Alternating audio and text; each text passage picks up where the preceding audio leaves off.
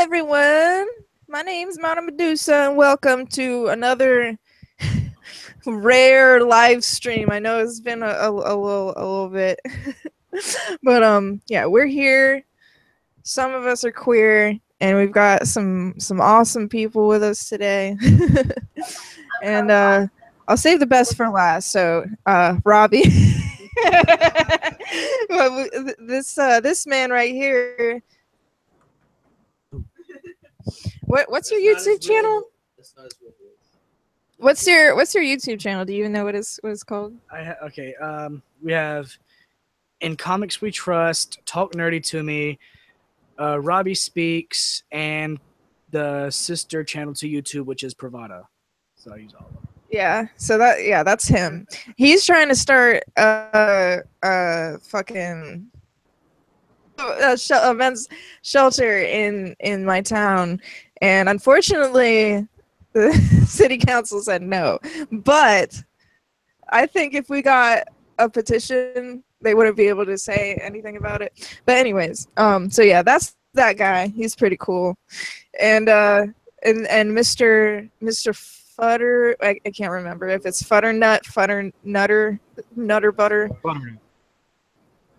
Well, it's Futternut A. Whatever. Okay. How are you doing? All right. Yeah. Well, the Hangout links. Yeah, I feel you.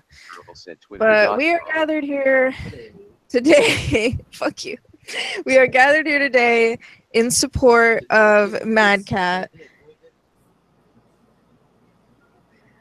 And unfortunately, he has been in a difficult situation, and it's about to get a lot more difficult. So we're here to support him, and I'll just let you go ahead and explain your situation. I know what you're all thinking. Wow, Sargon's lost a lot of weight. I wish I was Sargon. Then I'd be awesome all the time. And make shorter videos. All right, enough joking aside. All right, so I'm Mad Cat. For those who don't normally follow my channel, because I've been updating that constantly, I have a cell phone now. It's track phone, but it's a smartphone, so I can do videos and then upload them when I have a Wi-Fi connection. I'm going to be homeless soon. And this isn't like me talking in an extreme way, like, you know, blah, blah, blah. This is for real. This has been coming for quite a few years. My current roommate right now, he allowed me to stay in his place for 18 months. He is a really, really great guy, but he needs his space. He needs not the same kind of Mad Cat. There's a cat in the background for Modern Medusa. So I understand, and I have no ill will towards my roommate. He is a very great man, but you know, the agreement was for 18 months, and 18 months has passed. In that time, I've tried to do a number of things to try to raise money for myself. I've been doing videos with Modern Medusa. I have a Patreon. I have a PayPal.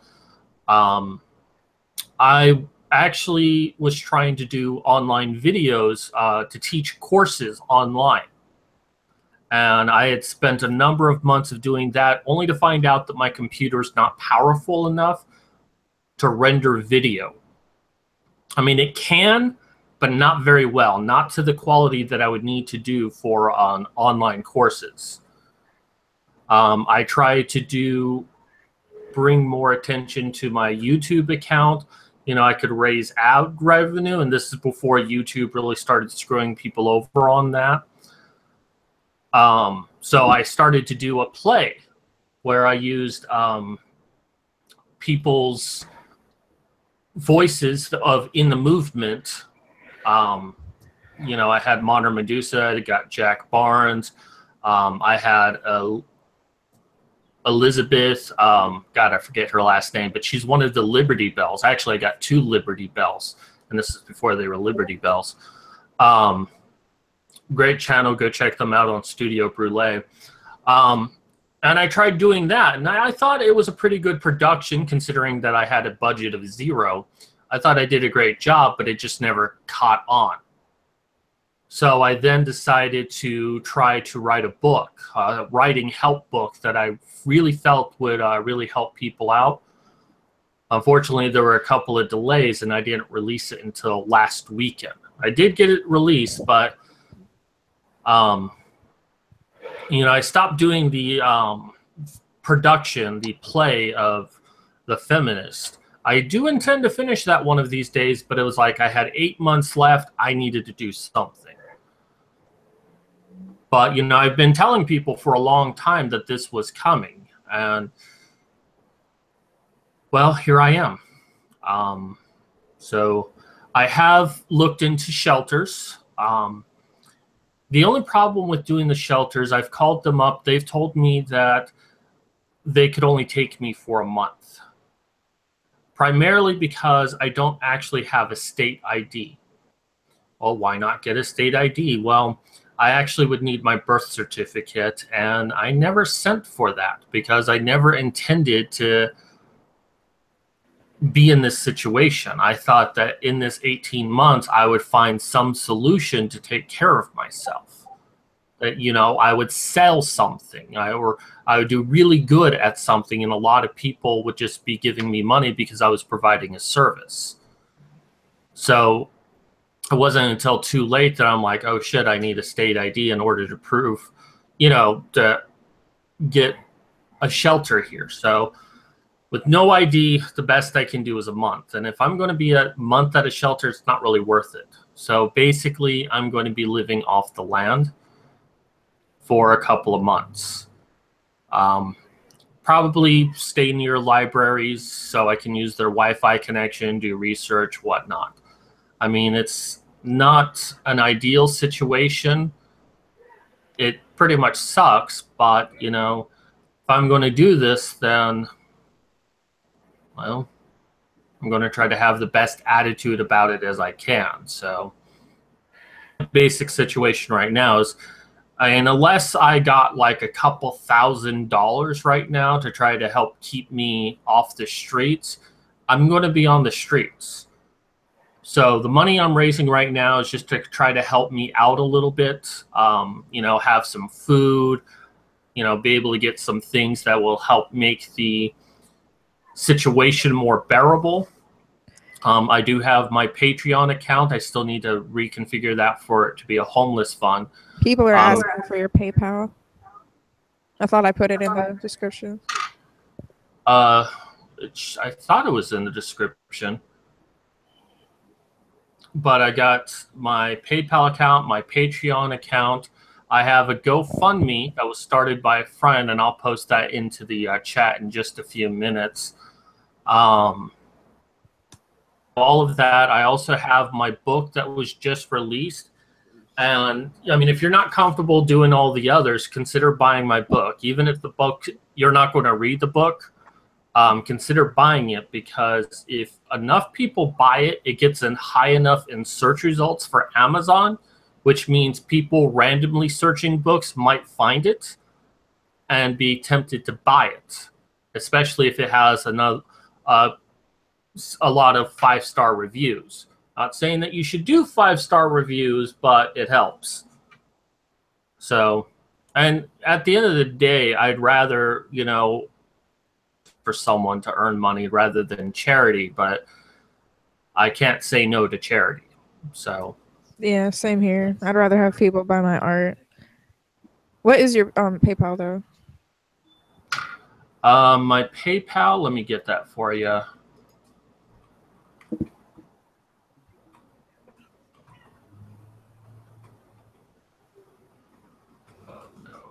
That's me/MadCatPrime. Our side chat, and in the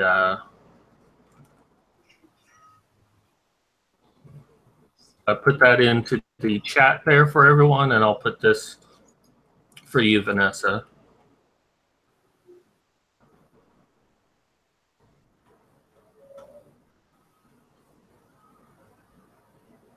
And then we'll also post the GoFundMe link in both places.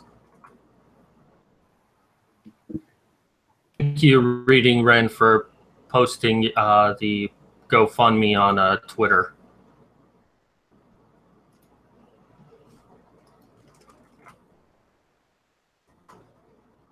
This time I actually got the right link. So last time we did a string, I just kept putting the link up.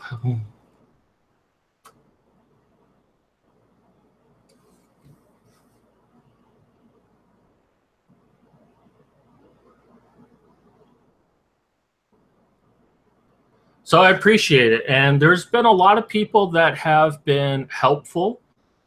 A couple of people have offered me like places to stay. I think they want to remain a bit anonymous, but one person was kind of in the middle of the United States. Another person was kind of in New York. I had to turn them down because, you know, I have my stuff here. I mean, I have my computer, I have all my books, I have my clothing. And my roommate has been gracious enough to let me keep this stuff here while I figure out my next step. And I really don't want to leave this state without this stuff. I mean, this is like the most important stuff to me in my life. I mean, as bad as this computer is, I've had it since 2005. It has a lot of personal stuff on it, but also my books. And, you know, it might seem like, well, you know, you'll just have to sacrifice them. And, you know, on one hand, I don't want to sacrifice them. But on another hand, I don't want to do that to my roommate. I don't want to just leave my stuff here forever. To move it. And I have a feeling that if I leave Pennsylvania, I'll never come back. So, Well, so that's one reason why. Says he just ordered the ebook, and Reading Ren said she donated to your PayPal. So yay! Sweet. Hey, well, what is your book about? What were you saying, Fada? What is your book about? I have 5 books on Amazon, but this recent book is a writing help book that uses astrology and the Myers-Briggs type indicator to help people create more complex characters. Because I like to mentor other writers, but something I keep seeing a lot is that when new writers make characters, they're kind of flat, uninteresting, and just fit to the story. They don't really have any depth. So I created the book to try to help writers on what they should be thinking about with their characters by giving them sample characters that they can compare and contrast.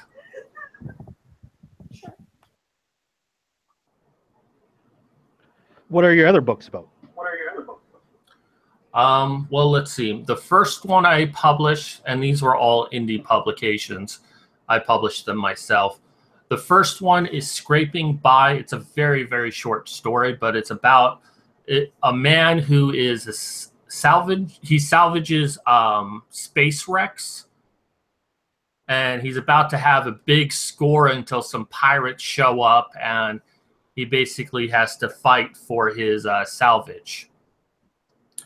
The next one, which is also a short book but longer than the first, is called Terran Psychosis. And that book is about a man who claims to be an alien, and a psychiatrist is attempting to find out the truth. And I can't tell you any more than that because that will actually give away the... a lot of people say it's like, oh, it's a lot like K-Pax, and it's like, based on that description, yes, but if you actually read the story, no, it's nothing like the movie K-Pax. Then there was my Dagar Legacy stories, and I published 2 of them around the same time. The first book acts as a prologue for the second book. First book is free, except on Amazon. It won't let me set it to free, so it's 99 cents. but it's meant to like introduce you to the universe, and then you can decide that if you like it, you can get the other book, which is $2.99, and it's about 5 knights. They're a former remnant of the Knight Templars, and they are losing battle against vampires. Vampires are getting stronger, more powerful, and killing people at an alarming rate. They're actually responsible for spreading the bubonic plague. And it's like, why would vampires kill off their own food source? So it's a historical fantasy. I borrowed real elements and then transformed them into a supernatural story. So it required a lot of research to do that. Well, Rob Fink just bought 2 books, apparently. Thank you, Rob. Hell yeah. Yeah, like I said, you know, getting those books, I mean, it gets me higher in search results, and that helps me out a lot. So, Fuck yeah. When I get my loan, hopefully I'll be able to get a couple of your books. That would be cool. Even though technically you gave me one already. the Norwegian guy, yeah, I gave it to you as a gift, says that he loved my video on Star Trek Discovery. Yeah, that got a lot of views. I've been meaning to do some follow-up videos on Star Trek Discovery and how disappointing that looks. I mean, hell, Seth MacFarlane's parody of Star Trek is a lot better than Star Trek Discovery, and that's sad. But yeah, that got a lot of views. I was very surprised by that. But yeah, I'm not looking forward to the next Star Trek, and I'm a huge Star Trek fan. I'm gonna give the new Star Trek TV series a watch through, see how it works. But I don't. From everything that I've heard, it sounds like it's not even Star Trek. Well, from what I've been able to glean here and there, it's basically J.J. Abrams actually wanted to create a TV series based on what he was creating, but CBS is like, no. Because CBS now owns the right to Star Trek as far as television goes, but Paramount still owns the movie rights. So what is happening is they want to create this brand new Star Trek series, but they want to make sure to conform to social justice warriors. And the first time they tried to do it, it basically whitewashed basically the whole cast. I mean, there was not one white person on the crew. It was women and people of color and whatnot. And that doesn't bother me if it wasn't for the fact that they were trying to make a political message. It was already pretty inclusive. You didn't really need to be trying to make a social justice warrior message out of the show. No, Star Trek in itself has always been a little SJW-like, but they at least had some class while they were doing it. It wasn't a blatant, in-your-face this or you either watch this or you are a Nazi.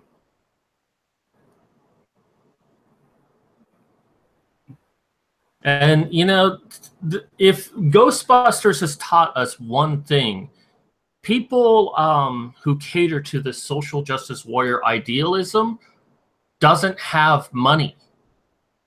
Watch this stuff. They don't read comic books. And even if you make Thor a female, they're not going to buy comic books. Female Thor failed. Ghostbusters failed. Stop trying to make things for social justice warriors. Just because they complain doesn't mean they're going to spend money on you. Well, you know what? I'm not even saying stop making things for social justice warriors. I'm saying stop trying to hijack our successful shit that was made in the past to conform to your new wishes. Make an SJW movie. Make an SJW movie. But be original. Write it yourself. Yeah, and take something that was fucking hilarious in its day and rework it into a heaping pile of shit, aka Ghostbusters.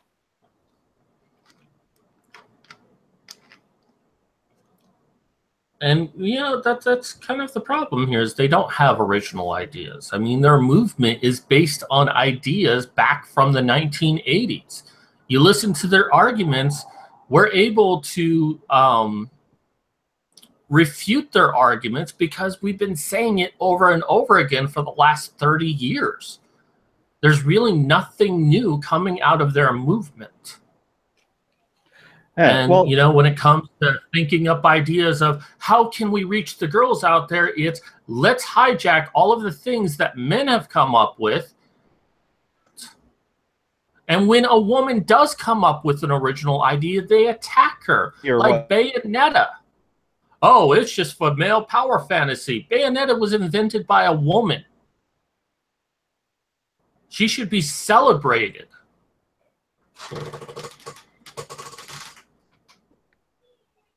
Oh, fuck. I think my computer's starting to be a potato again. Yeah, I'm going to miss this. This is probably going to be one of my for a very long time. Now, I do have news about what kind of time frame I'm looking at, because initially I was saying 6 to 8 months, but my girlfriend, that's a recent relationship, I don't really want to talk about her too much because, she has a family and I don't want her to deal with my flack. But she wants to try to have me move in with her by November. And, I mean, that's so great of her and I'll definitely do it. But, I mean, we only just now started dating and having to moving in with each other within 6 months.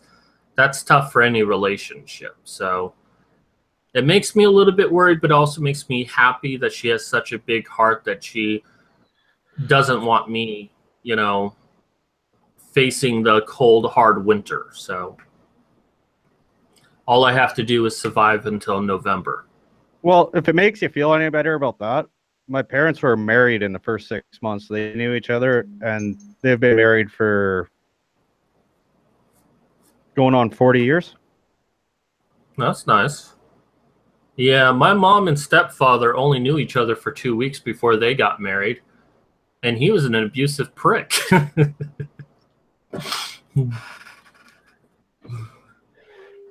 I don't use that as to say that, it's doomed to fail. I mean, I think we have a very good chance of making it work, but still, it's a cause for concern for the relationship. So.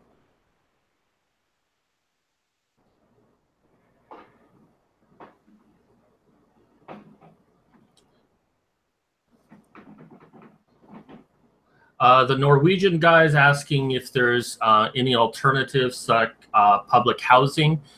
Well, someone in New York was basically offering me that if I go up there, I could be in a shelter for a while, but maybe I could get some public housing or state-sponsored housing. But the problem with that is, that even though I might be able to get a house or an apartment on the government dime, I would still have to pay for like electricity or food for myself. They would only pay for the housing unit. I'd have to pay for everything else, which means that I would need a job.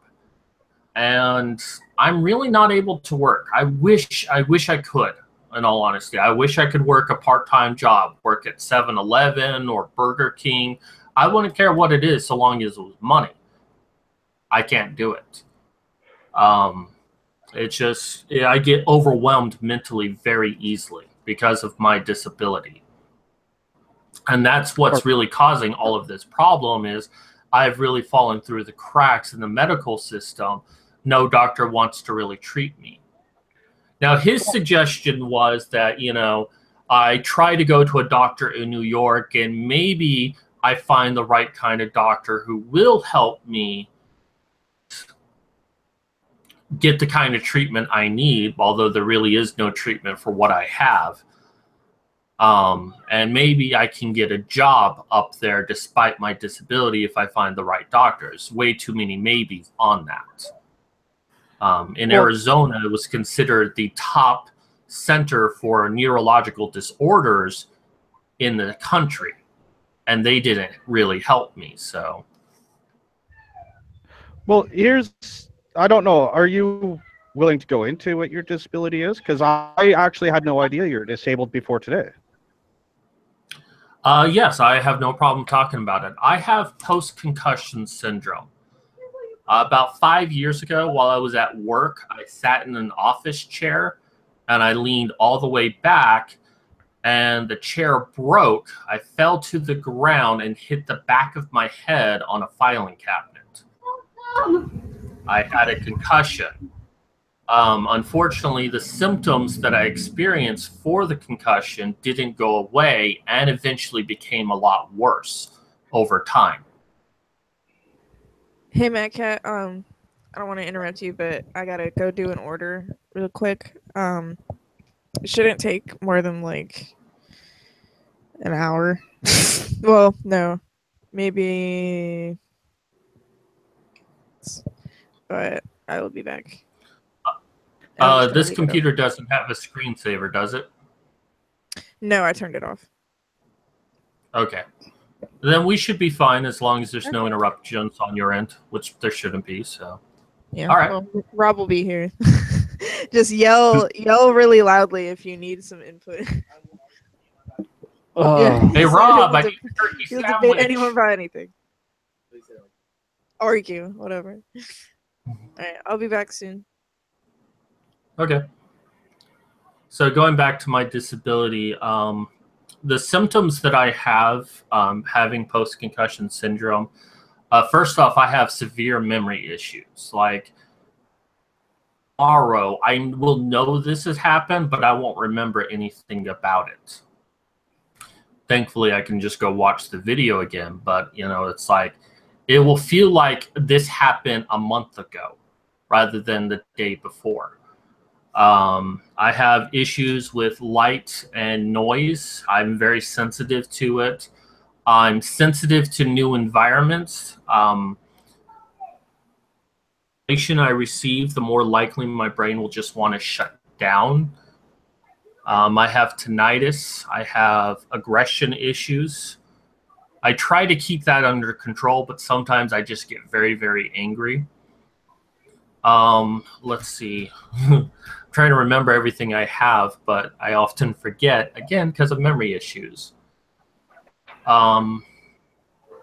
Like something my roommate did when I moved in here is he got me blackout curtains to prevent the sun from shining in and affecting me. So, well, again, and I know like this is kind of a last step, but what about for in your area? What's up? What about welfare programs in your area, such as like we're in 2 different countries, so it's 2 Okay. different. So welfare, that's a very good question. And I will say that in the last 5 years, I've tried everything I could to get help, including Social Security. The difficult part with Social Security, and more specifically Social Security disability, is they want to deny you of like all of your all of your limbs cut off, and they would still deny you. And I've been denied, I think, 3 times from it. Now, the next step is you're supposed to get a hearing, but unless you have a lawyer with you, it's very difficult for the hearing to even approve you, to get a reversal of the decision. Now, I've tried going out to lawyers. I've called every lawyer when I was in Arizona to get help, but they all refused to help me on the basis it's a mental disability, and there is no medical test that can demonstrate that there's a problem. So like I've gotten an MRI, I've gotten 2 MRIs, 2 EEGs, I've done a sleep study, I've done a number of tests tell me to be perfectly fine. The problem is that the kind of test I would need doesn't really exist, at least not for a general practitioner. I think, you know, like a university could maybe figure something out, but that's not readily available. So because there's no test that says I'm disabled, lawyers have told me the only way they would take my case is if I could find a doctor who would say I'm disabled. Well, every doctor I went to, especially neurologists, I told them I'm trying to get help for disability. Their first response is always, I don't help with disability.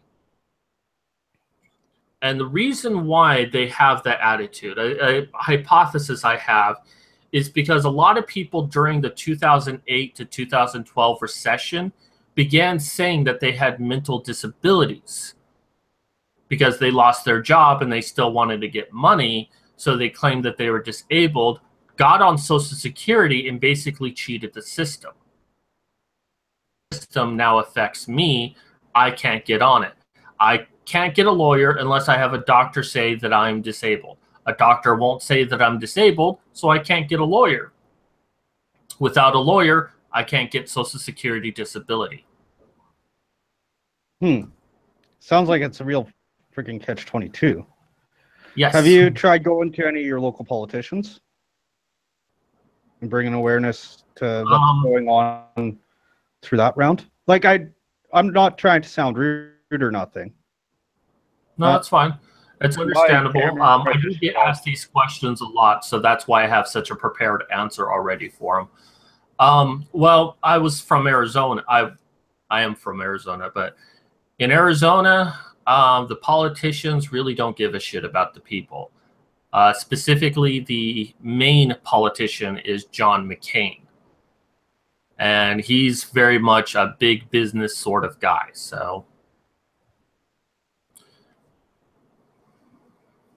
okay. No, like I said, I'm not trying to be rude or nothing. It's just you're free to ask questions. The audience I don't hold it against you. Like, they're questions that the audience might have because there is so many charity streams coming on now. And I know what it's like to be in your situation. So, yeah, that's why I'm asking. My camera just randomly shut off on my computer. I do get asked these questions a lot. And, well, you know what? As long as you're not, like, giving me advice of, like, oh, well, you should get out and have more sunlight because that'll fix you. Or, you know, you need to drink more water. You give me advice and I tell you, well, I've already done that and it didn't work. And then you get angry with me. That's when I start having a problem. Oh, yeah, no, I'm not here to give advice at all. We're in 2 fucking whole separate countries, and we have different. Where are you from? Canada. Oh, okay. I was about to say, you sound perfectly normal. Wasn't really thinking about that.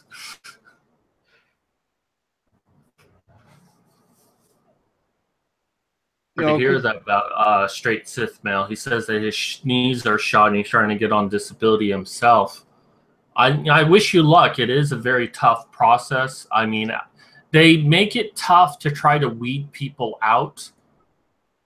But with a mental disability, because I've actually gone to their doctors, to Social Security disability doctor to evaluate me. And they say I'm perfectly fine. Even when I basically, you know, was the wreck that I am in their office, they still put on their paper, he's perfectly fine.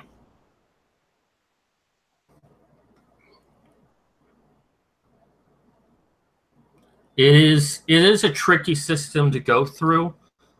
But unless you can show you can actually have something that demonstrates that there's something wrong with you, or you have a doctor willing to say there's something wrong with you, you really can't get on it.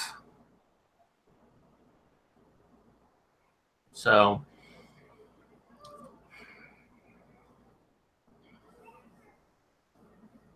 thank you, Rob. I appreciate that.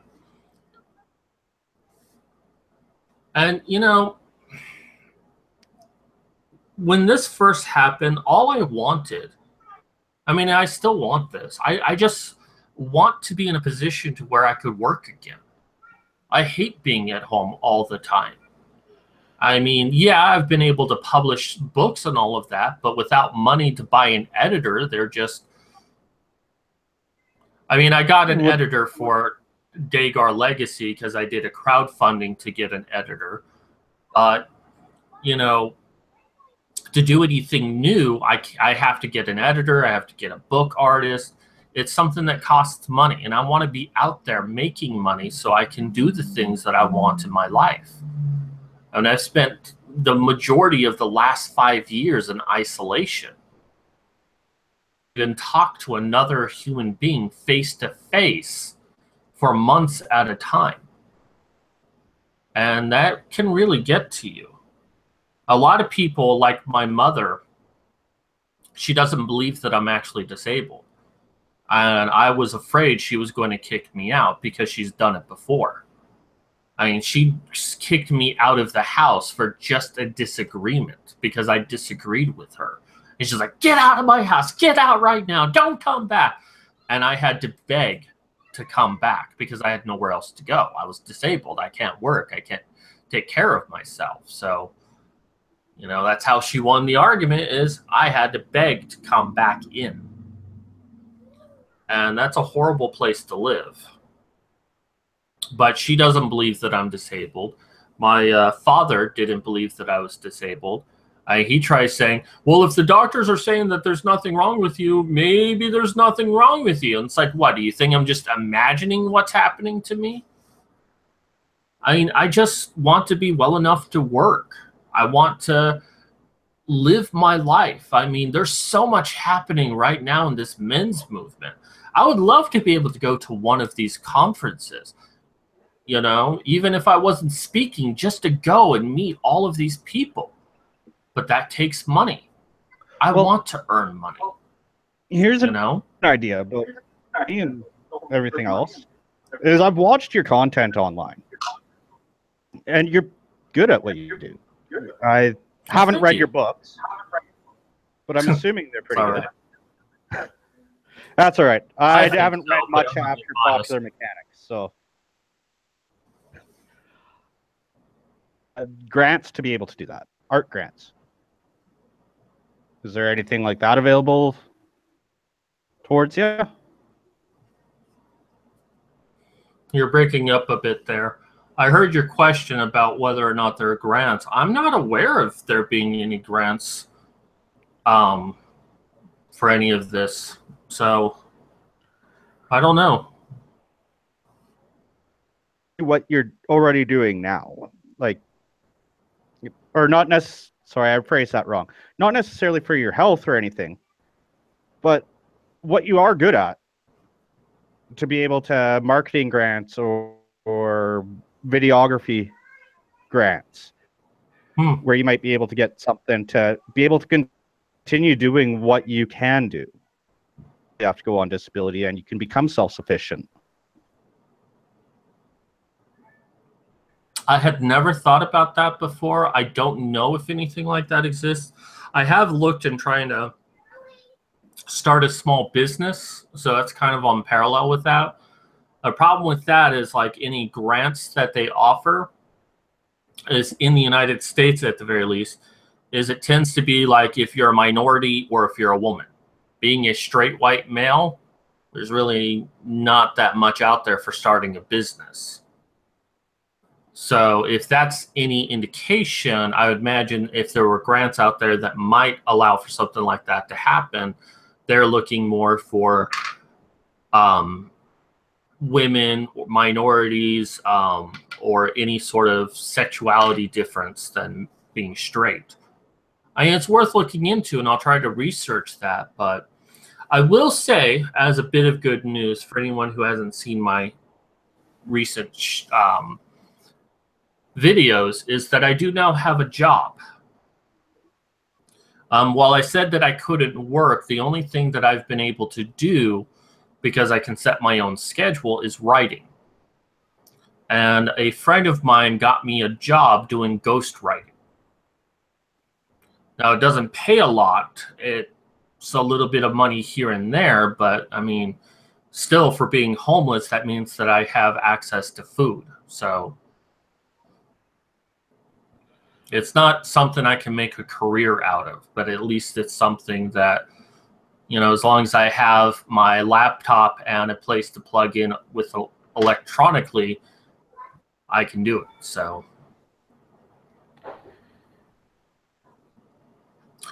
Straight Sith Mel asks, what's going on with anxiety, depression? I've had doctors try to push onto me that I'm depressed. They've thrown antidepressants on me. And because of my brain and not working the way it's supposed to, the antidepressants actually made my condition a lot worse. Try telling the doctors that. There's like, well, you just need to take it longer. It's like, no, I'm going to stop. All of my symptoms are much, much worse. And I've been fearful of trying to say that I'm just depressed, because then that means that's all the doctors are going to treat. And if it makes me feel a lot worse, I don't want to be diagnosed for the wrong thing and then end up being more fucked up. Because while I am depressed, and it's fair to say that I am, it's because I'm going through all of this. I mean, I was depressed most of my life, but it was because I was lonely. Problem, I was actually happy, you know? And then this happened and I became depressed again. If I found a magical cure to post-concussion syndrome tomorrow, I wouldn't be depressed anymore. So my depression isn't chemical-based, it's situational-based.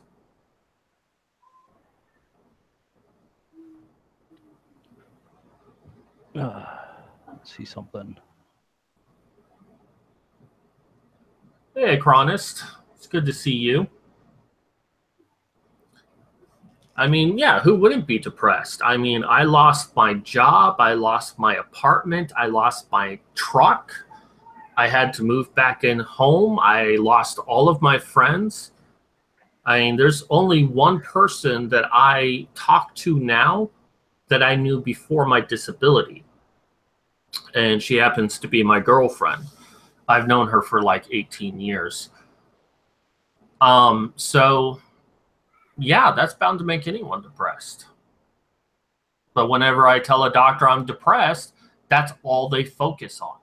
If I tell them that I've been suicidal in the past, that's all they focus on.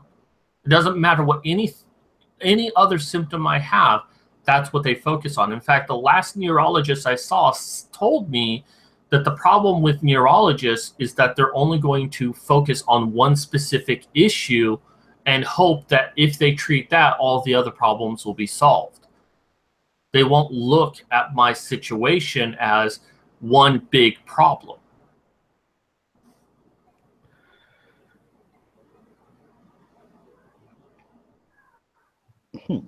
That's why I say that I've fallen through the cracks, because, you know, and that's all. Most of the doctors I have seen has been on Medicaid, get a welfare, basically. They're welfare doctors, or at least doctors who accept welfare. And what's been explained to me is that these doctors don't make a lot of money when they take on a welfare patient, which means that they usually try to get the patient out the door as fast as possible. Now, I'm confident I can find the right doctor, but I need actual insurance. You know, I need a doctor who's actually making money from me, so maybe I will get the treatment I need. It's sad to say, but that's the reality.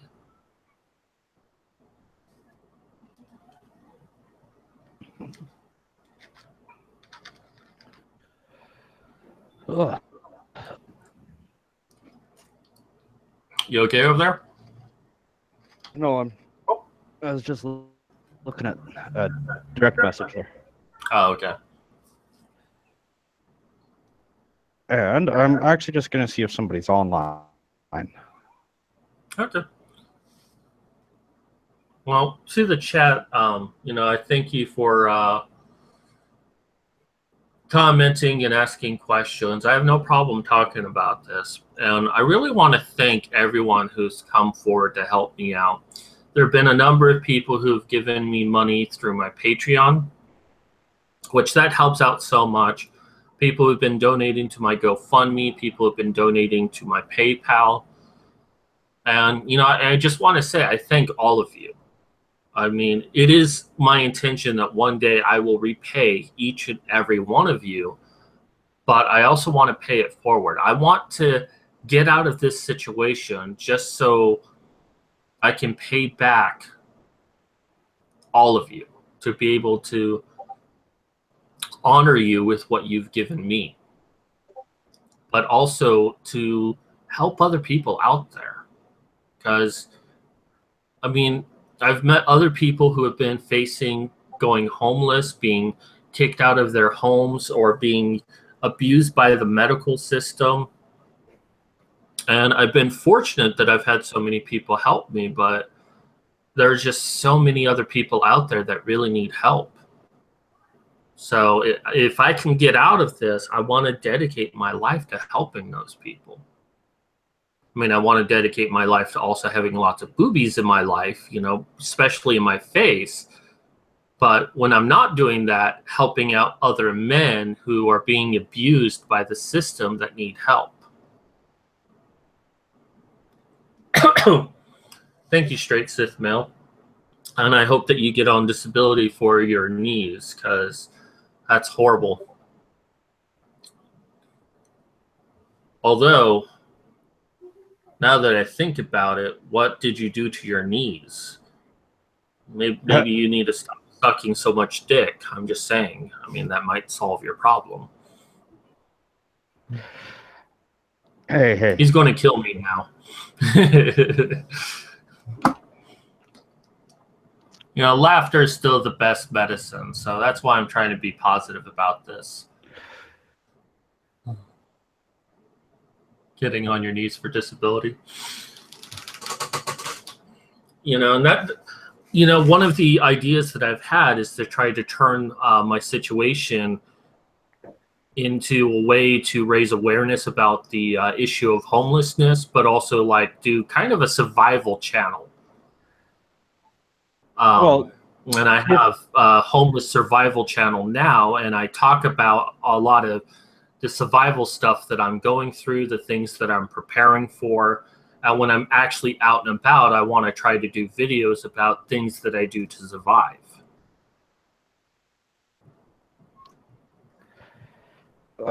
Might have somebody else joining in. I took it upon myself to send out the Hangout link, but I don't think he realized that it was live. You don't think they know it's live? Oh, no, he can't right now. Oh, okay. This is going to go on for a while, the way. Yeah, I'll go on for a little bit. Let me go ahead and check the fundraiser link. All right, currently at $277 for my GoFundMe, so I should see how that is. Thought about maybe going over some of the survival stuff that I'm doing. Yeah, still at $277.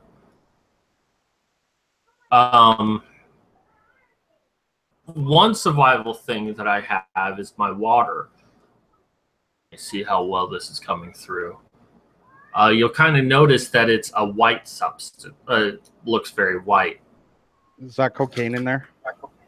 No, it's not cocaine. It's actually a... It'd be better if it was cocaine. Yeah, it would be better if it was cocaine, but I'm staying away from the drugs. I'm not even sure I'll be smoking. I'm staying away from the tobacco, the drugs, the alcohol. I want to have a very clear head. Maybe I might have a cigarette here and there. I don't know. But, I really can't afford it. So if someone lets me smoke, maybe. But no, this is actually a protein powder. It's actually Slim Fast, but they have these things called meal replacement shakes. And I actually tried one a few weeks ago, and like for the whole day, I just didn't want to eat anything. Decided to get myself the powder, and I put that into my big bag over here. And, you know, just take a teaspoon of that, put it in a bottle of water. It actually doesn't taste too bad. This is a vanilla flavor, so it tastes like water with a slight vanilla taste. But it's a way to get all my vitamins and nutrients. I mean, it doesn't taste fantastic, but it doesn't taste bad. So this is one survival tip that I recommend is, you know, getting some powder, protein powder shakes and just taking a little bit and put it in some water.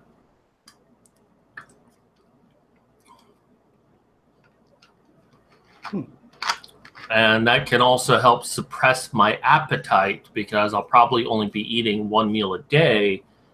And even then, it's probably going to be a small amount. So if anyone's interested, I can go over some of the survival things that I'll be doing. If anyone, are you going to be recording them? What's up? Are you going to be recording them, or? Well, yeah, but I was thinking of doing it like a special preview for those on the stream. Oh, okay.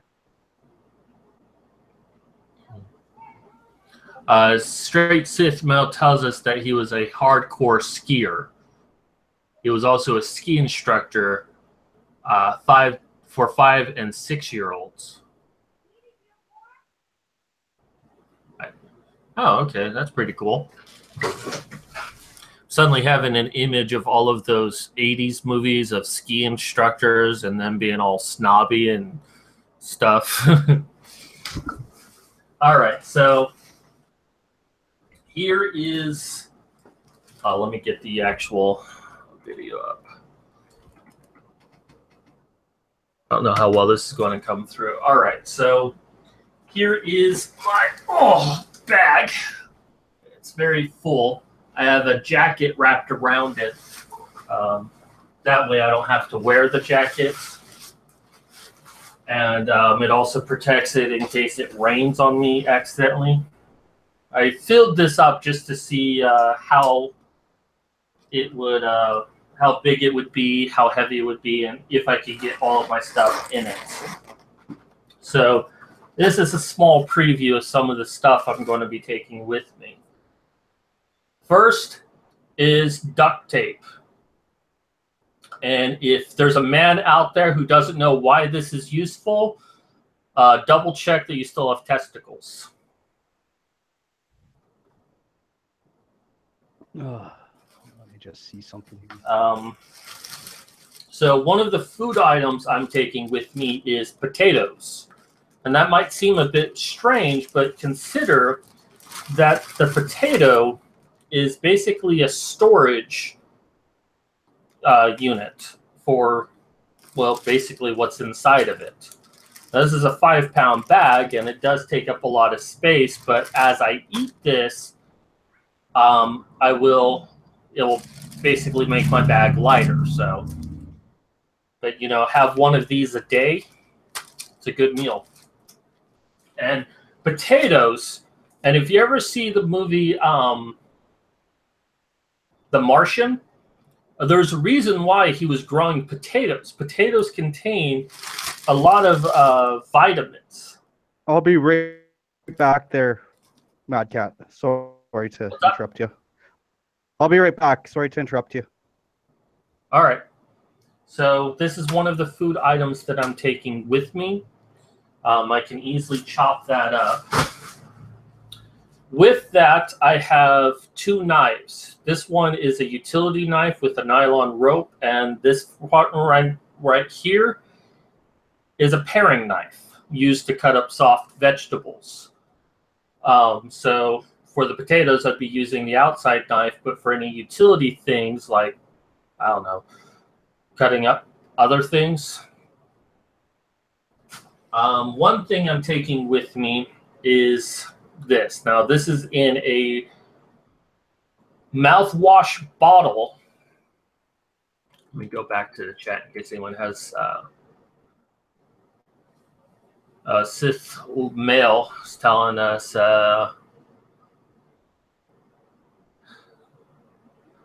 something about training. All right, so what's in here is actually alcohol, rubbing alcohol. Now this is the actual container I have, and this is like a recipe for disaster in all honesty. I don't know why alcohol bottles still come in bottles like this. I mean, if I squeeze on this hard enough, the alcohol will spurt out. And while this is not exactly a watertight seal, better than that. So I basically got some mouthwash, emptied it out, and put alcohol in here. Now this is for my stove. I basically made a stove, or I'm going to, out of a Monster Energy can, and then I put alcohol in it, and the fumes catch fire. But this is also an antiseptic, and it can clean off any wounds I have. So the main goal is to try to find items that are multi-use. So I've got the next important thing is a towel. And any Douglas Adams fans out there know why this is important. But this can be used for a wide range of things. You know, I can dry myself off with this. I can use this as a blanket. You know, I can lay it down, use it as a table. There's just a wide range of things. Towels are always nice to have. Another thing that I have, something I just recently got, is a cast iron melter pot. Now this is advertised as, well, you can put butter in here and melt, and it's like, dude, you can make soup out of this thing. And it was either this or getting a 8-inch pan, and those are pretty heavy, and I'm pretty weak, but this is actually pretty light, and this can actually hold quite a lot. So I got myself this. And while I can cook with this, I can also use it as a weapon.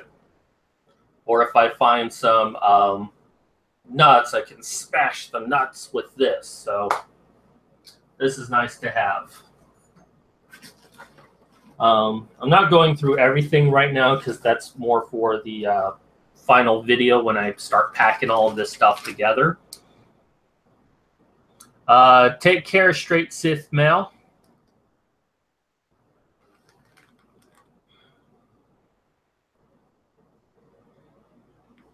Okay, so the next thing is my next food item. And if you don't know what this is ramen. This is about 6 packages of ramen.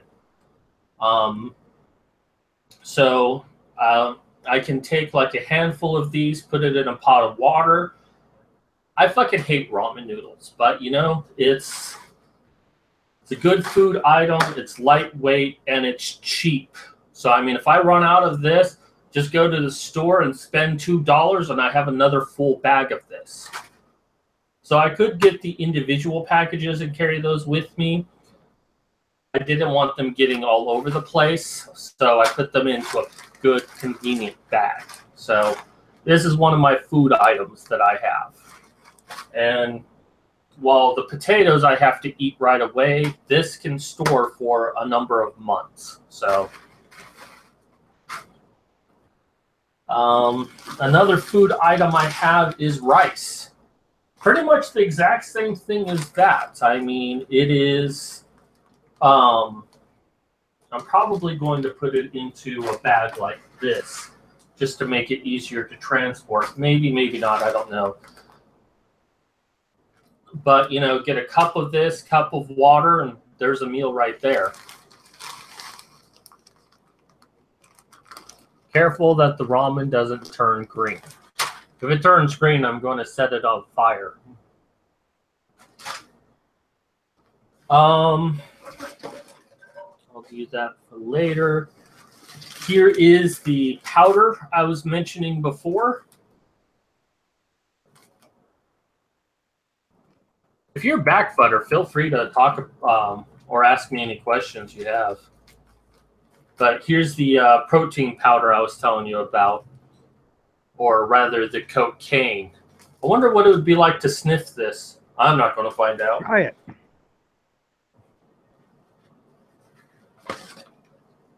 Another thing I have is my cribbage board.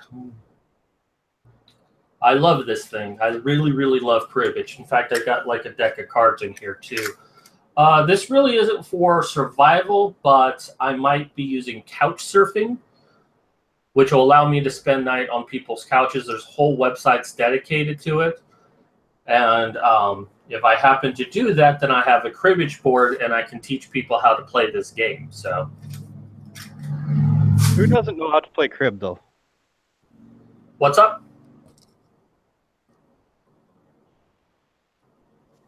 I didn't hear what you said. Hey, Flutter. Hey, Satan. How's it going? All right. So, have you ever met Madcap before? I have a couple times. Oh, well, he kind of needs some help. They didn't ask if we were friends. He asked if you met me. I never No, asked I don't if think he was my friend either. So, Wait, what? fuck, you're quiet today. Yeah, my mic is fucking up. If you want to do and hangouts and boost me up, that'd be cool, so I don't have to yell. It's not my You're hangout. coming I in don't a bit low. Oh, that's cool. Fixes. This is something to help Madcat out. He's in need. What's going on, Madcap? Oh, I'm going to soon be homeless.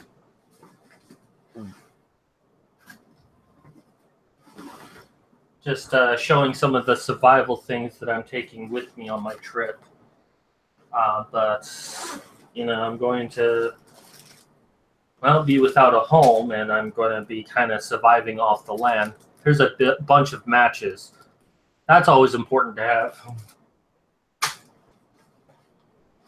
And I'm a nerd, so I have my dice bag with me. You never know when you need to roll a d20. What the hell is a D20? A 12-sided dice. Why the hell would you ever need a 12-sided dice? Tabletop games, my man. Ugh. I also have my tarot cards as well. Who knows? Maybe I'll meet someone who wants me to read their fortune. That'd be fine. So that's basically all I'm going to show for this one. I'll show more in my final video where I pack all of this back up, but I wanted to get it all out. Boy! So it's very nice to meet you, Satire. That's a great name. Satin. Oh, is it Satin? Yeah. Satan. No, it's Satin. We've actually met a couple of times during some of Medusa and Chagrin's hangouts. Oh, okay. I apologize. I have a horrible, horrible memory, so. Oh, it's cool. I'm great with names. Like if I've met someone, I'll remember their name for fucking ever. Or if I've seen them in person, I'll remember their face, but I don't remember their name. Like what we actually talked about, no fucking idea. Yeah, and you don't have to be polite to a Madcat. You can just tell him that he's not a very memorable person. We both know that's not true, Futter.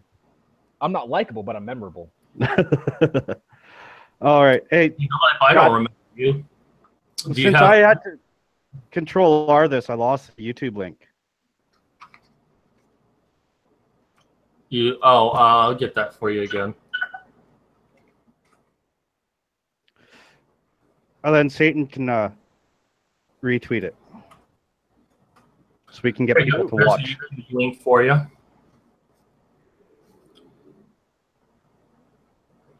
So, like I said, I'm trying to go at this as proactively as possible. I mean, it sucks that it's happening. It sucks to be in this situation, but if I'm going to be doing it, then I'm going to try to make the most of it.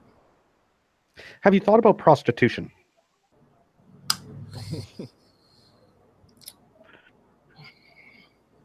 Yes.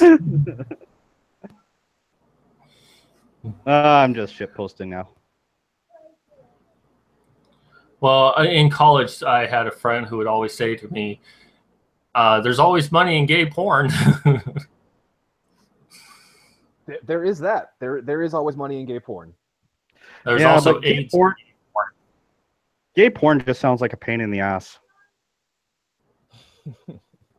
It's a terrible joke, but I like it. It was. No. I liked it too. I liked it. It was a great joke. Gotta learn to laugh at yourself. So what actually caused this circumstance? What's happening? Well, what really caused all of it is that I'm disabled, and I got into an injury 5 years ago, and never really been able to get medical help for it. So I have post-concussion syndrome. So That could be a bitch. yeah. I had a cousin who had that a while back. He got in a truck wreck. Well, he was riding in the back of a truck and got thrown out, and he didn't work. He didn't work for another 2, I think maybe 3 years after that. Mm. Yeah, the doctors, when I first got it, they're like, oh, well, this will clear up in 3 months. 3 months later, it didn't. And they're like, oh, it'll clear up in 6 months. It'll clear up in a year. It'll clear up into 2 years. I mean, it is rare that this happens to people. And it's even more rare that it lasts any longer than 2 years. But it can last. Go ahead. I just thought of something. This happened at work, right? Mm-hmm. Don't you guys have WCB down there? Yes, we do have workers' comp, and they declared that my condition was not caused by the injury. What was it caused by then? The symptoms did not start until after. They concluded that it was a pre-existing condition, so I wouldn't be covered by workers' comp. Huh. That's pretty fucking shifty. Well, that sounds like workers' comp. Yeah, well, I remember when I first started talking to lawyers about my situation, and I told them about the doctors that I had gone to. I loved what the lawyer said. He's like, "Oh yeah, that doctor is a whore." Mm. And I was a bit naive in this process because I had a stepfather who went through workers' comp, but he was a lazy motherfucker. He just didn't want to do anything at all. So I always thought, well, the reason why he's not being able to get on workers' comp is because he's lazy. That if you actually had something wrong with you, the doctors would have to treat you. That you would get the benefits that you needed. Boy, was I sorely mistaken. I always hear like the Hippocratic Oath, doctors can do no harm. These doctors did plenty of harm. They did not treat me properly. The Hippocratic Oath is a joke. Most doctors don't take it seriously. I mean, I used to have this automatic respect for doctors because they were doctors. Anything they said, they were never wrong. And a lot of people kind of have that assumption with doctors until they learn the hard way not to be that way. I'll be back. Now again. Okay, that's fine. So it's unfortunate that I had to learn that the hard way, but I don't know. I really believe that if there was something wrong with me, I would get the help I needed. Well, it seems that in a lot of professions, especially the ones that are, like we're talking about doctors, lawyers, police officers, fire, like those type of like uniformed things, right? Like where you can tell, you know exactly what they do, but just hearing what like their title, right? It seems that it's not really the people that make bad, but the profession kind of turns the people into shitheads. And like especially when it comes to medicine, as far as in the U.S. at least, I don't know about elsewhere, but the system has slowly shifted and changed over the years or decades, and it's become this rotating just bullshit circle of I don't even want to say it's greed, because it's not even about greed. It's just basically incompetence. Actually, I will say it's about greed, but maybe not from the doctor's part, because everyone is to blame for this. You know, it's not just doctors, it's not just the insurance, it's not just patients. But, you know, patients go in, they don't get the diagnosis they want, or maybe they get one and it later finds out it's something else. So they want to sue. Well, they sue, the doctor has to pay out, insurance goes up, and it's just this. And then eventually the doctor's like, well, you know, I'm going to be careful what I do, because if I try to help someone, I'm going to get sued. So I'm going to be less helpful. Well, then because they're less helpful, a patient sees them and they want to sue. And it's just this vicious cycle where, you know, people are not really thinking about the consequences of their actions, not thinking like, if I sue this doctor, he might not be able to help someone else. Is it really so bad that he said I had tennis elbow and it ended up that I was dislocated? I got the help that I needed. No, instead we live in a litigious society, you know, thanks to tort law that says, hey, if you feel like you didn't get the best service possible, you have a right to sue. Yeah. I mean, if it was an actual mistake that could have cost lives, okay, I understand. But suing over every little thing? And I think that that's really what's caused this mess with the medical industry. That's why no doctor wants to help me with disability, because too many people abuse the system. Yeah, and like even just on a situation that happened with me recently, there was like my great grandmother, who was she was old as shit, and she had broken her leg, and they didn't want to do surgery to fix it, and were just going to put her in a full leg cast, which was going to basically immobilize her for the next probably up to a year. And at 90, 91, 92 years old, that's death. But it's not death at their hands. It's because, well, she's not doing the physical therapy that's damn near impossible for her to do at 91 years old in a full leg cast. Well, it's her fault now. But since they didn't want to do the surgery, because it was very likely that doing the surgery, like there was high chance of the surgery killing her, because she's 91 years old, and any anesthesia at that age is very likely to kill you. They went ahead and pushed the surgery off for almost 3 months, and didn't ever put her in a cast, because once they put her in a cast, they couldn't do the surgery. So that it was just this whole thing about trying to avoid killing her, that they never actually treated her.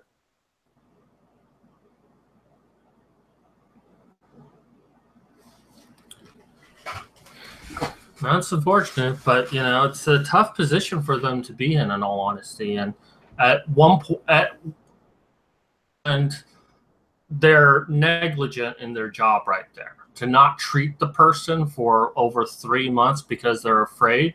But on the other hand, if they do surgery on her and she dies, they'll get sued. Or if they put her in a cast and it doesn't heal properly, or she dies because she's immobilized, they get sued. It's a damn if you do and damn if you don't situation. Yeah. And it's probably not even the doctors really making the decision, but probably their insurance that's saying, no, don't do this, don't do that, because we can't afford a lawsuit. Yeah, the team of lawyers in the doctor's office. You know, and this is what our system has become because people see lawsuits as a payday.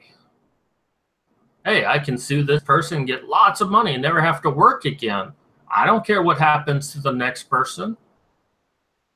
I kind of blame the people on this, but at the same time, you know, the insurance keeps increasing, the lawyers keep telling doctors not to do things, and then there are doctors who just simply sell out, like the doctors I first had. Instead of actually treating me, they did everything they could to line their pockets with the money that workers' comp was paying them, instead of actually trying to help me. So doctors are not innocent in this situation. There are a lot of bad doctors out there. Well, it happens in every profession. Like no matter what it is, there's always going to be some asshole, especially when it comes to anything with a whole lot of power, a whole lot of money involved. There's going to be some shady shit that happens in it. And when it comes to your livelihood, well-being, even take out the money aspect of it, that's a whole hell of a lot of power to deal with. Yeah. And well, we have this problem. We have this problem with the police.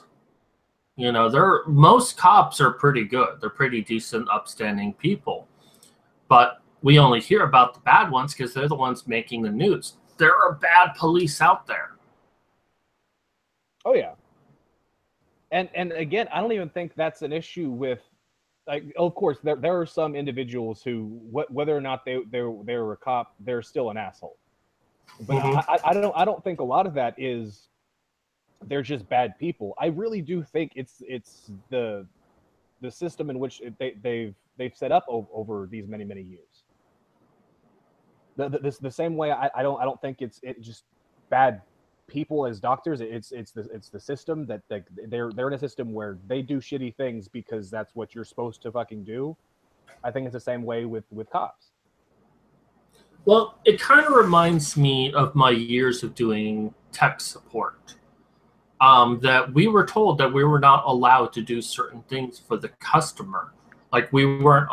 I remember I used to do Dell support. This time they said you're not allowed to help them set up their network because that's a Microsoft issue. You know, Microsoft set up their operating. Well, they didn't set it up personally, but they're the ones who designed the operating system. So we cannot help them set up their network. Well, then Microsoft would say, well, you're using technology from Dell, so you have to go to Dell. So the customer was not getting the help they needed because two companies kept pushing off onto the other saying, we're not going to help. Eventually, Dell said, yes, you can now help customers set up their network, which made me happy that I could finally help them. But it was like, hearing some of these customers before that just say, well, I went to Microsoft. They told me to talk to you, and you told me to talk to them. What am I supposed to do? Like I can say, well, you know, go on the internet and look it up. They can't get on the internet. Yeah. They need help with setting up their network. So it was, I feel like maybe it's something like that, that there are people out there that would probably want to help me, but their hands are tied. They can't help me. Some lawyer somewhere saying, no, it's someone else's responsibility. Yeah, and see, and I don't even know about how to go about even fixing that, because it's not like it's a single issue where, all right, we can fix this one thing. Because even if we fix one of those things, it's not going to change that in the slightest. Mm-hmm. And well, like going whether it's with IT, whether it's with police, whether it's the medical field, it's a multifaceted, multi-pronged issue, whatever. And even if we go and fix all the ones we know about, there's still probably other causes that have led to this point that we don't even know about to try and fix. And it doesn't seem like it'll even it'll help.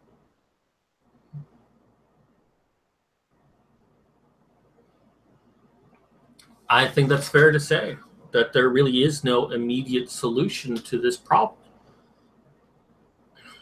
And I wish there was a giant reset button that we could do on all of it, start from scratch. And maybe that would fix it, but there would be no way you could do that because it would end up probably causing a lot more deaths than the system we have now. Yeah, like there's one line from this movie, Cabin in the Woods, that like it stuck with me ever since the second I heard it, and it was one of the lines from the Franz Kranz character. He's supposed to play the stoner, and they're sitting there riding in the RV up to the cabin, and he just says, "The world needs to crumble.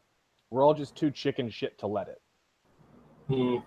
And it's kind of right. There's a lot of things that we really can't fix while it's running, but we can't shut it down because of the damage it would cause to people and to society and their lives and everything.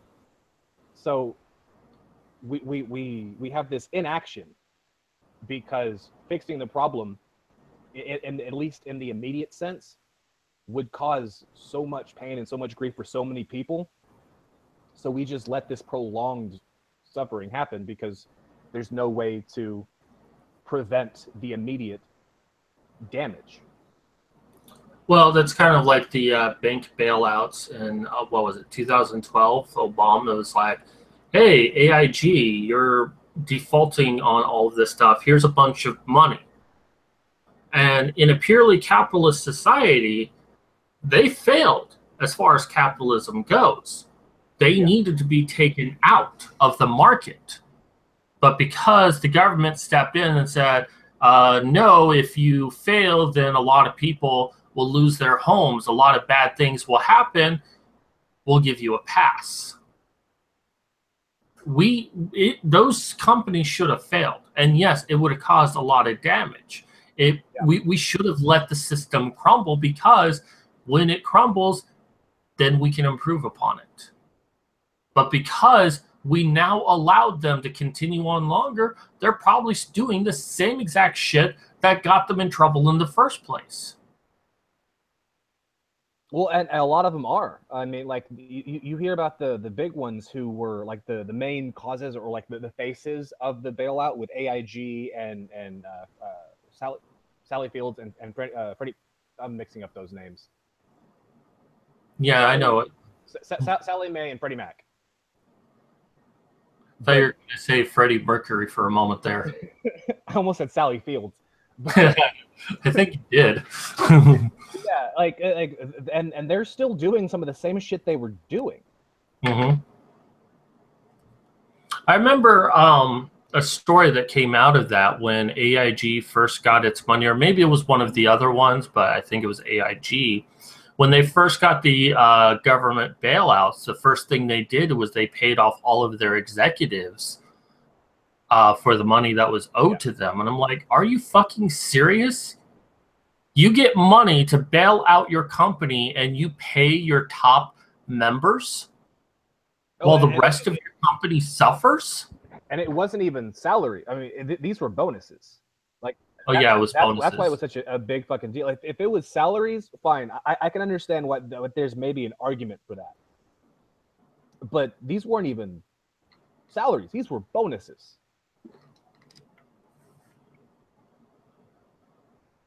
And that's the system that we have. That's basically too many people are in a position to where they can do whatever they want. There's no oversight, or if there is oversight, they're not doing their jobs. And it's hurting anyone who actually needs help. Yeah. No, it all seems to be that old the what is it, the moral dilemma of the train tracks, right? You have 5 people tied up on the tracks, and one person tied up on the other. Do you pull the lever and make sure you kill the one person, or do you take no action and kill the other 5? Or at least in this case, it would be, or I guess it'd be opposite in this case. But Well, actually, let's change that up a little bit.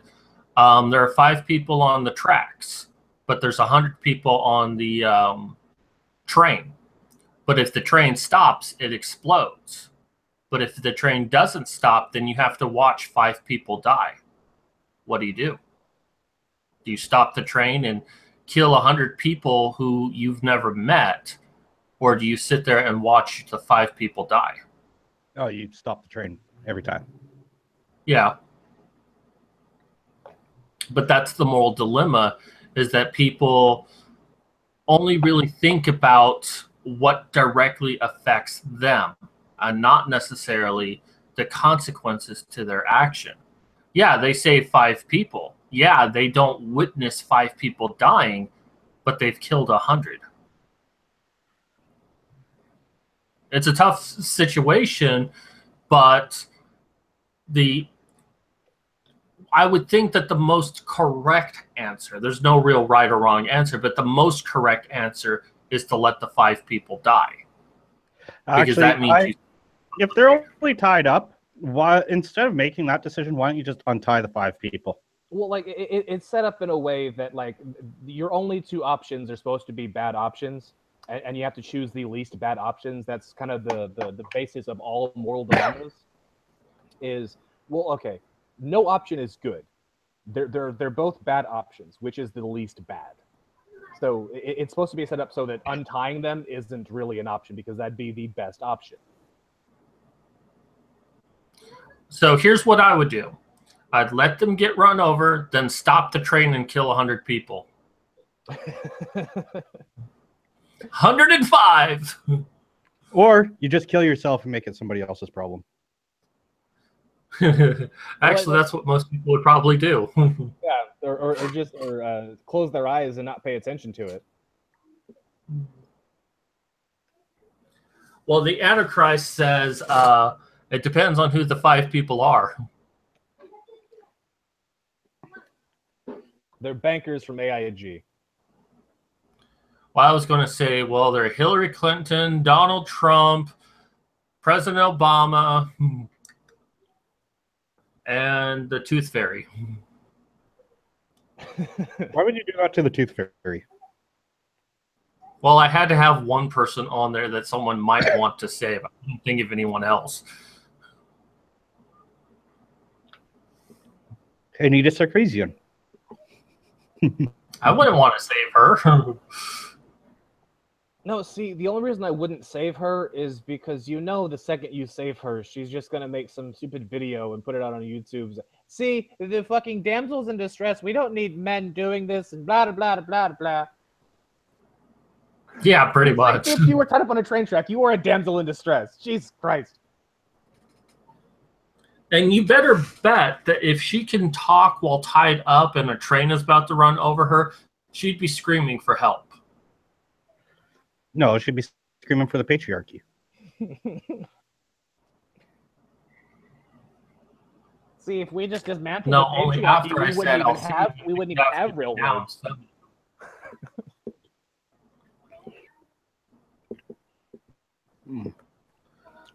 Warning, I do not want Anita Sarkeesian run over by a train. Please do not take this as a suggestion to go do it. Wink, wink. I'm not saying I want it, but I wouldn't be upset.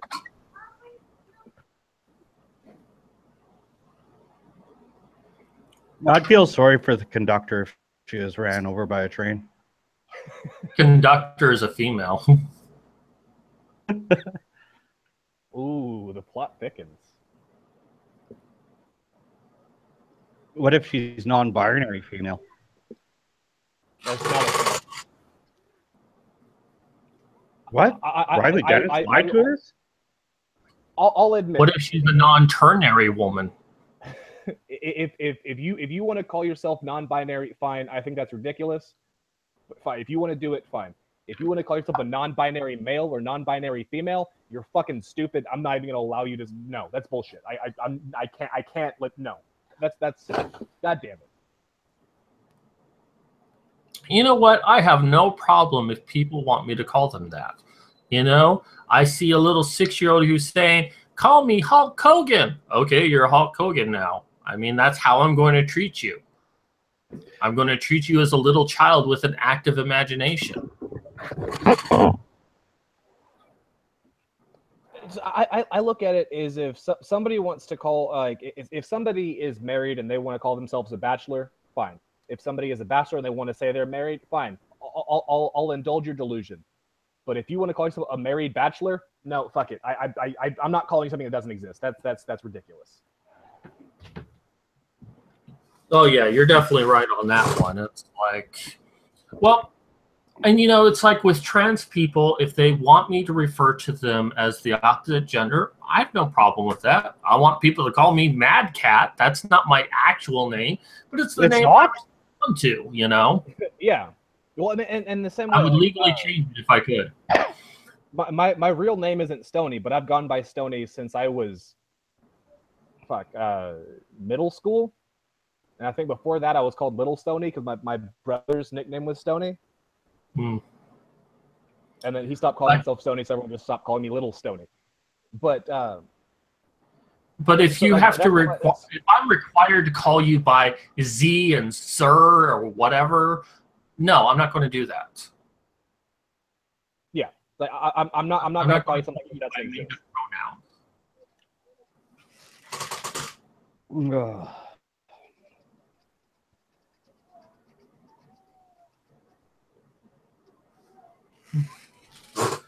I like the Anchronist. He says, if I have to call you non-binary, I get to use the term retarded as I see fit. I like that. It's fair enough. And what if he was gay and named Carl? Leave Sargon alone.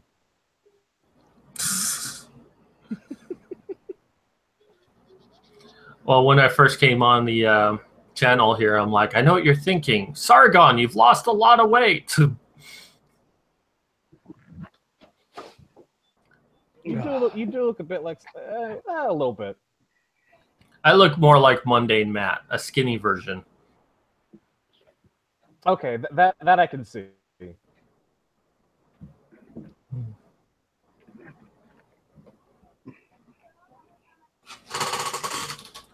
So where's Medusa now?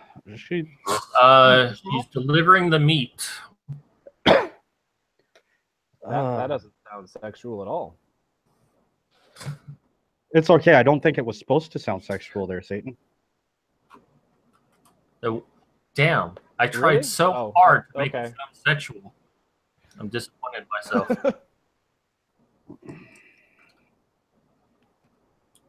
Well, I thank the both of you for showing up for this, because I mean, I want to make this as special as possible, because this will probably be my last stream for a couple of months, and I love doing streams.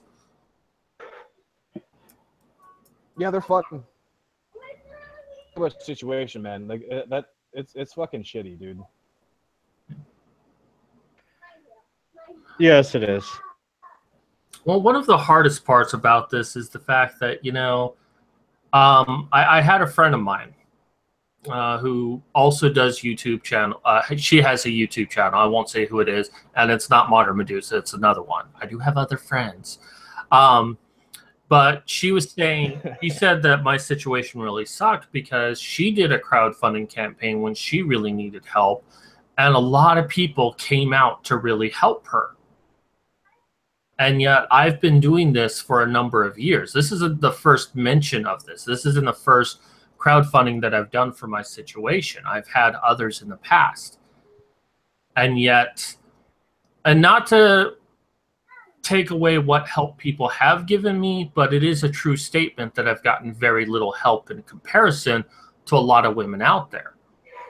Easy and got $150,000 to make videos she never made.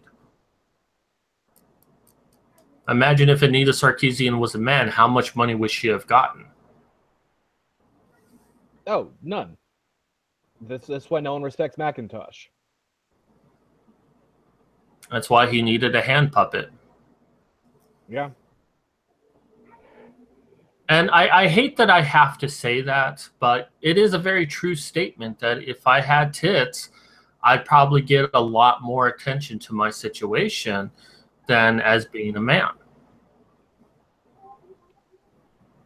And it's that empathy gap that I really want to fight in this world, that we need to start having a lot more compassion for men out there.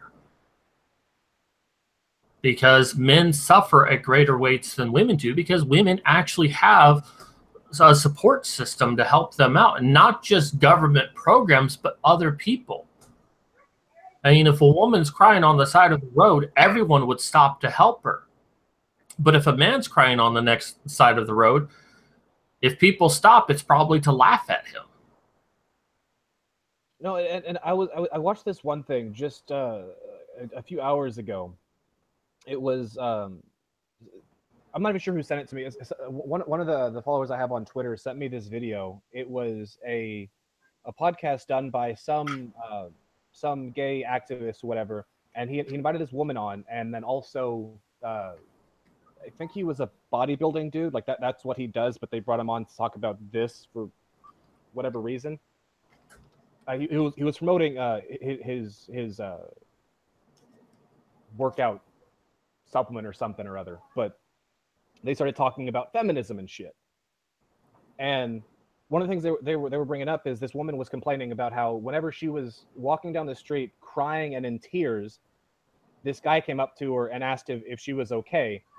And then she's sitting there complaining about the guy. Well, yeah, like, and he just thought it was okay to come up and talk to me. Like, well, I'm sitting there crying. He's like, "Hey, are you okay? What's your number?" Well, did he actually ask for your number? Well, no, but it was implied. You're complaining that somebody, like a man came up to you on the street while you were sitting there crying your eyes out. But if he didn't, that would be men don't care about women. Like, you're sitting there in the middle of the street crying, and he doesn't even care. Well, no, I mean, like, basically, like, what you're supposed to do is come up, just don't seem like, well, then that's up to you. Like, you're implying what that has nothing to do with what he did. You are imprinting intent onto his actions that were not there. You know, in all honesty, I wish there was something like that for men, that if a man was sitting there crying, and yeah, I understand it doesn't happen that often, but when it does, I'm going up to him saying, "Hey, are you okay? Do you need help?" And more than likely, it won't happen. There was the video, What Would You Do kind of did it first, but there was another video where, you know, a guy's being abused by a woman and a guy is abusing a woman, and they see people's reactions. And yeah, when a man is abusing a woman, everyone steps in and it's like, "Oh, you need to stop this. You don't do that to women." But when the reverse was happening, a woman attacking a man, there were people just laughing at him like, "Yeah, that guy probably deserves it." Oh, and why is it okay for one and not okay for the other? Or rather, why is it so wrong for one, okay for the other? Like, there was one I saw. This was a while ago. Before I started doing the YouTube, Twitter thing as much as I did now. Like, back when I was just a casual viewer. But there was one video, and it was this Asian guy and this white girl, and she was beating the hell out of him. And then everyone around, like, they did like seven or eight different takes of this in different areas and stuff with different people, and everyone just sits there and either snickers or just turns their head. Like, they laugh, they sit there. Like, one fucking woman went and sat there and cheered her on. And then whenever the guy was doing it, they had 2 takes of this, because after the second take, some black guy came up and, like, threw him over his shoulder and slammed him on his head. Within like 4 fucking seconds of him even touching her.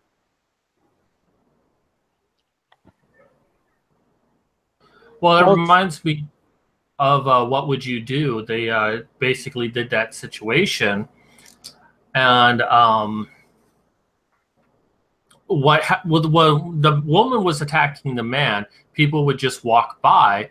There was one woman who was like, oh yeah, go after them. And they would talk to these people afterwards. And there was one instance where one of the people who walked by was a police officer. And they're like, sir, why didn't you do anything? And it's like, well, you know, it's not really a big deal. I mean, he doesn't seem to be in any danger. And they're like, well, what if he laid a hand on her? It's like, oh, I'd arrest him, because you just don't do that to women. Yeah. And, you know, here's the thing, though, is we can all bitch about the empathy gap. That we're guilty of it ourselves in our everyday dealings. Oh, of course. I have low empathy for people in general, so I'm a bad I'm a bad example of this. But I do the exact same thing. And if I saw some random guy that I didn't know sitting on a street corner crying, no, I probably wouldn't do anything. If I saw a random girl, still probably wouldn't do anything. If it's somebody I knew or even vaguely recognized, I might stop, depending on how well I know them. But I'm not a very empathetic person. I don't like to get involved when emotions are those things are gross and bad. I don't like them. I try to be aware of that bias because I think it is something that is taught, and it's something that we need to unteach. But, you know, if there's someone that comes up to me and wants to talk, if it's a male especially, I will try to be there for them, because I know how difficult it is for men to have someone to talk to. And I will admit, yeah, I do have a lot more sympathy for women, but I'm trying to fix that about myself. I'm trying to be more aware of it. Yeah. But it is something that's kind of built into us. But I don't think, maybe it's an evolutionary thing. You could make that argument, but I think that it's more taught in our society. I think it's a little bit of boys will be boys, or, you know, boys don't have feelings. Throw rocks at boys. You know, real men don't cry. You know, we have these things, and this is where I kind of agree with feminism. But the problem is it's women who's mostly saying this. They say they want a sensitive guy who can show their emotions, but they end up sleeping with the asshole jerks like Satan here.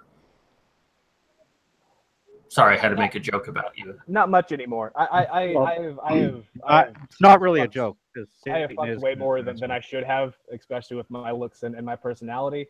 But recently, no, I get no love.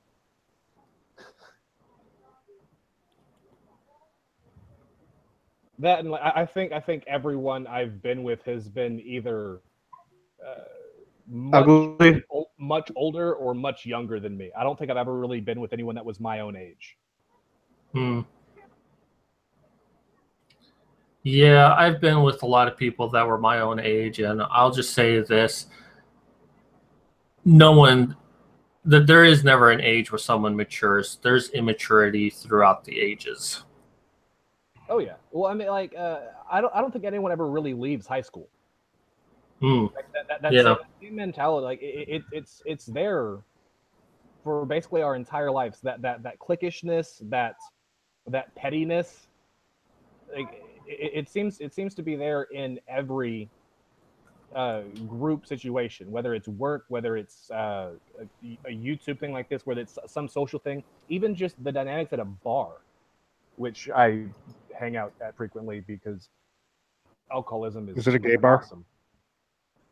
No, not a gay bar. But hey, the gay bar has good music. Not that I know. I do enjoy going to this one gay bar. I've been to a few, and most of them I'm not a huge fan of. But there's one gay bar I love going to, like Club 18 something or whatever, 1874, 18 whatever called. But no, like it's actually a pretty cool fucking gay bar. I like it. Anything to do with the story. I was just saying I like this one gay bar. That's it. I don't know. I get lonely sometimes, but then I just go out and talk to people.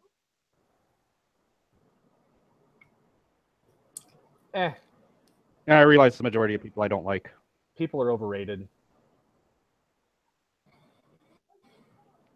I like being around people, and it's the one thing I really miss since my disability. Because, I mean, most people suck. I'll agree with you there, and they don't really deserve my sympathy. But there are some decent people out there, and could go out more. And that's one thing about my disability that I hate is that even just simple social interactions are a lot for me to take. I mean, I did the red pill screening last year. I hosted that. It was a lot on me. I was on like 3 energy drinks just to make sure that I could get through it all. Yeah. And it's dangerous to be on that much energy drinks at once, but get through the night was just to hop myself up on all of that. I think the only social interaction I do anymore is just go into the bar. That's about it. I don't really. Most of the friends that I've had over the years, I've kind of just stopped talking to. Like hell, even the friend's 30th birthday I went to just a little bit ago. I've like they went out to a this game room type of thing where like it's one of those you bring in 8 people and they have all these games and puzzles and shit set up. So I didn't go to that just because I didn't want to do that. But I went out to the bar with them afterwards and ended up talking to the birthday girl for like 30 minutes and then spent the rest of the time sitting at the DJ booth drinking by myself.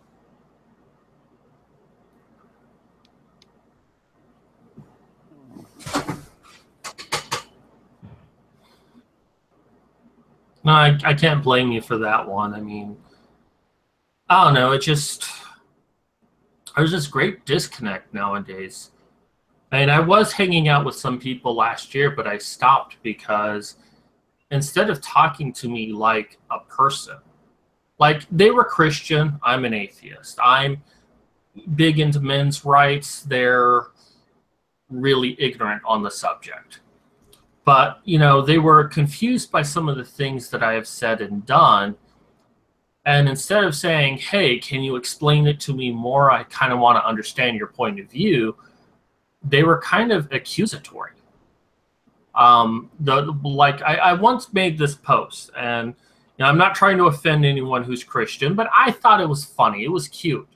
It said that in an alternate universe, Thor and Jesus is a member of Avengers. And I posted that on Facebook, and he happened to follow me on Facebook. He's like, why do you hate Christians? I don't hate Christians. Just because I'm not a Christian doesn't mean I automatically hate Christians. And I talked him down, and I try to explain it. You know, I make jokes about everyone. I even make jokes about atheists. Come on, we have it coming. But yeah, especially the ones that don't ever get out of the angry atheist debate me bro phase. Yeah, because those guys are assholes, and I was that guy for a long time. I think in some certain situations I still can be, but if like the first thing anyone knows about you is your religion, your sexuality, or something, or your politics, you're a shitty person. Like if the first thing they know about you is I'm a Republican, fuck off. I don't. You're a piece of shit. The first thing they know about you is I'm trans or I'm gay, fuck off. If the first thing they know about you is I'm Christian or I'm an atheist, you're a dick. Shut up. Hey, I'm a love machine. Mad Cat, did Medusa give you the control room when she went to do her work? No. Oh, never mind then. Why? What's up? I want to invite someone in because I have the link. Well, no, that QWERTY bastard in the chat was saying that he comments Zeds, so I figured let him in. But if no one has control room, then that's a bad life choice. Well, you know, I'm looking at the chat, and you know, I can never say this anti-chronist. I'm Yeah. loving what you're doing. Just keep doing it. I'm enjoying it. But QWERTY bastard, fuck off. No, seriously, fuck off. And if you have no sympathy for what's happening to me, and I don't mean to be arrogant or egotistical, but if you don't have any sympathy whatsoever, get the fuck out. Go bother someone else, honestly. Well, I can on some I understand, because this is happening to you, and you're gonna be much less liberal with your tolerance on bullshitting and trolling and being an asshole about the situation. But I can understand where it's the internet and everyone's gonna be a dick, everyone's gonna troll. But I can definitely understand why you wouldn't be a fan of it at this moment. In this moment, you know what? I'm batting 1,000 here. I can say where the hell I want. I mean, I'm still going to try to be gracious, don't get me wrong, but you know, I'm going to have no filter right now. You know, if he has a right to come in here and be a dick, I have a right to call him out for being a dick. Well, absolutely. So Well, I'm not saying you don't. Okay, yeah. No. I'm not trying to come down on you. I'm trying to come down on him. Oh no, I understand. Well, no, where I was getting at is that's fine if the guy's more entertaining than us, but since he doesn't have, by looks of it, he doesn't have a YouTube channel. Him before. That's why I was asking about Control Room, because if he's going to be a dick, somebody's got to be able to have the power to fucking boot him. Yeah, he's not harming anyone right now. I mean, if he was spamming everything, you know. No, what I'm saying is it could end up being fun just to bring him in. Oh, into the Hang on. yeah, I could. But if no one has power to boot him, then it's really. Yeah. Oh, okay, I see. I see what you're saying. Yeah. No, I don't have that power. Yeah, but I mean, I was going to say, you know, QWERTY, if there's something you want us to talk about, ask us a question, or say, hey, can you talk about this? Or hey, what do you think about this? You know, we're not monkeys. We evolved from monkeys. We're still basically monkeys. Yeah. You have to remember, we have Satan in here, so hashtag not all. Modern Medusa should be back soon. She's probably checking in with her phone to see how things are doing, but she's on a food delivery, so. Yeah, no. I was hoping if she is still around, she could just drop you the Control Room. How do you? Well, her friend is still here. What was his name again? I want to say Eric, but I feel bad that I've already forgotten. Rob? Rob. Yes, it was Rob.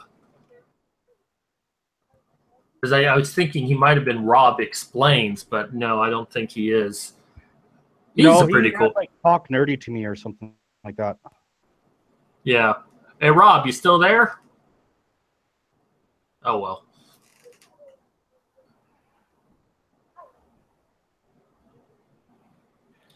But, you know, for anyone who's out there who does follow me or is concerned about my situation, I am going to be updating my YouTube channel. I mean, like I said, I have a TrackPhone smartphone. This was given to me last year, but I am putting money on this. Mostly so I have GPS, but I can also do videos on this and upload to YouTube. So I'm going to be trying to update my channel on a daily or weekly basis. So if you want to know what's going on with me, just check out my channel and you can get my most recent video. Because I definitely want to come out of this. I don't want to succumb to the life of being homeless. I want to work my way out of it. And I'm confident that once people really know that my book exists, people will buy my book. I mean, if I sell 1,000 copies of that book, I make $2,000. I mean, that's enough money to kind of get me out and start getting my life back in order. So I just got to be on the internet as much as I can, go on Twitter, excuse me, and blast it out there. Hey, buy my book, you know. Well, But while I'm doing that, I'm doing ghostwriting. So I try not to bring it up too much because it's a shitty thing to talk about, and I didn't actually earn any of it. But here pretty soon, I'm gonna be coming into a shit ton of money, and one of the first things I was gonna do was re-update the Patreon stuff. I used to have. I was poor and had to pull all of it. And try and start helping out because there's a lot of people in the groups that I talk to that seem to always be, or at least in very recently have been in a lot of financial hardships. And I'm gonna have enough money that I can actually make a difference. And I'm not gonna do shit with it besides drugs and cocaine. So You're telling me cocaine's not a drug? Cocaine is fruit. Should It's my morning grapefruit juice. I crack a beer or not? Yes. Let's see, do I have? dude, share the wealth. I want a beer. I got 6 left, and I don't want to buy anymore. You know what, Futter? Fuck off. Crack open a beer. I'm having one too. Oh, fuck. You're a bad influence on me. You know that, Satan? I know it. Fuck. Well, Just because I was a fan of Ben Savage, I guess I'll go fucking crack a beer. Well, being the voice of reason here, go for crack a fucking beer. There you go. That's a good voice of reason. Met drunk Futter before, Mad Cat? Have I fucked Futter when he was drunk? No. No, have you met me drunk? No, I haven't. Drunk. Just think. Wow, that's like the only person on the internet that doesn't know that. Just think of Futter now, and he's funnier, more obnoxious, more fun to be around up to a certain point. Then you have to just hashtag kick Futter. Fuck off, Mark. Go get all 6 beers and open them now.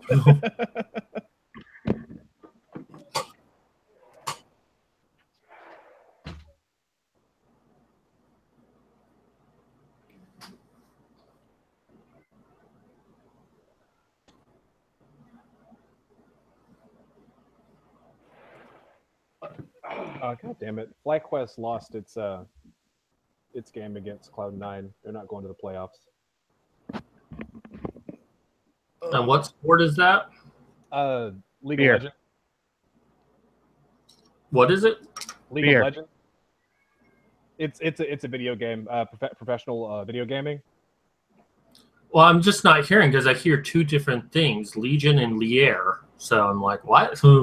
League of Legends. I have heard of League of Legends, so. Yeah.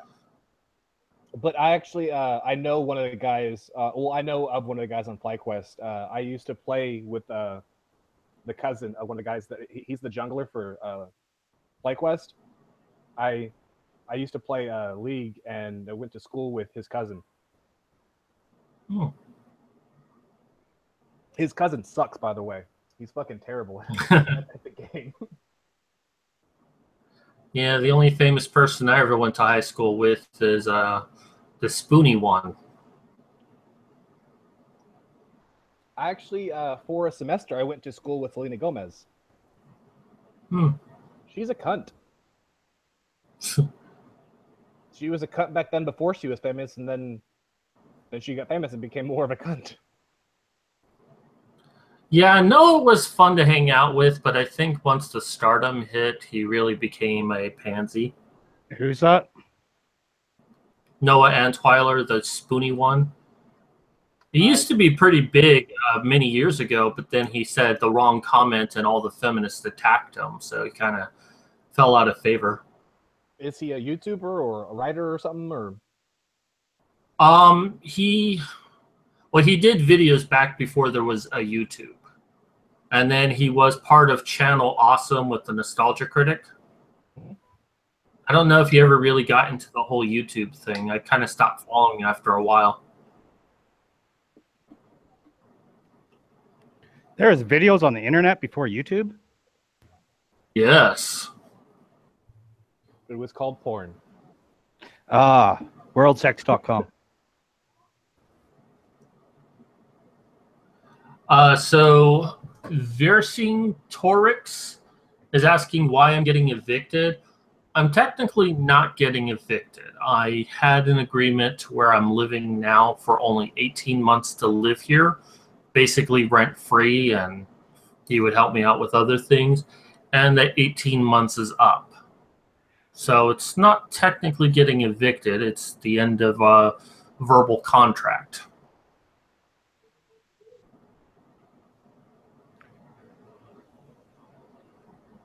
It sucks, dude. And I don't want anyone to think bad of my roommate. He is a very great man. He did an amazing thing for me. I got to stay here for 18 months. And if anything, it's my fault for not making something of it. I tried. Don't get me wrong. I definitely tried. But he's not to blame for my situation. He did something great.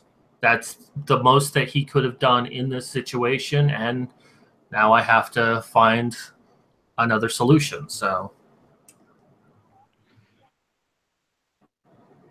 Well, here's hoping you're not a stray cat for too long. Yeah, you're not orange enough to be cute. yeah. Only like the calicos You know, there, there's Butter. a problem when they say, yeah, you're not hot enough for gay porn. I don't know. I've seen porn with some really ugly people in it, guys and girls. Just it's an industry anyone can make it in. Anyone. Like,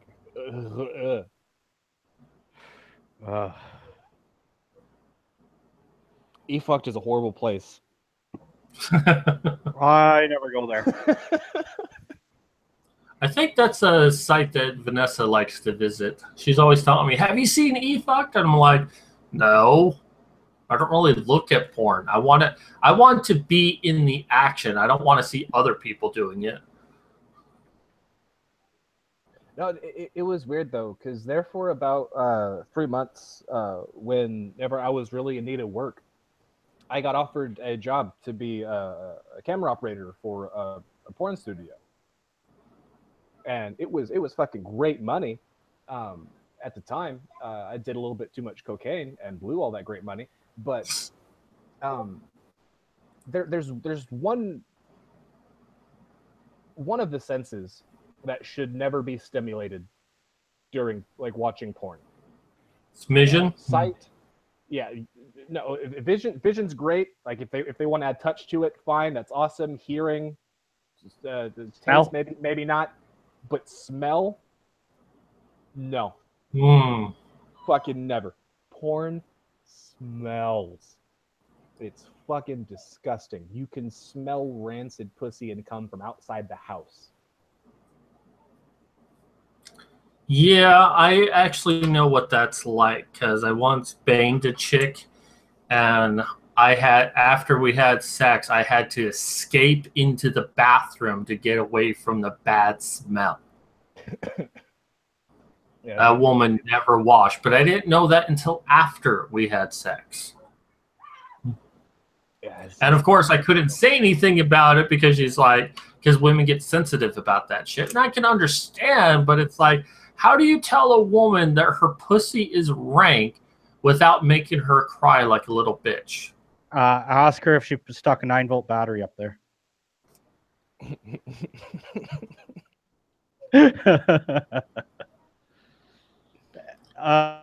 Certain people would be able to get that reference. Yeah, it's lost on me for some reason. Terrible Flutter.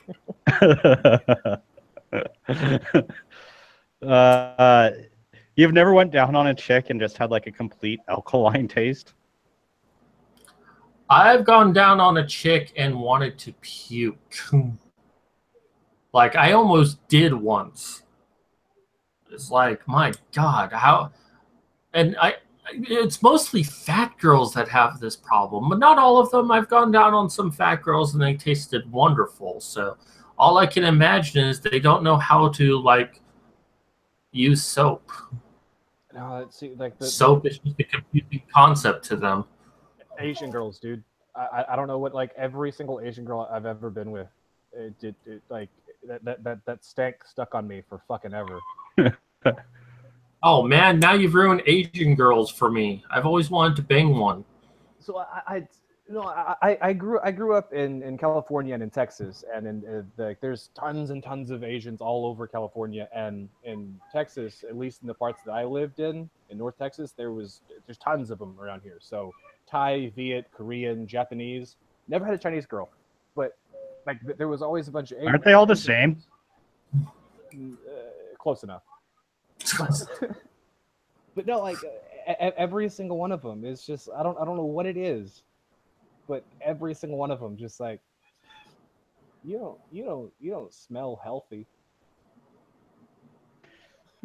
Well, there's your problem. You're eating pussy in Texas. It's fucking hot in Texas.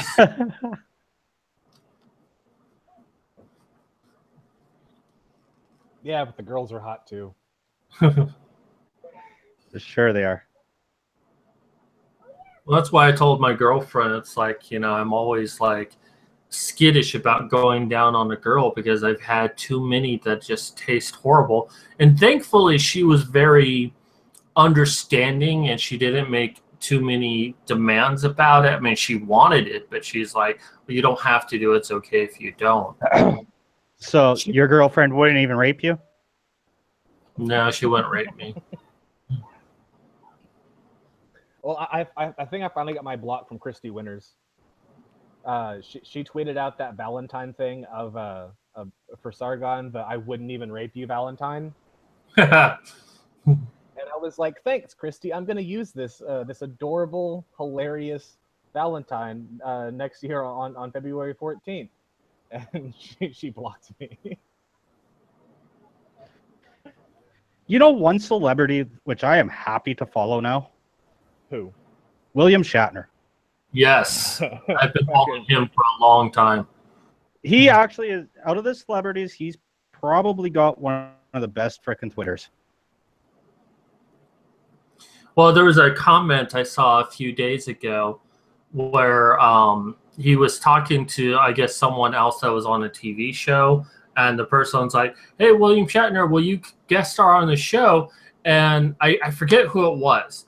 But some feminist is like, no, don't ask William Shatner to be on the show. He hates gay people. Isn't he still friends with George Takei? No, they other. But anyways, William Shatner's like, yes, commenting on the fact that a gay character died on a TV show makes me hate gays. No, but George Takei and William Shatner hate each other, or at least George Takei hates Shatner.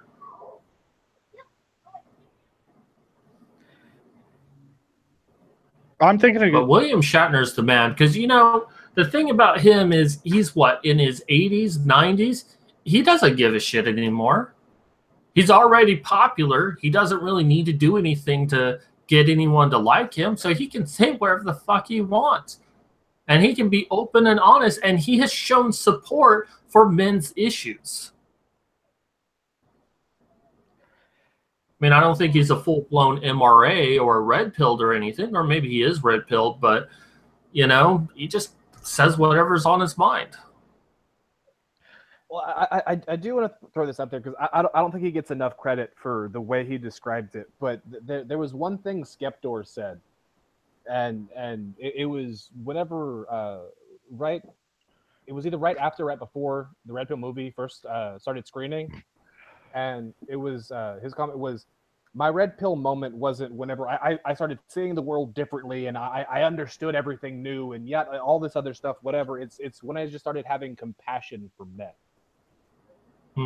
And like that, at least that's how I try and use it, at least in this context, because red pill is a term that's not just for men's issues or feminism or race, or it's a fairly generic term for understanding the world as it is and not how it seems to be, kind of thing. Right. But that's always been the way I've tried to use it, because people throw it around a lot and it seems it gets used in a lot of situations where it shouldn't be. Well, and that, It's I become a buzzword is the problem with the term red pill. Yeah. No, I definitely agree with you on that. And, you know, I'm glad that it's a thing now. I really do because, you know, for the past, well, for all my life, basically, I think I've always been red pilled. You know, when you're like on the bottom rung of the social ladder, you really do see the world for what it is. But you don't really have anyone else to talk to about it. You don't really have anyone to connect to about it. So I was always trying to do everything I could to the world that I saw, try to be a part of the world everyone else seemed to be a part of. The ignorance of the world really was. I think being red pilled is something new. Like I said, I hate the term now because it's just become a fucking buzzword. It's not new. It's not a new. It's a new term, but what it's actually describing is not new. It's been around for a very long time, probably as long as society has been around. But Well, I mean, there's actually evidence that it was around a few years before the Matrix. Like the term. Yeah, well, not so much the term, but yes, the term, but not in the exact same way that it's been used in other contexts. But whenever it was used in the Matrix, it seemed to more solidify what it meant. But there give was more definition to the term. Is that what you're trying to say? more solidify the definition of it. But yeah, because I was red pilled all my life. I mean, I saw firsthand that women had an unfair treatment, that men were treated like shit. Unless you had something to offer someone else, you were basically a nothing. It's just, I had no one else to talk to about it. I had no one else to reflect to about it. The only thing that I could do to deal with it was to try to fit myself in to whatever world everyone else was in, but I still didn't fit in. Being red pilled has been around for a very long time. It's just that the Matrix gave a name to it. Yeah. In my opinion, I don't know if red pilled was used for anything else, maybe for Robitussin, but well, no, the Matrix definitely. There was a sci-fi book that was around before the Matrix was, and it used that same term. Oh, okay. Not in the exact same context, but it was very similar.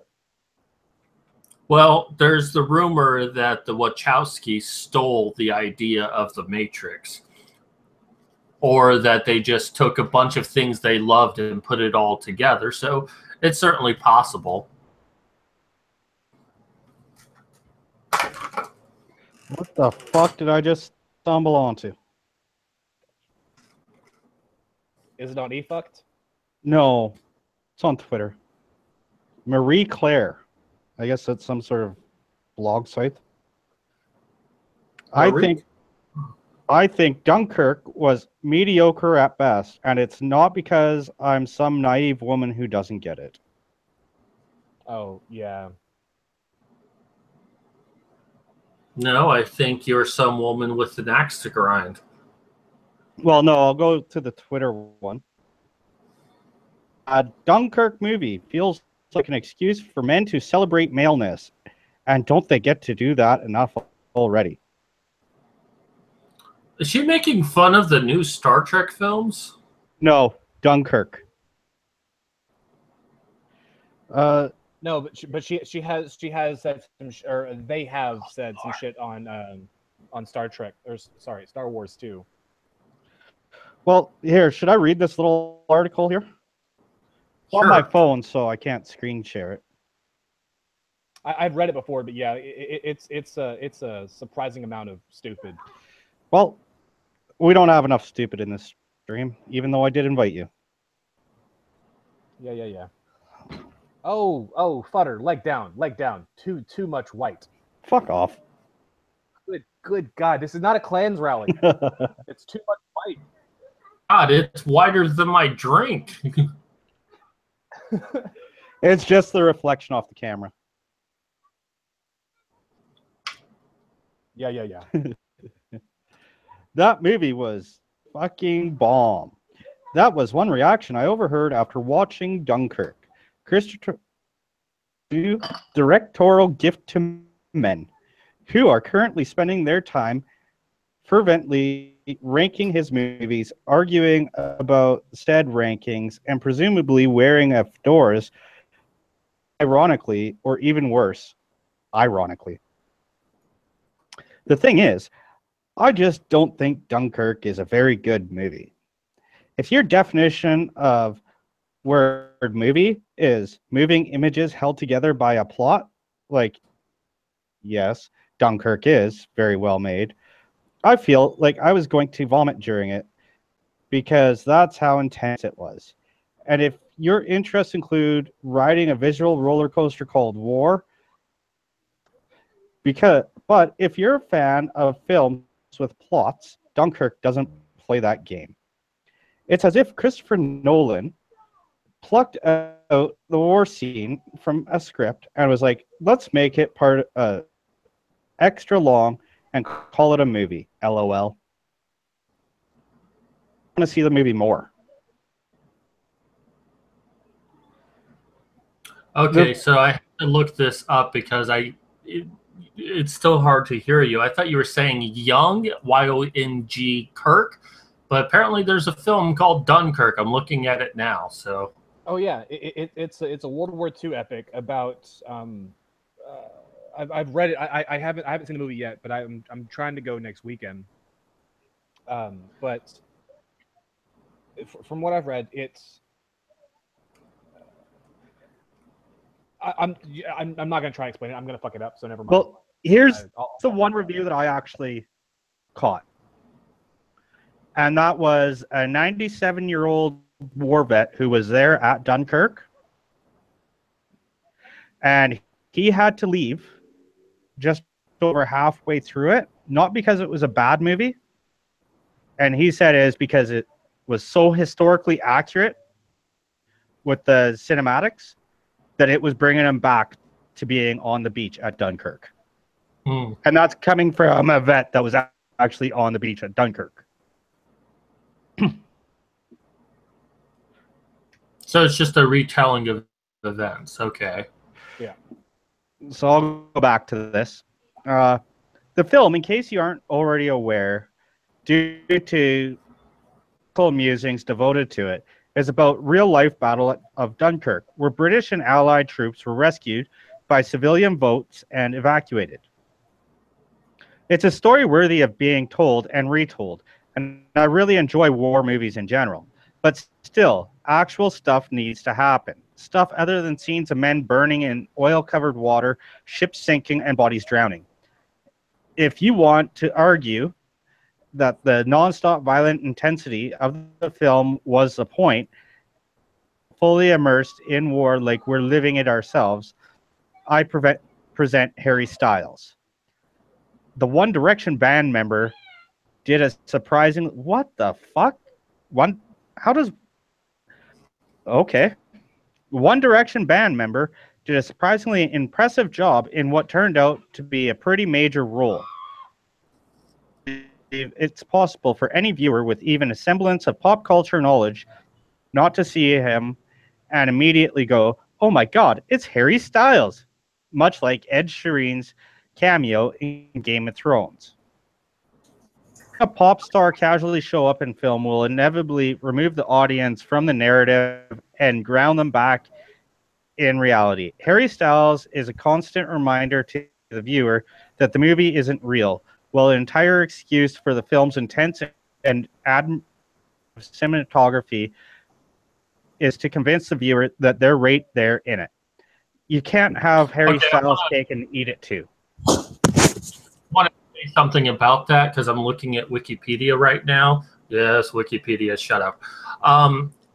So it says about Harry Styles is that Styles won the role after auditioning against hundreds of candidates. Nolan was unaware of Styles' fame as a singer before casting him. Oh. All right. I see that Copper Cab clicked the Hangout link and has joined us. So, Hey, Copper. so let's recap what this stream's about, since all I did was DM him a Hangout link and no other information. So my name is Mad Cat, and I will soon be homeless. I am disabled and have fallen through the cracks of the medical system. And, well, a lot of people don't want to see me homeless, so they're trying to get together and raise money for me. Yeah, Mad Cat's also somebody that I've talked to for a little bit of time, and he's a pretty decent guy. Hey I've guys, tried to get rid of so Potter, but I can either end the show now or I might be out for a couple more hours. Mad Cat, are you good to keep going? yeah, we can go for a little bit longer. Someone just came in, so All right, sorry guys, I keep getting orders, so I guess it's pretty busy out there. So whatever. I was just hopping in. I wasn't really planning on staying that long. I just wanted to check No out what worries. You're not the actual Copper Cab, are you? That's the actual Copper Cab. Yeah? Wait, like for real? Yeah. No, we're shitting you. Well, I've seen a lot of like fake ones. No. Well, I'm not a fake one. Well, shit. Nice to meet you then. I don't think I've gotten on a stream with you before. Nice to meet you. I like your icon. Oh, well, thank you. I like yours too. It's fancy looking. Thanks for that. no one ever likes my icon. It's just your face. I wasn't a huge fan of Gundam. But all right. Yeah, I gotta go get another freaking order, so I'll be back in a little while. Have fun, guys. See you later. Later, Medusa. Yeah, I've tried getting rid of Futter, but he just keeps showing up. Hey. I won't make that comment to myself. Yeah. No, I love you, Futter. I love you like a gay brother. That was one time, okay? One time at band camp, and no one will let me forget it. No, we will not.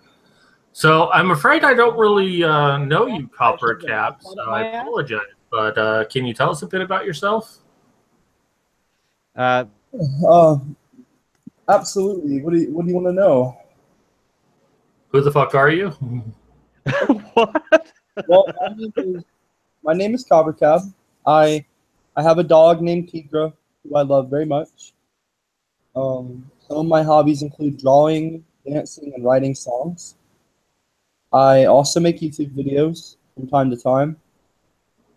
They've done okay, and yeah, I just basically try to stick up for people who are getting bullied, like myself, on a almost constant basis. And do you like long walks on the beach? You'd have to watch his reality TV show. I don't really want to go to the beach much because I'm a redhead and the beach burns me. So I tend to not go to the beach often. Copper, I'm gonna buy you a hat so the sun doesn't bully you. Well, I have a hoodie. But if it's out on the beach, then it's hot. So like the hoodie would be a bit too warm. So the hat will just protect you. And then you can wear No, a t-shirt. protect me. A hat would not protect me. It wouldn't protect my neck and everything. Sombrero. Sombrero hats. Bro, there we I was go. gonna get you a farmer's hat, but because I don't want to be racially insensitive. I'll just go to the beach in a white Not a sombrero. sombrero. Well, I thought gingers were supposed to like get freckles when they get sunburned, so like doesn't that protect you? Yeah, you don't say the G word.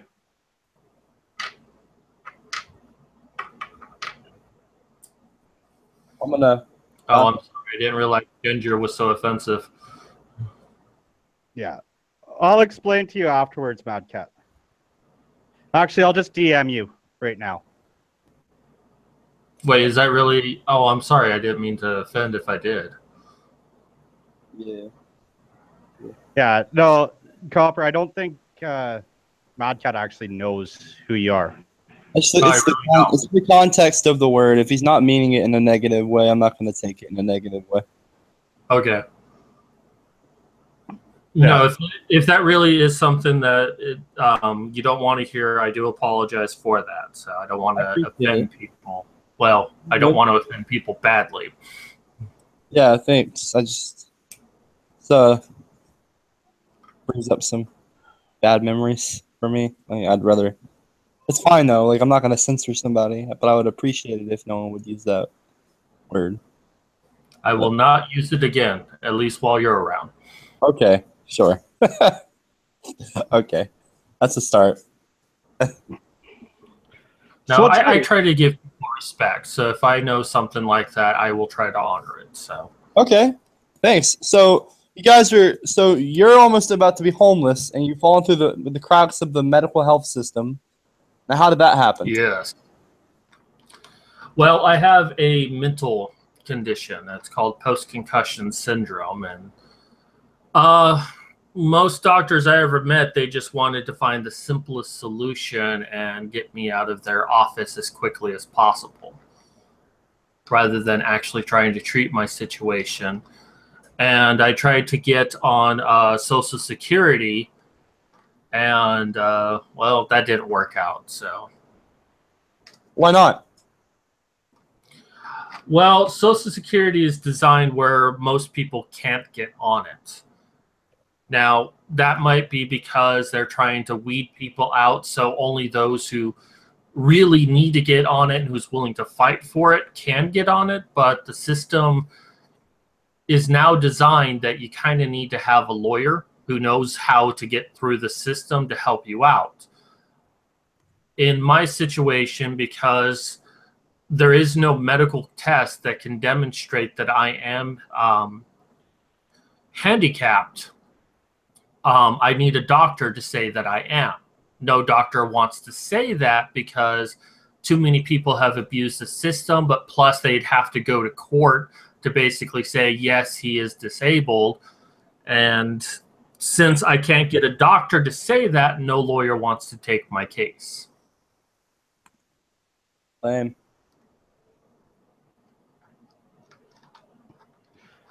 Yeah, Where did and- So are you at work? Do you work or what? What's going on? So that's one of the major problems I have is I'm unable to hold down a job. Why? Because I can get overwhelmed mentally very easily. I can get overstimulated very easily. I have issues with memory. I have issues with bright lights, loud noises. Loud noises! Wow, that's shitty. Yes, very shitty indeed. Jesus, Copper, what the fuck? Oh, I was making the Anchorman reference when he goes loud noises. And I was making the Men in Black reference. Yeah. So it's, I mean, I wish I could work. My life would be so much easier, even if it was part-time work. The only thing that I can do is writing, but, well, that doesn't really pay very well. Yeah, it's really hard to get steady work in the creative fields, whether it's writing, photography, videography, You can always, editing, acting, any of that kind of shit. I'm not to cut you off, but you could always go to you can get a part of, like, you can literally get paid to write what is it called, annotations for television shows and YouTube videos and all that kind of stuff. There are companies that pay people to do that, so like time it right, and like so it makes sense, like so the annotations pop up at the bottom of the screen at the appropriate time. Oh, you're talking about captions or closed captions. Yeah, closed captions. Yeah. Well, I do actually have a job now. It just came to me like last minute, but I do ghost writing now. Okay. And it's not a high-paying job, but it's a job. And I actually have tried to get hired by a company to do closed captions. But when they gave me a test, they said I didn't do it correctly and they weren't interested in me. Never told me what it is that I did wrong. So I certainly have tried to go down that avenue before. Maybe I should have tried another company, but I don't know. I guess I eventually forgot about it. I only now remembered it when you mentioned it. I didn't think that. I thought that was all automated now, under like speech recognition. The software is still really bad. Yeah. It works great if it's live sound. So like if it's somebody that's actually talking, but if it's video, the technology is still pretty shitty and spotty. Oh. Yeah, that's true. If you ever try going on YouTube and turning the CC on and someone hasn't edited that, it's pretty bad. No, like In fact, someone on Facebook said what they love to do is to turn the sound down on the video, turn the speech to text, and turn on the closed captioning and listen to that. It's probably something fun to do to get high. So, what's new with you, Copper? I haven't talked to you in a while. I don't think, unless I talked to you the other night. See. I'm just been going through some stuff, but I'm cool, you know, like How's Mima doing? she's doing well. She's doing well, yeah. Appreciate y'all asking. And I just been working on a bunch of, you know, upcoming videos, getting them ready, kind of in the can sort of thing. Got a big week right now. I did a huge article with Unilad on my trans journey and coming out. Being trans and everything, and it was an 1.5 hour long segment. It was on video. It's all video, and they've been editing it and working on it for the past 2 weeks. Unilad, they're the ones that made my pepper video go viral recently, week and a half ago. So, and I've just been working like on all that, and just kind of getting the kind of pins lined up for when that Unilad article goes up on their Facebook and everything. They have over like 30 million something followers across multiple, like, I mean, like just on one platform they have over 30 million, but like they even have more on other platforms. Like they have a huge reach, and they get millions and millions and millions of views every video they upload. And they've been working on mine. The video, we did an interview, and it was huge. Like there was one moment where she had asked me, the girl was really pretty and very nice that interviewed me. She was on video too. She was saying, if you could say anything to, you know, other people out there that might be going through a similar situation, what would you say? What would you tell them? You know, something like that. She said, look in the camera and tell the camera. And I had this moment where it got so heartfelt and so sincere. And I was happy I nailed it. I really did. And, you know, all off the top, obviously. You know, just talking from the heart. And If I may, what situation specifically are you going through? oh, I would rather. I appreciate you asking, but I'd rather not get into it in the specific details. Okay. Yeah, just I'm excited for this Unilad stuff coming up. I've got a brand new iPhone coming in tomorrow, iPhone 7. I've got tomorrow coming in. I haven't owned a phone in over a year, only because I have chosen not to have a phone, because phones they're a nice luxury, but they've become a bit of an addiction and a distraction from the outside world. So I decided to go a year without a phone, and so tomorrow we gotta have an iPhone again. But now that I've learned to kind of not have a phone for a year, I appreciate just like kind of not having a phone in a way. So I'm not going to be on it all the time. I kind of needed to unplug from phones, and having something in my hand when I'm going out to eat with friends, like when I'm sitting there at the dinner table with friends and I'm not scrolling through fucking Instagram. I actually talk to people like all the time. I'll be honest, that's a fucking annoying ass thing when you actually do go out and So terrible. you're at a restaurant and all you're doing is going through your phone. Yeah, like I'm at a restaurant to commune and like hang out and like get to know, like say, hey, what's up? It's just weird because Facebook and social media has kind of has taken away a lot of the reasons to go out with people, like friends. Like, what am I gonna ask you? Like, oh, how's your week been? What have you been up to? When I know everything. If I'm on Facebook and I'm on Instagram, what is there to talk about when I go to hang out with them? What kind of updates can we talk about and hang out with and just kind of chat it up, like face to face, and say, oh, wow, you're having a kid. Oh, wow, this and that. Oh, yeah, your birthday, this and that. I've already said this and that on social media. It's just kind of taken away a lot of the value, in my opinion. And so I just try to stay off social media as much as possible. Speaking of social media, freaking girl calling me on Skype. So anyway, just declined it. I'm talking to Futter right now, people. All right. Well, I kind of went through a similar thing where you're talking about not having a cell phone for a year. Because, I mean, before my disability, I had a smartphone. And after, I couldn't really pay my bills. So I didn't have a cell phone for about 4 years. And during that, I think I kind of did start noticing that people just were so glued to it. And it's like I'd be in a restaurant hanging out with someone and I'd see like a couple of kids sitting there all looking at their cell phone. I'm like, you have each other, talk to each other. But when I got the cell phone I have right now, it's a smartphone, but it's a track phone. It was something my roommate got me for my birthday. And I remember getting it and how I almost cried because I actually started to feel somewhat normal because this is what people have. This is what normal people have. And I just felt like I was a step closer to being normal because I finally had something to... it's weird to explain, but it's just... it was sorry to interrupt. Sorry to interrupt you. We have another guest here.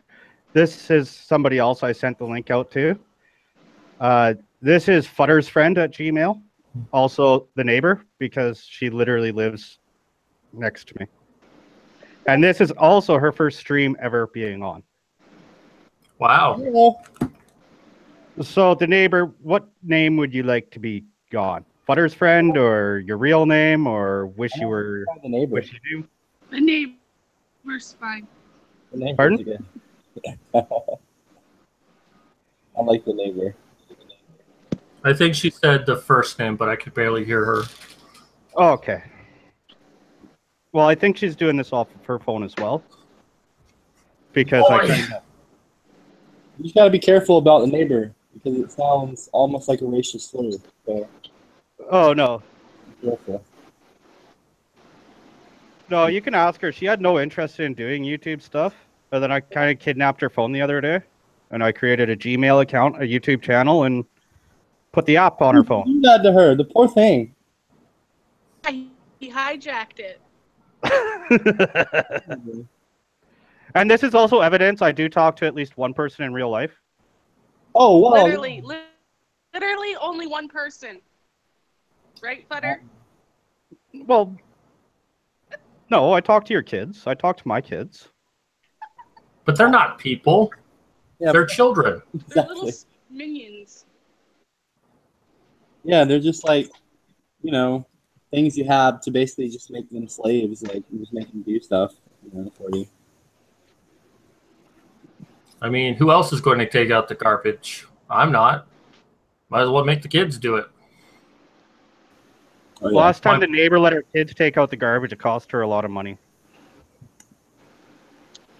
Ha ha ha. Sounds like there's a story there. Yeah, well, we live in a condo complex, and the garbage cans are in like this fenced area. And her kid opened the door, but there was a little bit of wind that came up, and the gate hit somebody's truck. Wow. Wouldn't that technically be an act of God, though? Yes, but How the about neighbors parking in a fire lane? Oh, I just realized I'm on camera, and I don't think the kids are around. I could actually show you guys. I don't want to see your penis, Futter. Yeah, there's certain things we're not allowed to show on YouTube. At the end of this aisle, I know it's small, but you can probably see. No, That's not what she said. I have a more gender neutral way of saying that. That sounds like my wedding night. That reminds me of my wedding night, you know. It's a gender neutral way of saying that. Hmm.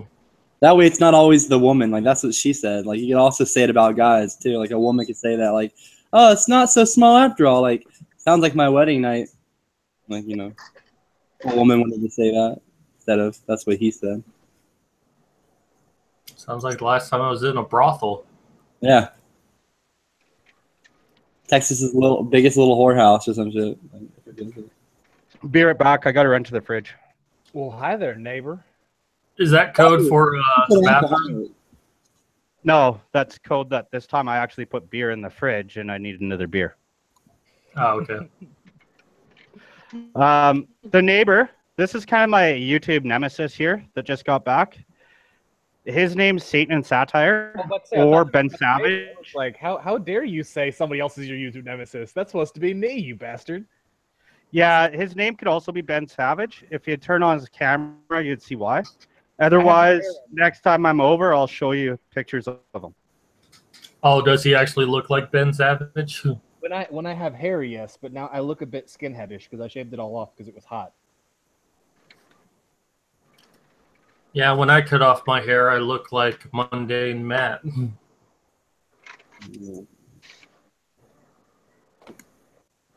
Only more sexy. Let's see. Hey, someone put a YouTube link in here in the group chat. Yeah, what is What channel is this even being broadcast? This Water Medusa. Oh, you want? Okay, so let me get that for you. I got it for him.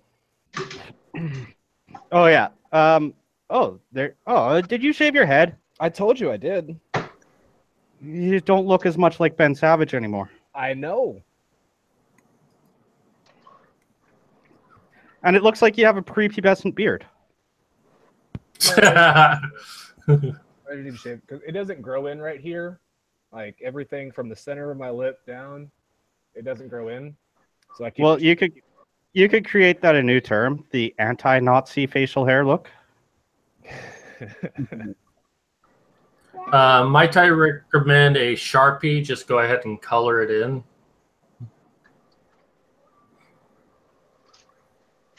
I actually have that problem too. There's like spaces on my face where my facial hair doesn't grow. So it's like, why can't I have a full beard?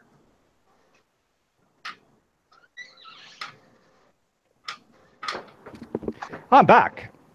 So the neighbor and Satan, have you clued into who each other are yet, or?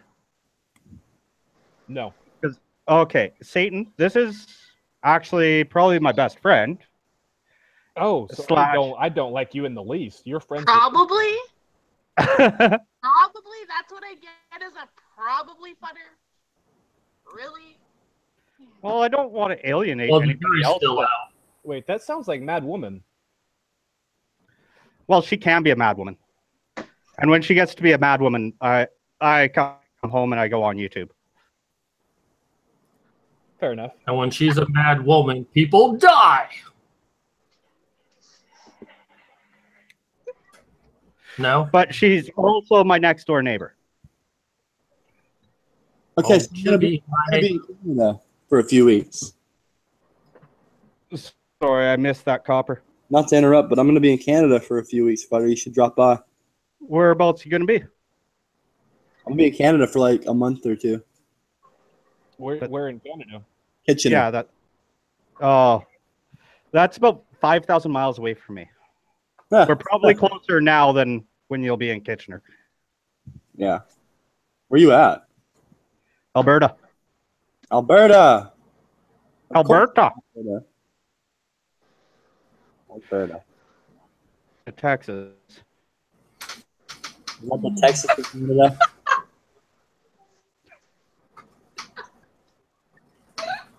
What'd you say? Butter, you're cutting out. Like you're not. Oh, the Canadian version of Texas. Here, I'll F5.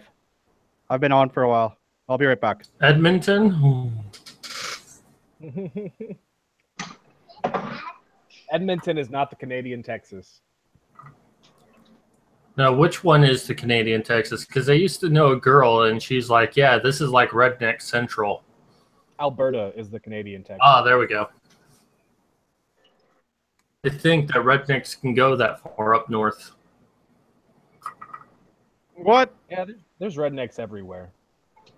What are you saying, Mad Cat? The Don't know if Alberta about being the redneck capital of Canada. I didn't say redneck capital. I said it's equivalent to Texas. We're the part of Canada that Yeah, isn't. redneck. I don't know. I don't know if I'd be classified as a redneck. Neighbor, am I a redneck? Sorta. Fucking redneck hillbilly. That's racist. Whatever, white trash. He's racist too. That's also right. He's actually the non-white guy here. Basically, yeah. Redneck, hillbilly, white trash. From Wedding Crashers. I'm gray trash. Whatever, you hillbilly. Gray trash. White trash. No, I thought you were just Mexican. Ah, I'll be right back, guys. All right. So, Mad Cat, were you just kind of trolling, or do you not know who Copper Cab is? No, I've never heard of him before. I feel bad now. He seems like a great guy, but I don't think I've ever met him. Have you ever seen the video "Gingers Have Souls"? No. I will send you a link. Yeah.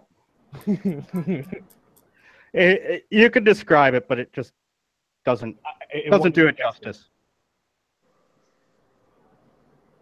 That video's got over. Oh, someone donated $20 to my GoFundMe. I'm up to $297 now. Nice. I'll go and put another link into the chat for that one. Nice.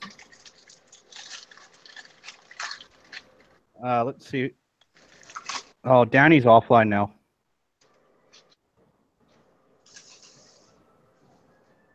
I knew it! Sean Keane was born in a lab. Parents. No way a white person can look that black.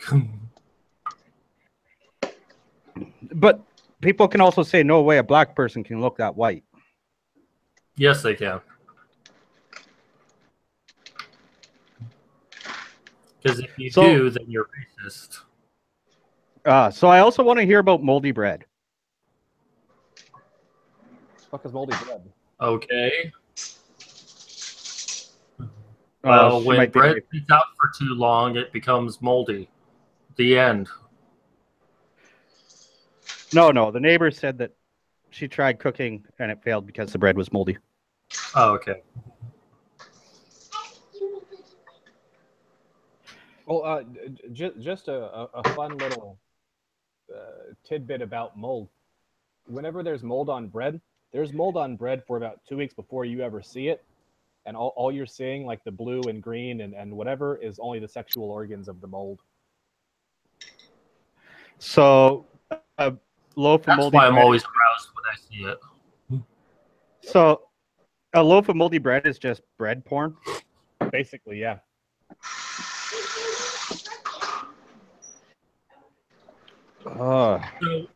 Well, since you know so much about bread mold, is it true that you can eat around the bread mold?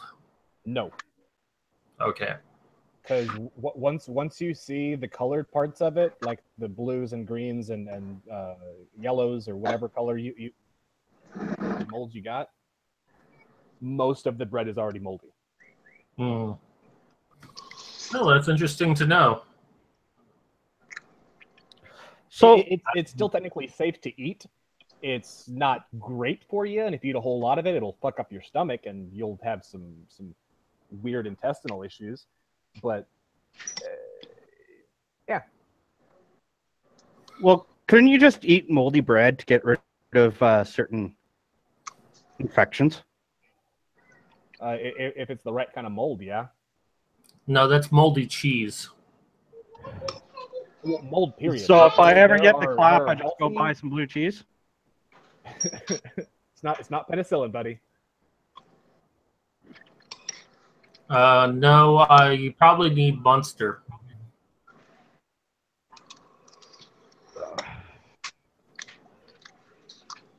Yeah, I'm more of a pepper jack myself.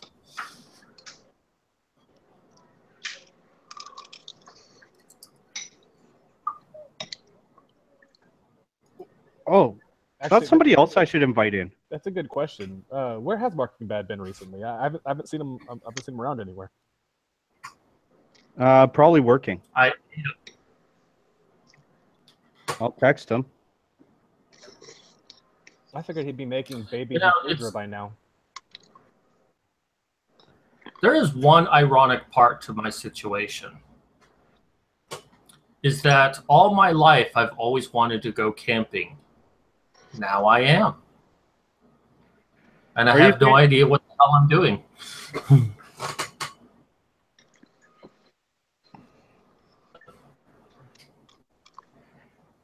Are you saying that you've never been camping before? I've been camping. I've never been fishing. I've always wanted to do it too. I've just never had the chance. I may have lost Marketing Bad's phone number.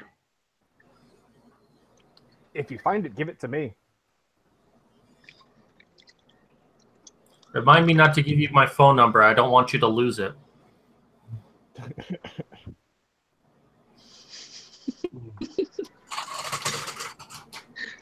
I just want to text Mark. No, you see, this is in the middle of the night. This is why the neighbor comes in really handy, is because the neighbor always enters names into my phone. Otherwise, I'm just stuck with numbers.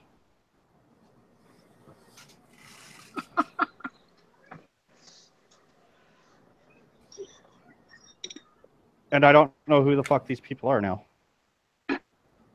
Told you to put names into your phone. That takes so much fucking effort. Stop being so lazy.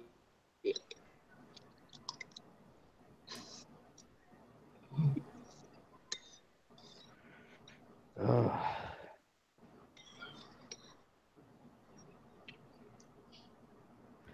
Anybody remember when we all had that meetup? What month was that?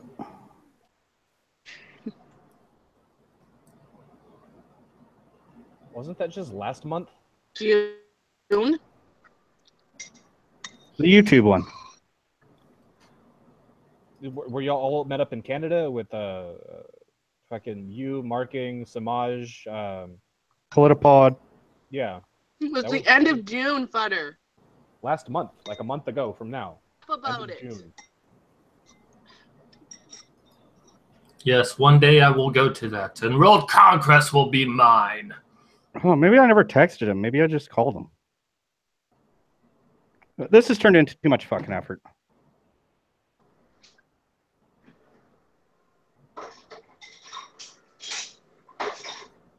Okay, if I give you my phone number, I'll be sure to send a contact request that'll automatically put my name in your phone. You can do that? Depends on the phone. I think iPhones can do that. Screw iPhone. There we go again with iPhones, Futter. Join the world of iPhone. One of the jobs I had was iPhone support, so I agree with you. Fuck iPhone. Fuck iPhone. Android Master Race. Yes, although I maybe, if I can afford it, I might buy the neighbor's old iPhone for my kid. You're gonna turn. You procreated? I mean, how many kids do you have? I got 2 very beautiful children. That's stretching it. I vouch for that. They're very beautiful. And the oldest actually has me worried because she's probably going to outdo any of us at being a shit poster. She's already at above Satan's level. So she takes after the milkman?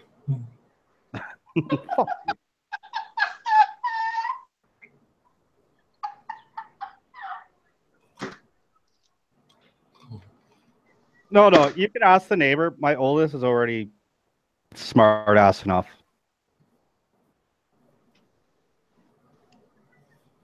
Well, to survive in this day and age, she has to be a shit poster. How old is she? 9. Okay.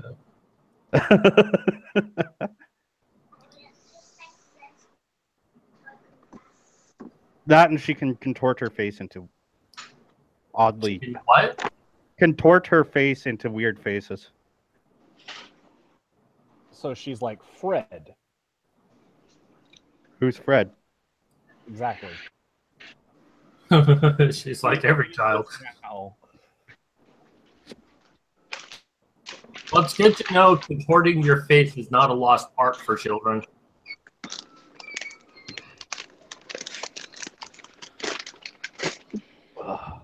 Oh yeah, I was gonna tell Copper about me being labeled a bully. I was gonna get what his thoughts on that. You are a bully. You bully me all the time. You're a mean old man, Futter. You bully me more than I bully you, I'm sure of it. By the way, anybody watching that's subscribed to Satan and Satire, do the world a favor and unsub. So, if I'm understanding this correctly, bullying is code for yanking each other's cocks? Yes.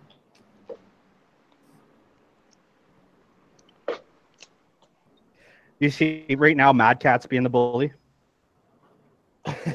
Like I said, I'm bad in 1,000 here. This is like my last stream for a long time. I'm getting all the shit posting in at once. Please donate to me so I can do more streams. And not be homeless. That's how I prioritize it. Streams, homelessness. Then homeless. That's what the money goes for. I think this is where YouTube has created an addiction, because that's kind of the same priorities as me. Well, you know, honestly, though, to be perfectly frank, or Fred,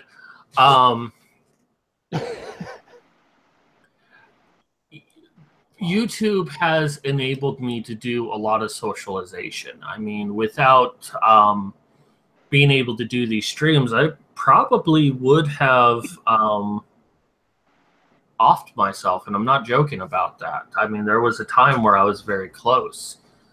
And having done these streams and meeting these wonderful people that I have, even as limited as it is in socializing, it has helped. So, as crappy of a service YouTube is, it has also been a godsend. So YouTube's at fault here.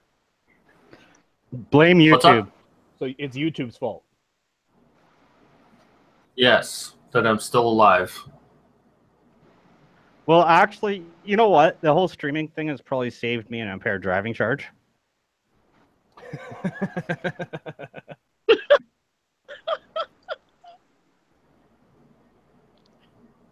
Well, it's not even a joke. I know it's not. That's why it's funny. For those of us who doesn't get the joke, can you elaborate? Futter's an alcoholic. Futter's a drug. I knew about the cocaine. Oh, wait, that was Satan. Why did I put YouTube on your phone there, neighbor? I don't know. You might regret it. No, I used to have to go out to socialize and drink and everything else. Mm-hmm. And now I just stay at home. And drink and socialize. Yeah. Nothing wrong with that. If I had beer, I'd be drinking it right now. Donate to me so I can have beer and stream. Oh, then we need to get Mycroft in here. Like I normally wouldn't tell people to not drink because I'd be a hypocrite, but I think Mycroft might need to cut back a bit. I don't know. He bought me a case of beer to go on stream with him. And I haven't really seen him since. He bought me beer to go on stream with him, and then he drank all the beer.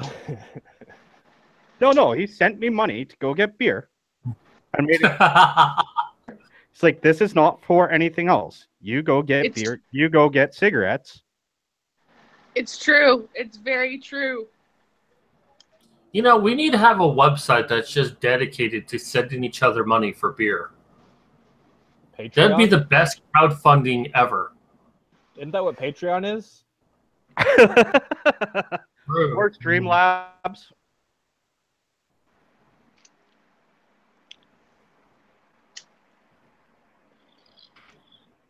Actually, my Streamlabs goes.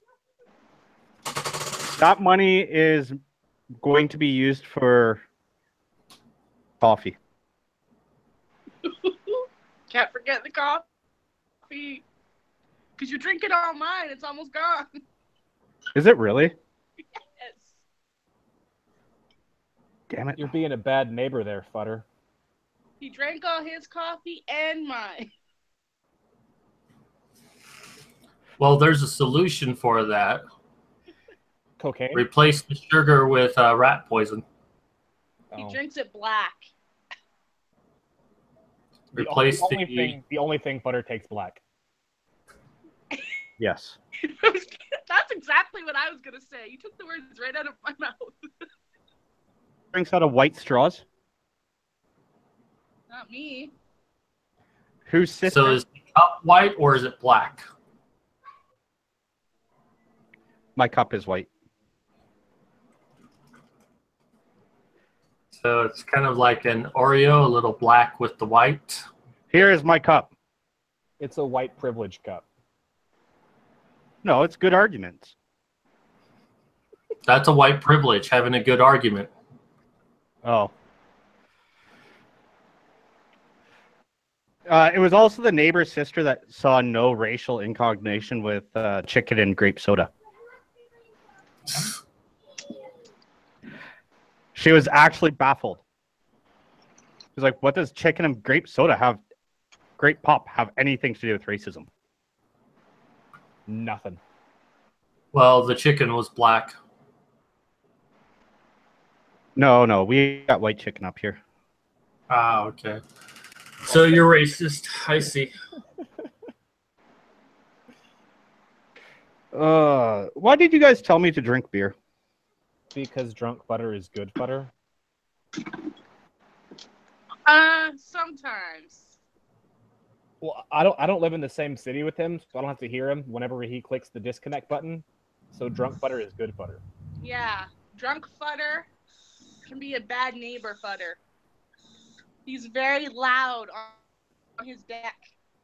Very Well, there's a loud, solution all for hours that. of the It's night. called a ball gag.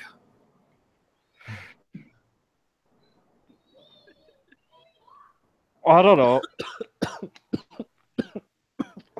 The reason why the neighbor has YouTube now is so she can just join me without having to leave her deck, because her deck's a little bit nicer than mine. So why aren't you on her deck? Because she probably has her AC unit on and it's loud as fuck. Can you hear it? Are you on your No, 'cause deck? It's not on. Are you on your deck? On. Just the fan to blow my smell away. Should I take a walk over to the neighbors? Yeah, I want to see if this person's real. I'm still convinced it's your alter ego. Well, no. I promised the neighbor that this is part of YouTube. It's your choice whether you go on camera or not. Hey, I can see a foot. I'll be convinced by that. Do you think my Wi-Fi would reach over to your place? I don't know, maybe. Try it. All right, let me finish the smoke. And then she can actually watch me walk over. Well, at least you'll get your exercise for the day. I like this guy. Are you calling me Who fat? is that, Mad Cat? Is that... No, I'm calling you lazy. He's Oh. not fat. He's just Canadian. He is lazy. am proud of it. I'm not that lazy. Not when I have to be. This is the same person who refuses to put names in his cell phone. I pay attention. You're not supposed to, okay? I know I'm a man, but I can't help it. The world becomes a lot more interesting when you actually hear what people have to say. Yeah, but when you listen to other people's opinions and views on things... Yeah, that's the only downside is you just want to, like... All right, I'll be back.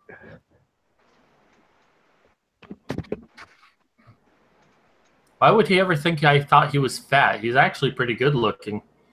Now that his headphones are on and he can't hear me. It's like, don't give him a big head. Literally and figuratively. Oh, yeah. Oh, yeah.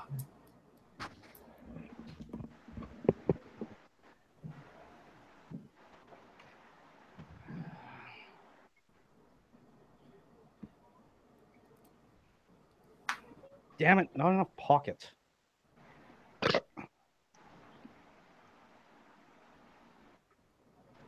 Oh, it's Chagrin. Oh, thank you so much, Chagrin.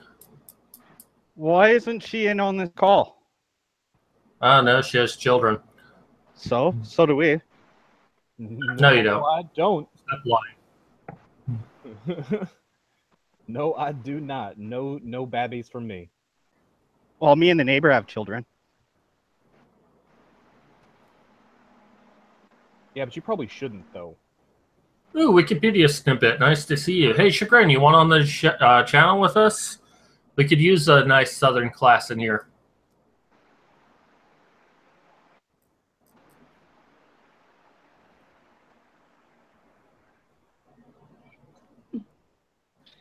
This is my really busy apartment complex.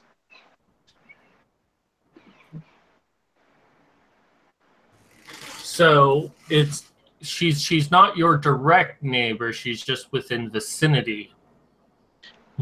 Yeah, I'm directly in front of his place. Oh, okay. My balcony faces his front door and his living room window. It's kind of creepy. That sounds about right. I'm gonna have to switch to your internet. Where's my chair? Right there. Don't hurt Bob Marley. Jeez, fighter.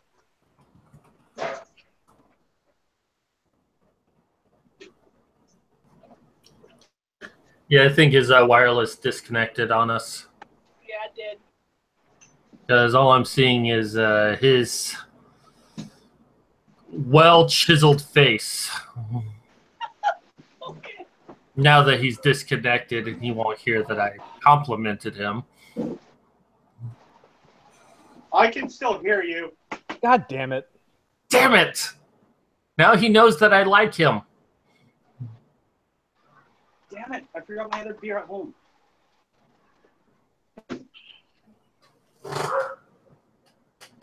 I think that is the most white trash phrase I've ever heard in my entire life. What's that? I think I left my other beer at home.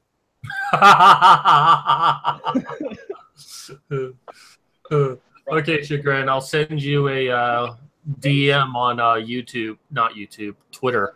God, my mind's going. Nice of you.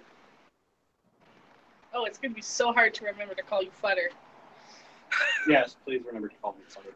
Trust me, it's running through the back of my head. What's his name? Can't tell ya. Tell ya. Damn it. Hello, mother. Hello, father. Hello, am I back?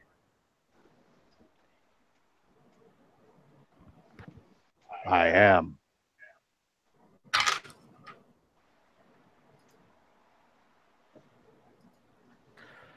See? Are you shy of showing us your body there? Not that I want to see it or anything.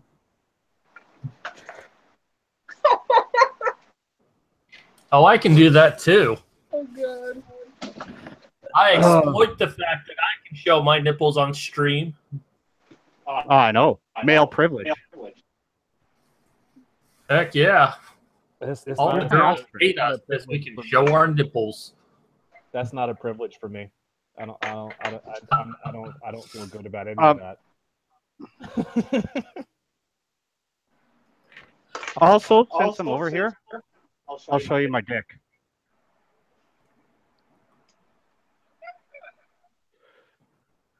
Wow, it's bigger than I thought it would be.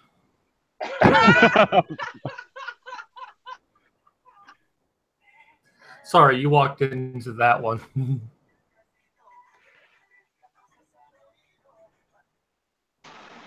Alrighty.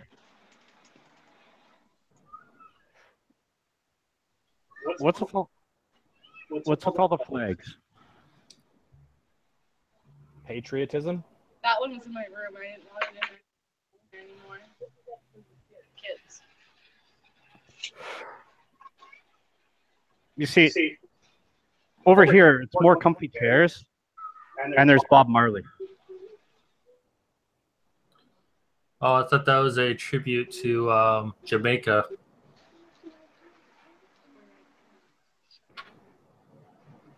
It makes sense now.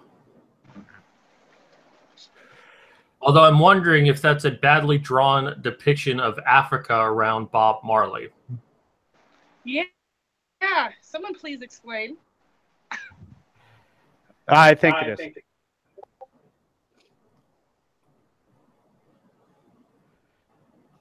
Did anyone actually send Chagrin the DM? In her the DM once my computer loads, but she says fine. she's going to cook dinner first and then she'll come in. So It's been fun, but I actually got to head out for a little bit, guys. If y'all are still going, whenever I get done, I'll hop back on. But all right, we'd like to boot it off due to time limit. Huh? Never mind. All right, later. It was great having you, Satan. Thanks, man. Hope to see you again someday and forget No. you all over. No, it really wasn't all that great having you.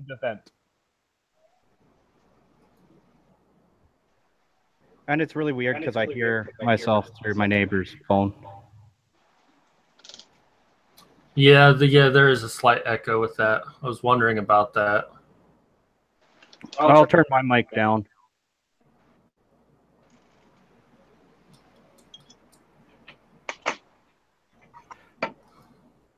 So I know I say this a lot, but I really do thank everyone out there who has shown me a lot of great support during this time. And for me to say, but it's given me a lot of inspiration, because when I faced this exact same situation like 20 months ago, I didn't really have that kind of inspiration. I thought, because I was in Arizona, that when I became homeless, it was basically a death sentence. That, I wouldn't make it back out of it and there was just no hope. But now, this time around, there's just so many people who've kind of come forward and either offered advice or offered me a place to live, which I couldn't take them up on, but it was still nice, or just give me general support. I have a lot of hope that I will make it out of this. So I want to thank everyone for that. Is this open invitation to keep shit posting on your channel? Hey, I don't stop anyone from shit posting, so you want a shit post, go ahead, but I can give it like I can get it. It's okay. It's the internet. Marijuana's not illegal on the internet. Me either.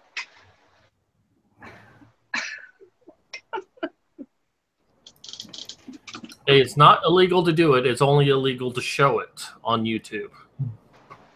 Is it actually against YouTube rules to show it?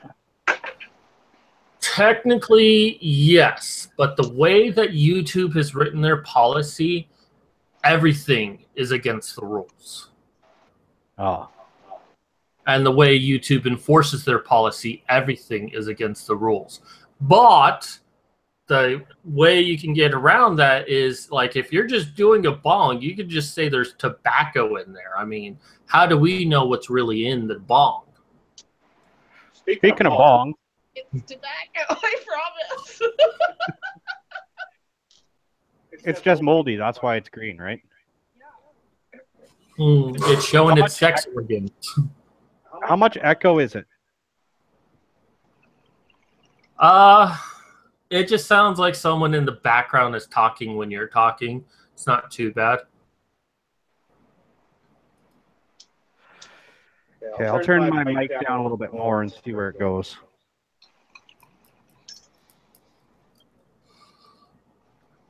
Doesn't it? Oh. Okay, how about now? I mean, there was what happened to me was I got suspended for 90 days on YouTube that I couldn't live stream. And to this day, I don't know what it is that I did. They never told me. And of all the things I could have done, they did the one where I interviewed Andy Warski. So I have to think that it had to have been related to Andy himself.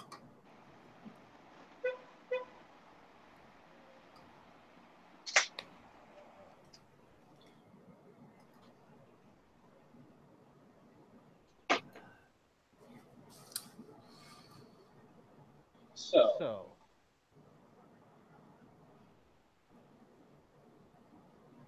Hey, Futter, can you say, in this corner? In this corner. I'm amused by simple things. Yes, you are.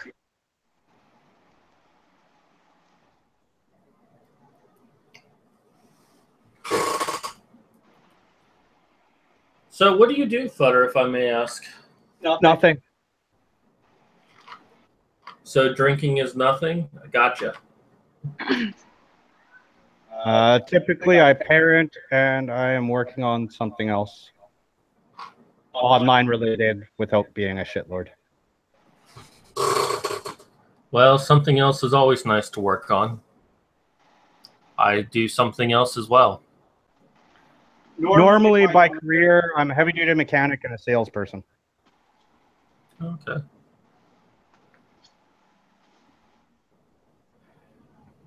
So then in my hobby, I like to be labeled as racist, misogynistic, and an online bully in court orders.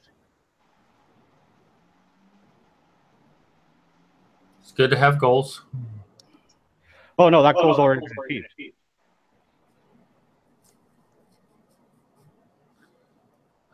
Before my injury, I was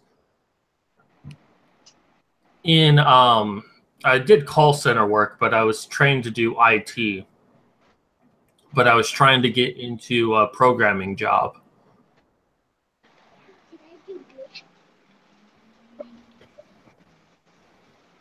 Finally have money in my life. Which was so funny to me when the doctors, especially the workman comp doctors, tried saying that my problem was depression. Like your work, and it's like most people don't like their work. And I was actively trying to get out of it and get another job. So why would I,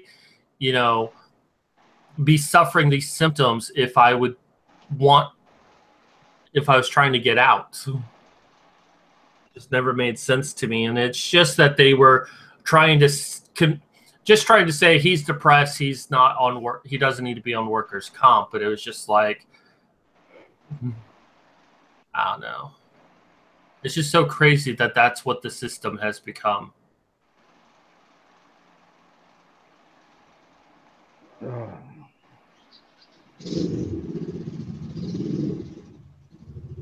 Hell, I wouldn't even care if I was on workers' comp, just so long as I had a doctor. It's like, yes, you have a problem. Here's some medication. Go back to work.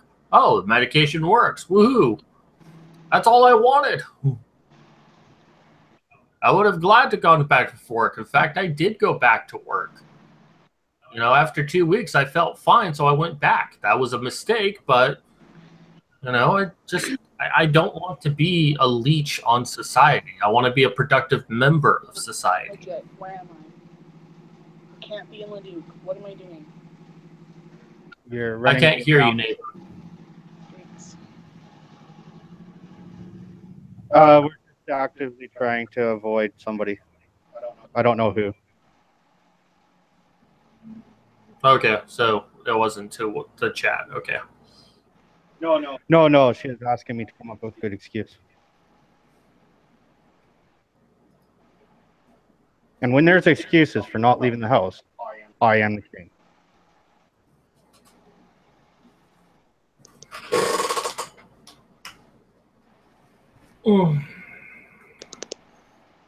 Just trying to avoid my husband's aunt.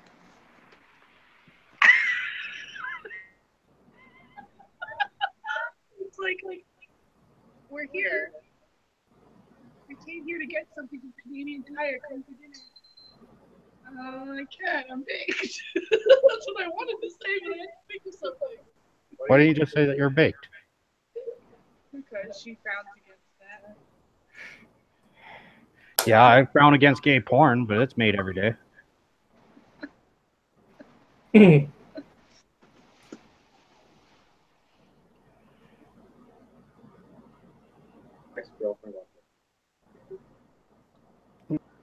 No, not Well, that. have you ever considered about not frowning about No, gay Ash. porn to see if maybe then it will get stopped?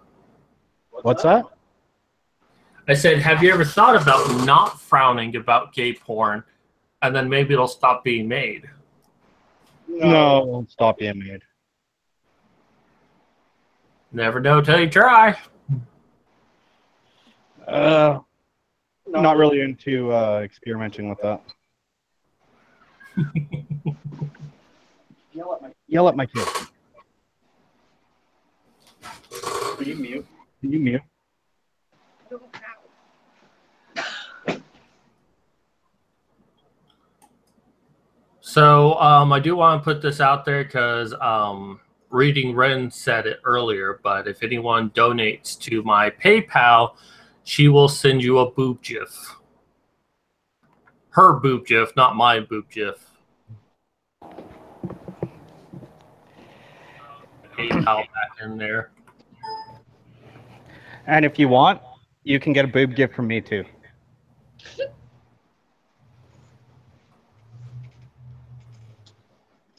Why do you look so like intrigued? As Mad Cat donates to his own PayPal to get boob gifts of Butternut. Oh, he said boob gifs. I thought he said dick gifs. I got power of Google. I could send you one of those.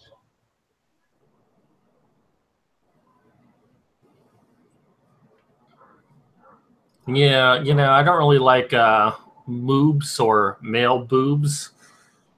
They're just not as exciting as female boobs or regular boobs. I try and get Mad Women on. Yes, we need more of the female persuasion in here. No offense, neighbor. She's too busy laughing. I'm taken. Pretty boring. That should be my name. The boring neighbor. Hold on, I gotta mute for a second. Okay.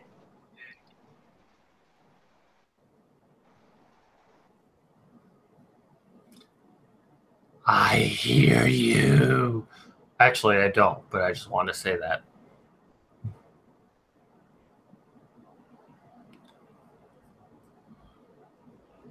Wait a minute. Maybe he can't hear me. He can't hear that I think he's a really awesome guy.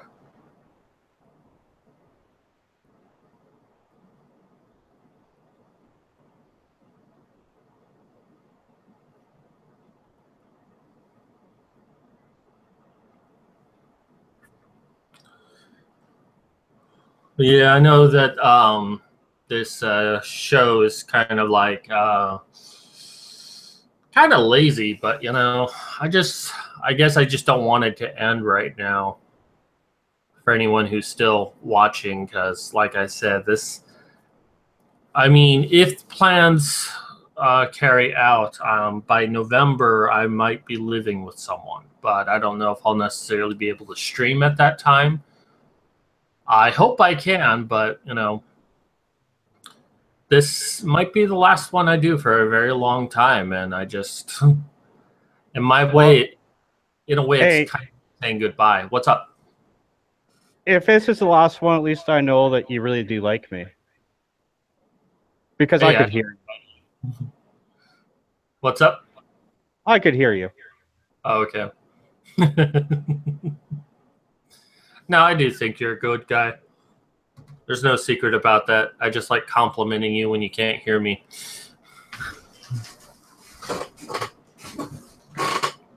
All right. But as I was saying that, in a way, this is kind of me saying goodbye to YouTube for a while. So that's why I really don't want it to end, because I know that when this stream is done, I guess this will be a little bit more real to me. So you can still stream from the library. Just don't say nigger, nigger, nigger all over. I never say nigger, nigger, nigger. That's horrible to say. Mad Woman said. Oh. Crap.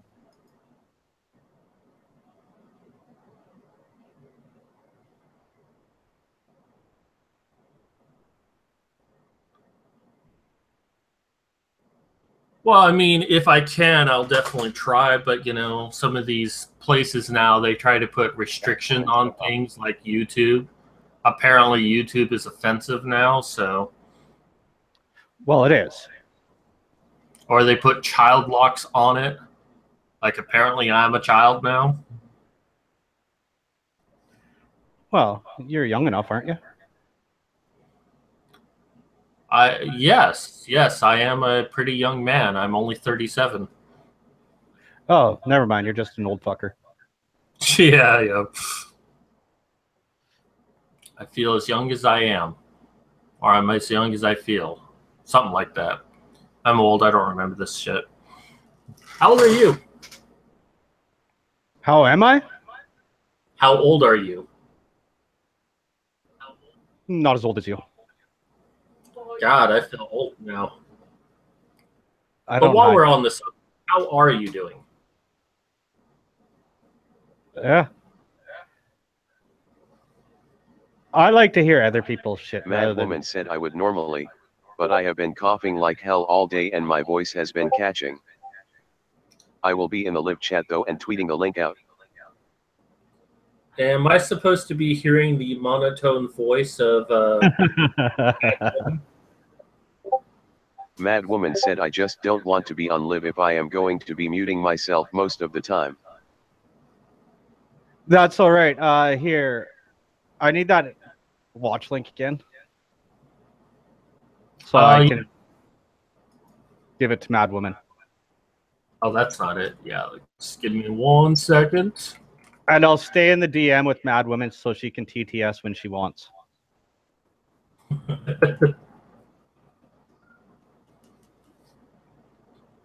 Well, tell Mad Woman she has a sexy monotone voice.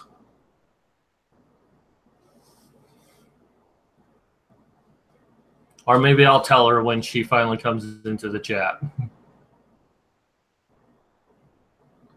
Is that her, a Mad Woman Muses? Yes, it is. Mad Woman, you have a sexy monotone voice. Mad Woman, just TTS something.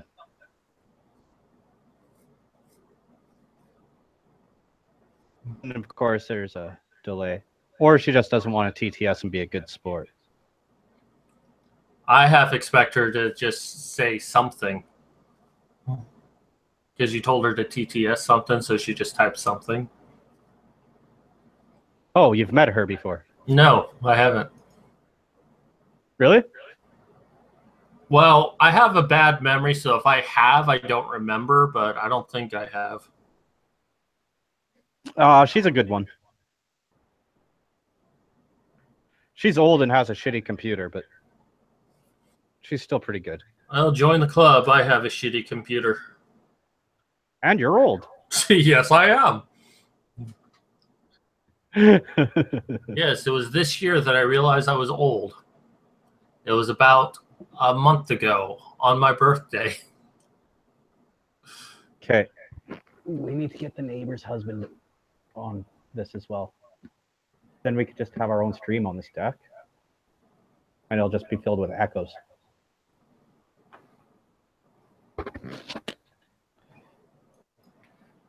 Is she in the live chat yet?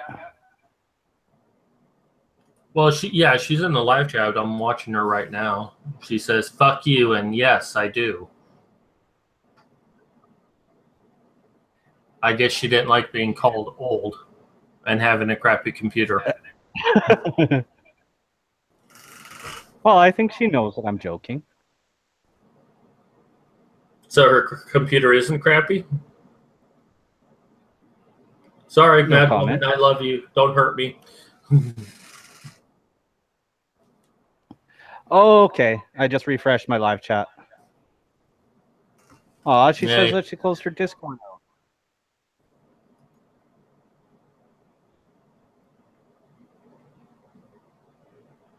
There's only 4 people watching, and one of them is me.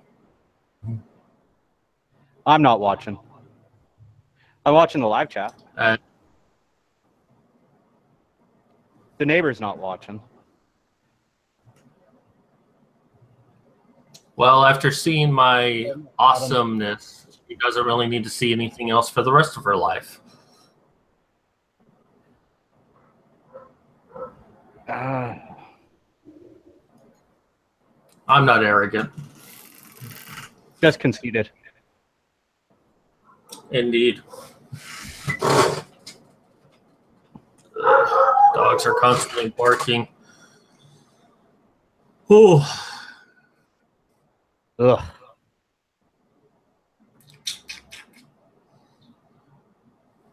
Yeah, let's see who else we can get in, Mad.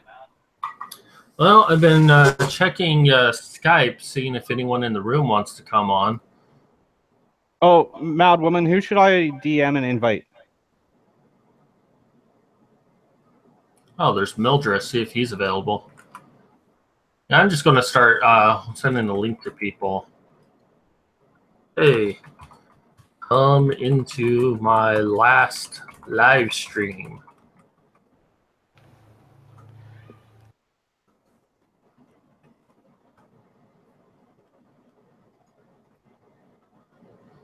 Okay.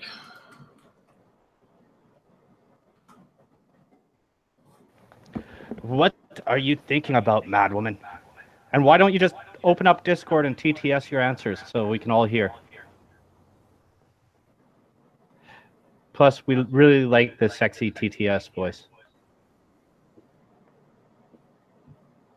Yes, it reminds me when I was younger. I was accused when I was younger of having a monotone voice. Were you? Yeah. People used to say I had a very monotone voice. Were you insulted by that?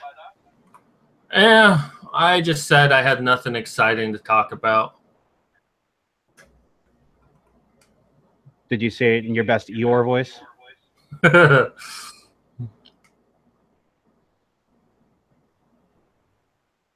Actually, that's actually quite accurate, is that I just wasn't generally a happy person. I was very depressed all the time. And, you know, I never really tried to have anything but a monotone voice. Danny Dushan said, really? Danny Dushan said, should.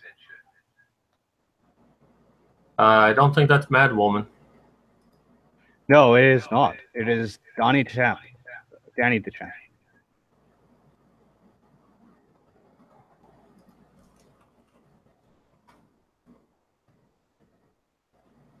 Danny Dushan said that's a while. All right, let's. Oh.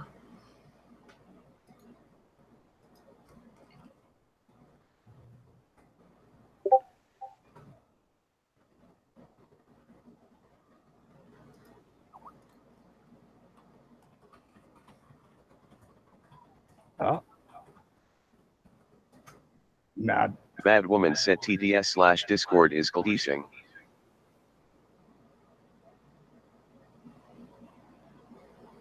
Mad woman said Discord is glitching. See if she comes in. She's cool though, but she is a feminist. So. Who is that? Her name is Tiki Bomber. Oh, Tiki Bomber. Hey.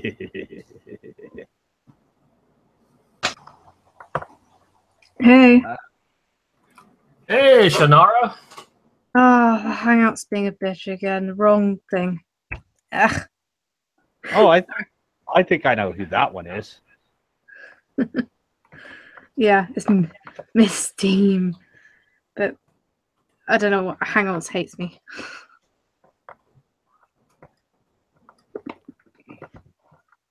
I can't remember the last time you and me were in a stream together. I think it's been about 2 months.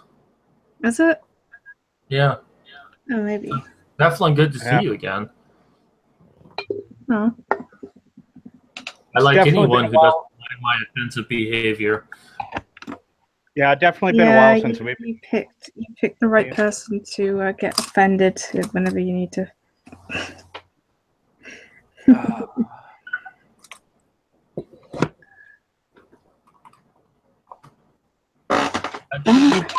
She'll try to join in a few minutes. Tiki will? Okay. Must be great. I don't think I've ever actually chatted with her before.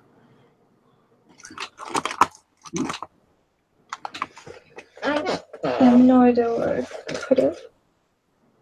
So, how are you doing, Miss Steen? Yeah, I'm doing all right. I'm trying to find a thing and it won't. Oh, it's up there.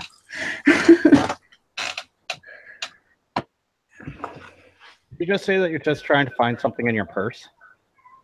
Yeah, and it turned out to be on the shelf. You know, there's a reason why stereotypes exist. I'm just saying.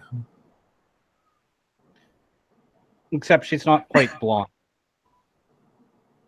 No, I am not blonde. Yes, but purses are black holes. Once something goes in there, it never comes back out again. Is that true, neighbor? Only because women can't be asked to clean out their bag, so it's just full of rubbish, and then it's like one purse. That's why women have so many purses. You know, it's just once it's filled with junk, they move on to the next one. Oh, I don't. Once it's filled with junk, I try and stuff it in until the point where I can't close my wallet. So I kind of just like go, oh, okay, I'll just get rid of this paper. You know what's Yeah, really my- funny? I'm looking at my neighbor here, and she's damn near pissing herself to what Miss Steam said. And going, Anyone see that episode of Seinfeld where George kept stuffing things into his wallet to the point that he couldn't close it anymore? Yeah, that's pretty much what girls do. It's not because we're hoarders or anything. It's because we're lazy. Well, you're good company. We're all lazy here. Yeah. I'm not lazy. Yes, you are.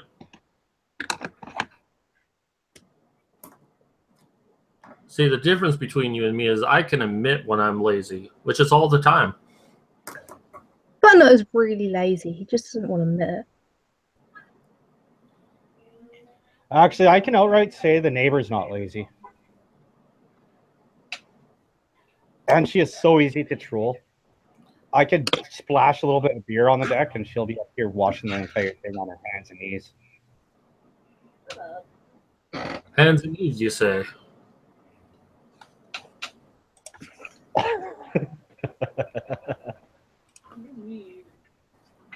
Yay, it's Miss Steen. I mean, what? Hello, friends. It looks like a steampunk witch, and I mean that as a compliment. What's up, Mildred? Hello. Hey, Mildred. Hey, this person I don't know. You guys been having fun without me? Yes. Good. Oh. What are you talking about? I just got here. Well, did you have fun before this? I invoke my Fifth Amendment rights. Are you American? Isn't that thou shalt mother? Oh wait, that's the Fifth Commandment. Sorry. Hello. To both the familiar faces and the not so familiar. Yes, this is modern Medusa. She's the one with the boobs. What'd you say? I think Miss Steam has boobs too, doesn't she? Yes, I do. Prove it. You look amazing. Oh my. Might I say they are very luscious. Why, hello there. I'm also having a drink. Yeah, I'm just gonna show off my cane, my new cane I got. Oh wow, what is that?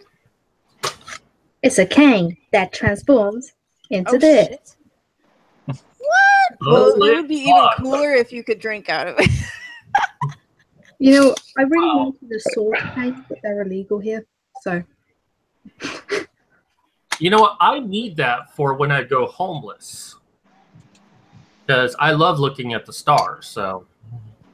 Yeah, stars. Mm-hmm. Okay, sorry, celebrities. When they're naked. Don't lie, it's for hunting booty.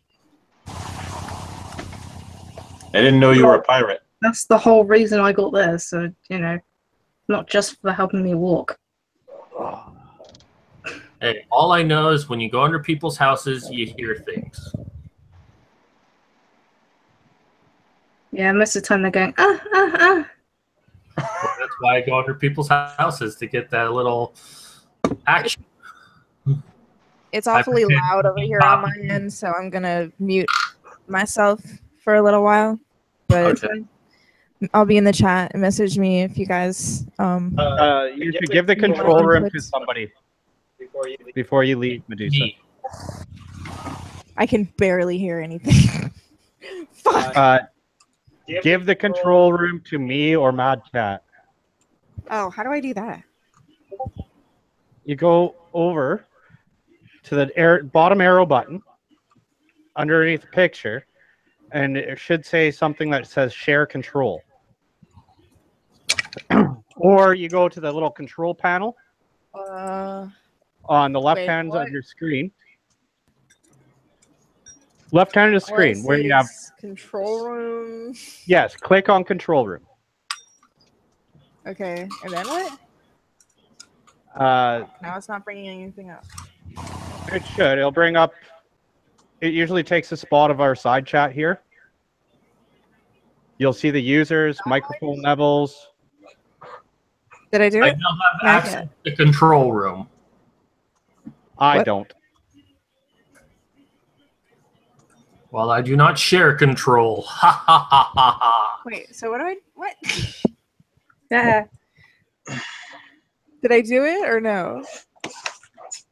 Who are you trying to share it with? Mad Cat? Yes. Mad Cat, do you have control room? Oh, shit. Well, it says I have. It's popped up that I had control room, but I'm clicking on the little down arrow on the thing. I can mute you, ignore you, hide you from broadcast. Doesn't give me the ability to kick you. Not that I would. I just like to know that I could. All right. Well, have fun. Well, I I'm broke gonna it. cry at myself. Fine. No random 4chan links getting sent out then. I broke it. Don't touch it, you'll break it. Yeah, that's my alarm clock. Damn it. So, Steam, Mildred, are you familiar with my situation at all? Just been 2 months. I don't have a good memory. Okay. Well, this is kind of a recent thing, but this stream that we're doing is to raise awareness of the fact that I will be homeless in a few days. So we're trying to raise a little bit of money to kind of help me out. Shit, sorry, man. Okay.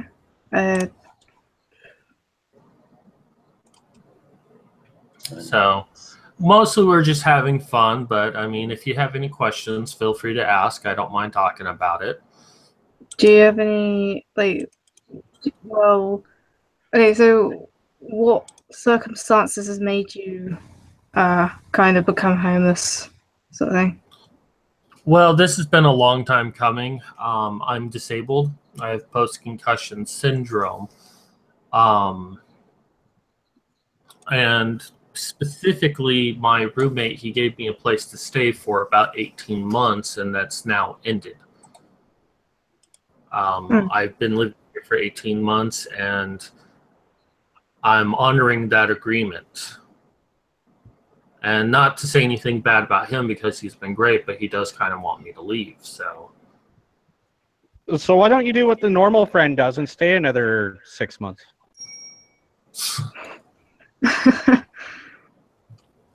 Like, oh, looks like we've got someone new in here. Like my Yeah, I friend was here. asked to come in. My friend, she keeps giving me the go home look, but I'm still on her deck. Tiki Bomber. Hang on a second, I'll be back. Tiki Bomber, the one that Megan keeps talking about. Megan that talks about me? Yeah, he told me, like, he was talking about you, like, I think yesterday, day before. Oh, wow. Hopefully it was That's a new all one for me. good.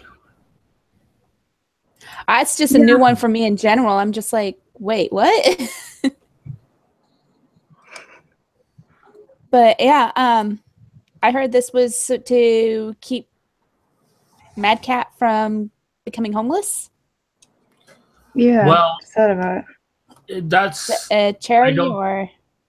Well, it's not so much to keep me from being homeless. I mean, that would be great if that could happen. But mostly kind of raise funds for me to kind of help me while I am homeless. Like, you know, have some money to buy food, water, cocaine. Where exactly do you live at? Do you live in the United States or are you in a? Okay. Are you aware what state do you live in exactly? Pennsylvania. Pennsylvania. They should have a food stamp program, MPA, for you to at least try to sign up for if you don't have any income. I have been calling that phone number because I was on food stamps for a few months. They only let you stay on for 3 months. And since I'm going to be becoming homeless, I've been trying to call them up to see if they will extend it for me. Yeah. But every time I call that phone number, they're like, all our operators are busy. Please call back later. Yeah, the best time, and this is really BS about these social programs, is that they're only open from like 8 a.m. to 4 p.m. Monday through Friday. And that's the only time you can actually call in. I found that the best time to actually call them in general is either Wednesday afternoons or Thursday mornings, because that's when they get the lowest numbers of call-ins. Okay. I will definitely try that. I'm here until Thursday night, so. And definitely, yeah, people should, you know, if you guys can, for the audience, definitely help out Mad Cat. Keep them from like starving and stuff, because it's not fun being homeless. I was in a situation like that before. I've been trying to push myself out from getting into that situation again, and I managed to get at least my rent money for this upcoming month, as I'm still looking for work myself. Yeah, but you got boobs. I live in California too. Everyone has boobs there. I've seen it. Yeah. It was like I was on street for like about 2 days, and then I went couch hopping with everybody. That's the closest to homeless I've been. I was And, homeless for about, let's see, I want to say November, December. About 6 months in Arizona. Where in Arizona? Tucson. Before I moved to Pennsylvania 18 months ago, I was living in Arizona in the Phoenix Mesa area. Oh, yeah. So you know about the ABC Bakery? Oh, yes. I love that episode of... Have you actually gone to their bakery before the airing of that episode? No, I never knew about it until after that episode. I'm like, See, what the hell? Why am I now learning about this? I went to that bakery in Phoenix because I did go to Phoenix later on to try and get a job, and because they had a for help sign in the window, and they told me that their application positions were already filled. I'm like, okay, no big problem. And then like a few weeks later, we go and eat there, and it was just disgusting food. I've even pointed it out. I was like, this is nasty food. Like, I could cook better than this kind of shit, and I don't even have a culinary degree, right? And that's literally my comment. Apparently, our hostess or waitress had overheard the comment and reported it back to the chef, and they got mad. They didn't come out and storm out or anything like that, but they got mad because they decided to like double our fee on our bill. And it's like, what? It was not worth it. I'm like, we're just out of here. We just literally, you could call it a dine and dash if you want, but we just got up and we left, and we were like, we're not coming back. Damn. I mean, that show did not do them justice of how bad it was. I've read other people who have worked there, and yeah, it was pretty bad from what they said. Yeah, and I've like it's really funny because you can seriously walk through Phoenix, Arizona, go into like a Walmart, and at the time bring up ABC Bakery, and at least half the people in Walmart, both employed and not working as customers, are there saying, yeah, they're bad people. We work there, or we've had family who's worked there. It is really bad. So does anyone else here know what we're talking about, or? No, the neighbor is having more tobacco out of a bong, and I'm half asleep.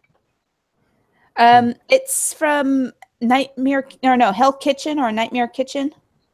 Kitchen Nightmares. Yeah, from Gordon Ramsay when he was traveling around in the United States filming his series about all these places that he tries to help turn over. And this is the one, this restaurant literally had him stop that series. Yeah, it was the first time he had ever walked away from a restaurant in the 5 years that he did it for the United States, and I think he did it for another 5 years in the UK. Yeah, not just the UK, but Europe, because he went to France too. Yeah.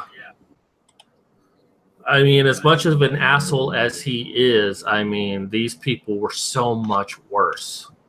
These guys are like the okay, so you guys know how there's a cancerous side to SJWs? Isn't that SJWs? No, there's a cancerous side to the SJWs, because you have the people who would be like not as extreme, but they're still SJWs, and they have the extremists. Mm. These guys are like the very cellular organism that creates the cancer for the SJW cancer. They are that bad. Yeah, I was watching. I was on a documentary binge. I watched Jesus Camp, and I also watched Allah Camp. Right, so it's like it's these camps. They send these children to basically worship God and all that stuff, and it's very cultish.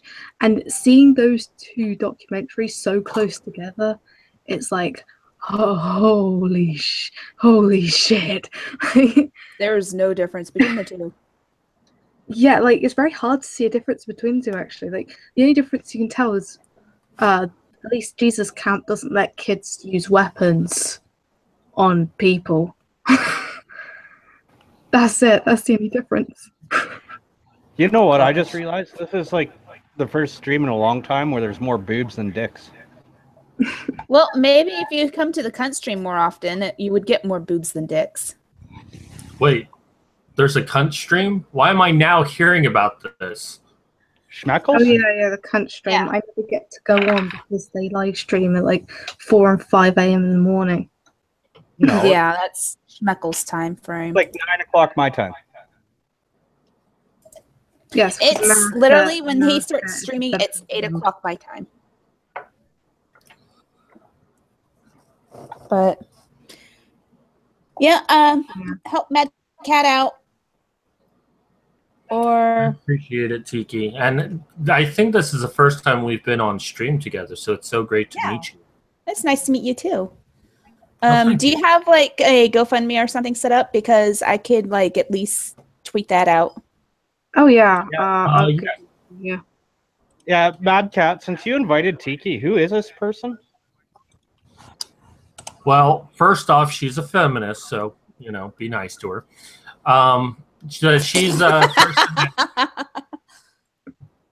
She's someone that I know on Skype in kind of the B-list chat room that we're in. And she's a pretty smart girl who knows how to shitpost, so that's why I like her. Oh, okay. Well, pleased to meet you, Tiki. Nice to meet you too, Futter.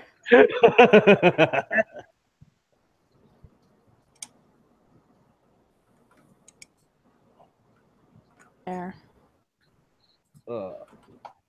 Maybe I should tweet that to Miss Anon. I don't know. Like, I'm getting... Oh, that's somebody I should invite. Or Tiki can invite her.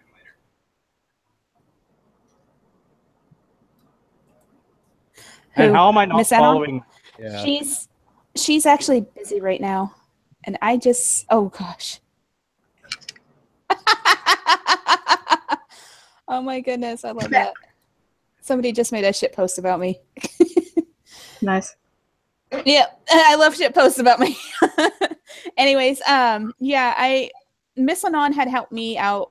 Literally, she had told me to start the GoFundMe for myself, and I did. And then, like, an hour later, the quota for my GoFundMe was met. So I'm tweeting that out to help you out as well, Mad Cat, because, yeah, you do need the help. I appreciate it. Actually, the GoFundMe was started by a friend of mine. She really wanted to help me out. She's been really trying to get it out there to everyone. So, You have friends? some. One and a half, really. Oh.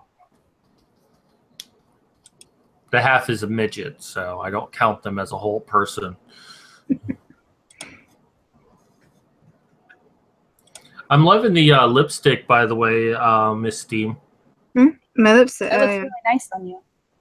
Is that black or is there a little red in there? I can't tell very well. No, it's black. It's Okay. black. I have an order of actual good lipstick coming, but you can only order it online because the shops don't sell it. But but you can get the cheap one from any goth shop. Yeah, the best goth. Don't get me this shit. The best goth shop I found is the dollar store. Tiger Lily is pretty good. It's more for like people who are broke. Yay, we've got some white trash in here. I mean, Chagrin in here.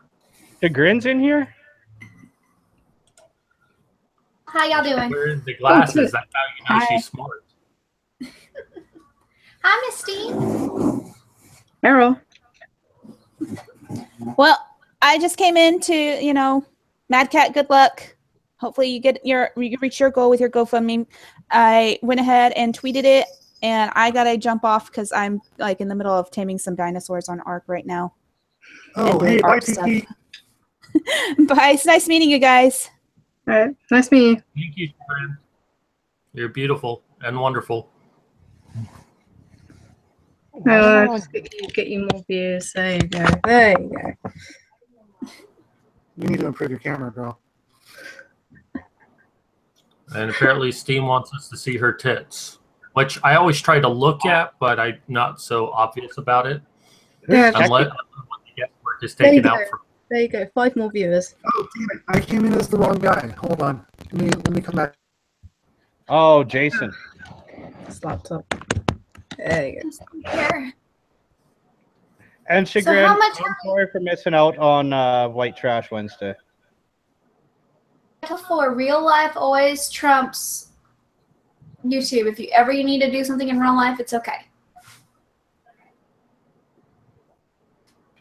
Yeah, I wasn't feeling good. Real life was my couch. I'm sorry. Let's see here. There we go. But I'm almost caught up on Pretty Little Liars. So Yeah, I was wondering why Tiki didn't recognize me. Hey, Jason. Hey, Chagrin. Oh, How are you? I'm good. How are you, girl? I'm good. Did you get a hangover? No, I didn't get nauseous or have a headache, but I did feel like I got hit by a freight train. Well, that's understandable. I still felt pretty hammered the next day too, and so I tried to troll drunk, and I'm not good trolling sober, so it was awful. Oh. I'm never doing that again. That was a one-time thing. Damn it, I missed it. Yeah. By the way, did you see the calendar that we put together, the digital calendar? Chagrin? Yes, I did. What did you think of that? I really liked it. I liked the backgrounds. are you in that one, Chagrin? Did you just call me sir? I call She did. everybody sir. I get in trouble with that a lot. She's from the South. It's a thing. I know where she's from. She basement shamed me a couple weeks ago. I did not basement shame you. You were absolutely basement shaming me, saying that I wasn't trashy enough for your stream. I did not say that. You implied that. I just said that I already had enough guests. Don't you dare put me on blast, Mr. Futter. I will return the favor. Oh god, I love your accent. I was thinking the same thing about you, Miss Steam. Aww. Yeah, I sound like a monotone cunt. You already sound like at least 30% more sophisticated than I do. So Oh, you show got her the that cane. going for you. Show her the cane. Oh, my cane. Yeah, okay. So I've You got this already new broke her cane. because my last one is shit. So fuck this one. So I got a new cane. This is what it looks like, right? Pretty cool. Nice. So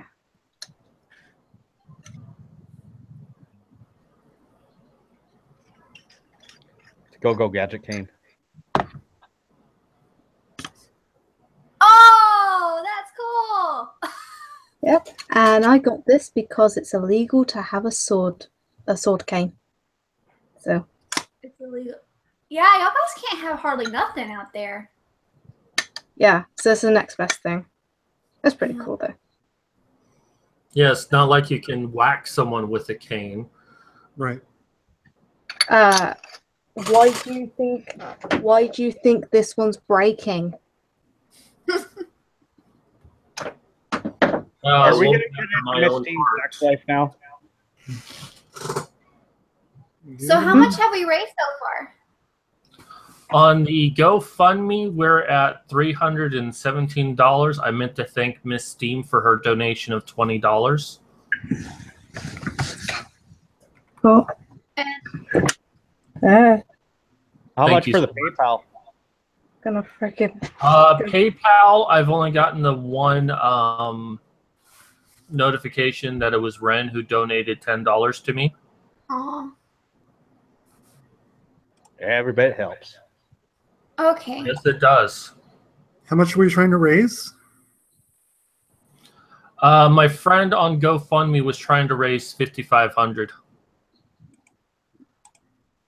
And it was a tall order, but it's good to aim high. So Yeah. I'm sure Butter's neighbor knows that very well. What's that? I said it's always good to aim high. Because That was- Futter's tall? No, because his neighbor's getting high. And she's laughing. All right, let's see here. Yeah, I'm actually on my neighbor's deck, Chagrin. Oh, I gotcha. And if you hear an echo, it's because she's also in this hangout call. Gotcha. By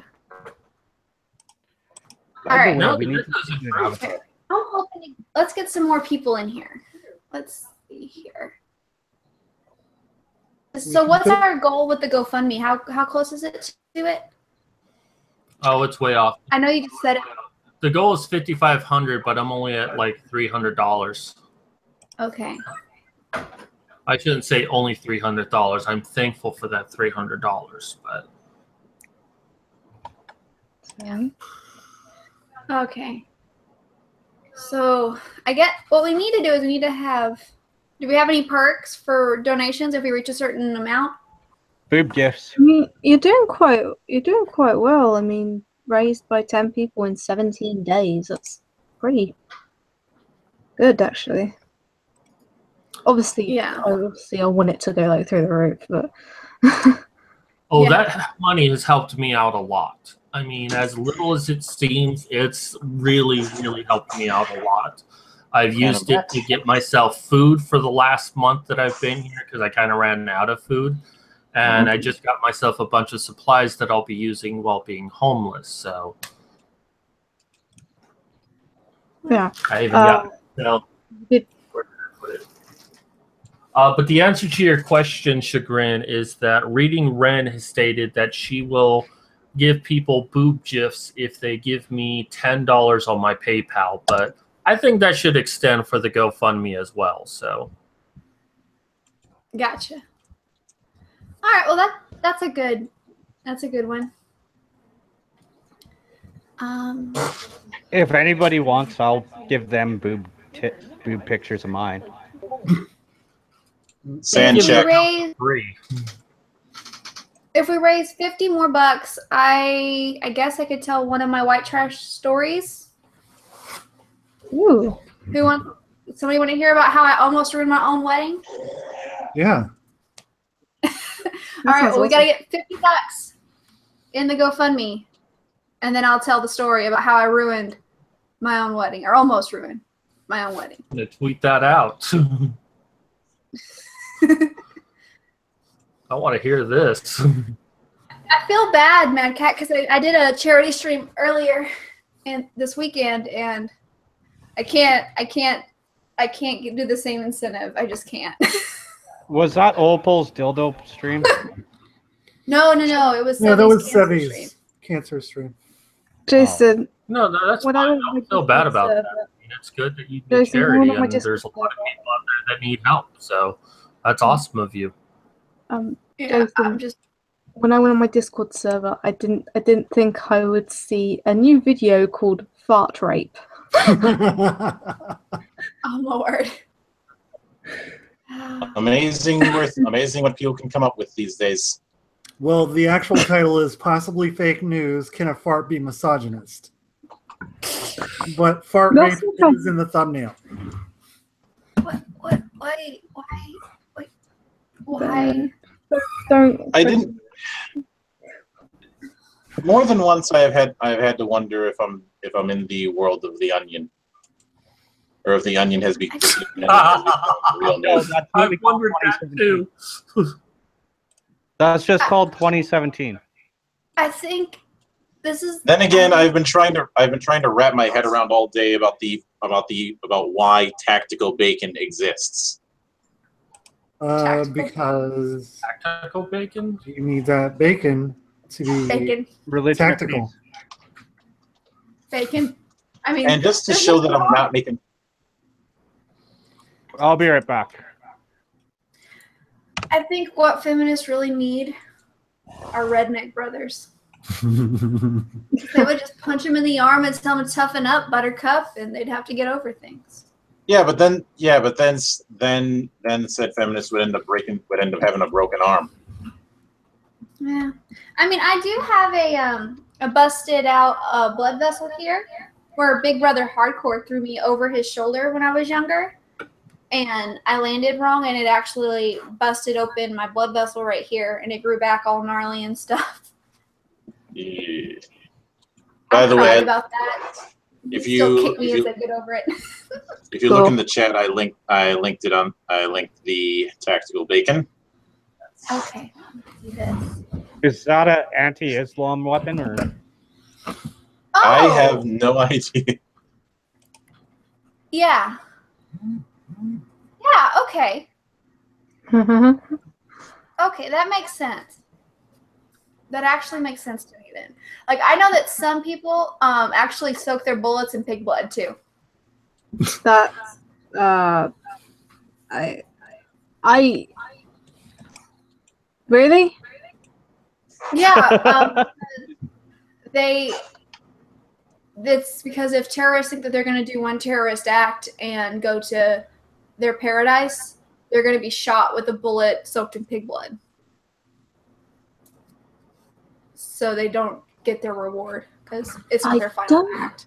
I don't know how to But feel that's about giving that. power to that religion. So anyway, it's just weird. It's just weird. But there are some people who are like, who I've seen videos on it where they're soaking their in, like, I've seen it in bacon grease and in pig blood and stuff like that. I'm like, you're gonna jack up your weapon.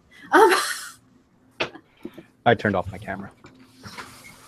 Well, I don't know how to feel about that. I don't know either.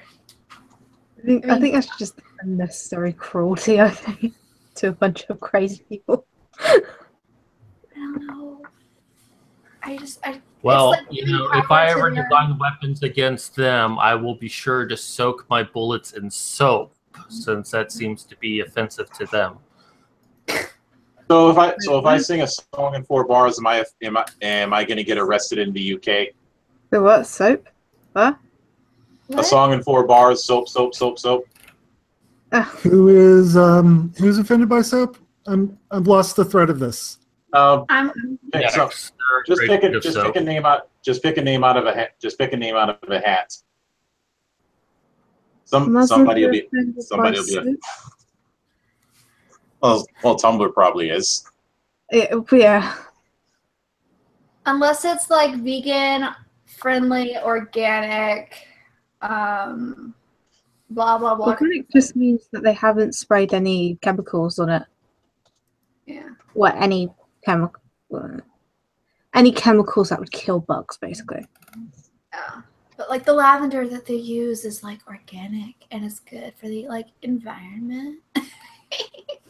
I seem to recall. I think this was like 4 years ago. A TED talk by, I think it was like Warren Spector or something like that. But he was talking about why he felt people are very anti-medicine but pro-herbal. And he basically equated it to a kind of Pavlovian fields thing. Like because of this idea of medicine and science being cold, lifeless, instead of warm and inviting with organic shit. So even if it doesn't work, they think it'll work because it's not as cold, or it's not, or if you prefer, it's one of those cases where because something is established, it's seen as anything that's different from the quote unquote established is seen as better by divine right. Well, it's kind of like some people like home cooked meals versus processed food. They think that somehow it being cooked, in your own home is somehow better than getting fast food. I mean, it is, don't get me wrong, but it's basically the same principle. That if you can see the process in which it's done, it somehow makes it superior than something you buy over the counter. I think it's I had to. Okay, so I have a friend who has those woo-woo science channels. Mm-hmm. You know those spirit science channels. Yeah, he has one of those. He's okay. So because of this whole health thing, like keeping healthy, keeping organic, all that stuff, he has cancer, and it's not in heavy stages. Like it's this just can get rid of sort of thing. And he refused treatment because it was bad for the soul. So I told him, okay then, don't bother coming to England to see me. He went and got treatment. I basically threatened him that I'll never meet him. I'll never meet up with him. And he's like, fuck, I'm gonna do it. Yeah, I've always wanted to meet someone who's convinced that Western medicine or any medical intervention at all was the tools of Satan. And I'm like, didn't God make everything? Then why is it bad to use something God? He doesn't think it's Satan. I have met those type of people, and every time I do, it's only about 5 minutes later that I feel like I need to bang my head against the wall because that would be less painful. Wait, he doesn't think it's Satan. What he does, he thinks it's corporations purposely make you more sick in order to buy their stuff, in order to run a money business thing. He explained it better. No, so essentially Satan. Yeah, but he doesn't use the word, but same difference. Yeah, but he was avoiding treatment that could actually save his life, and I basically had to threaten him in order to get the fucking treatment. So,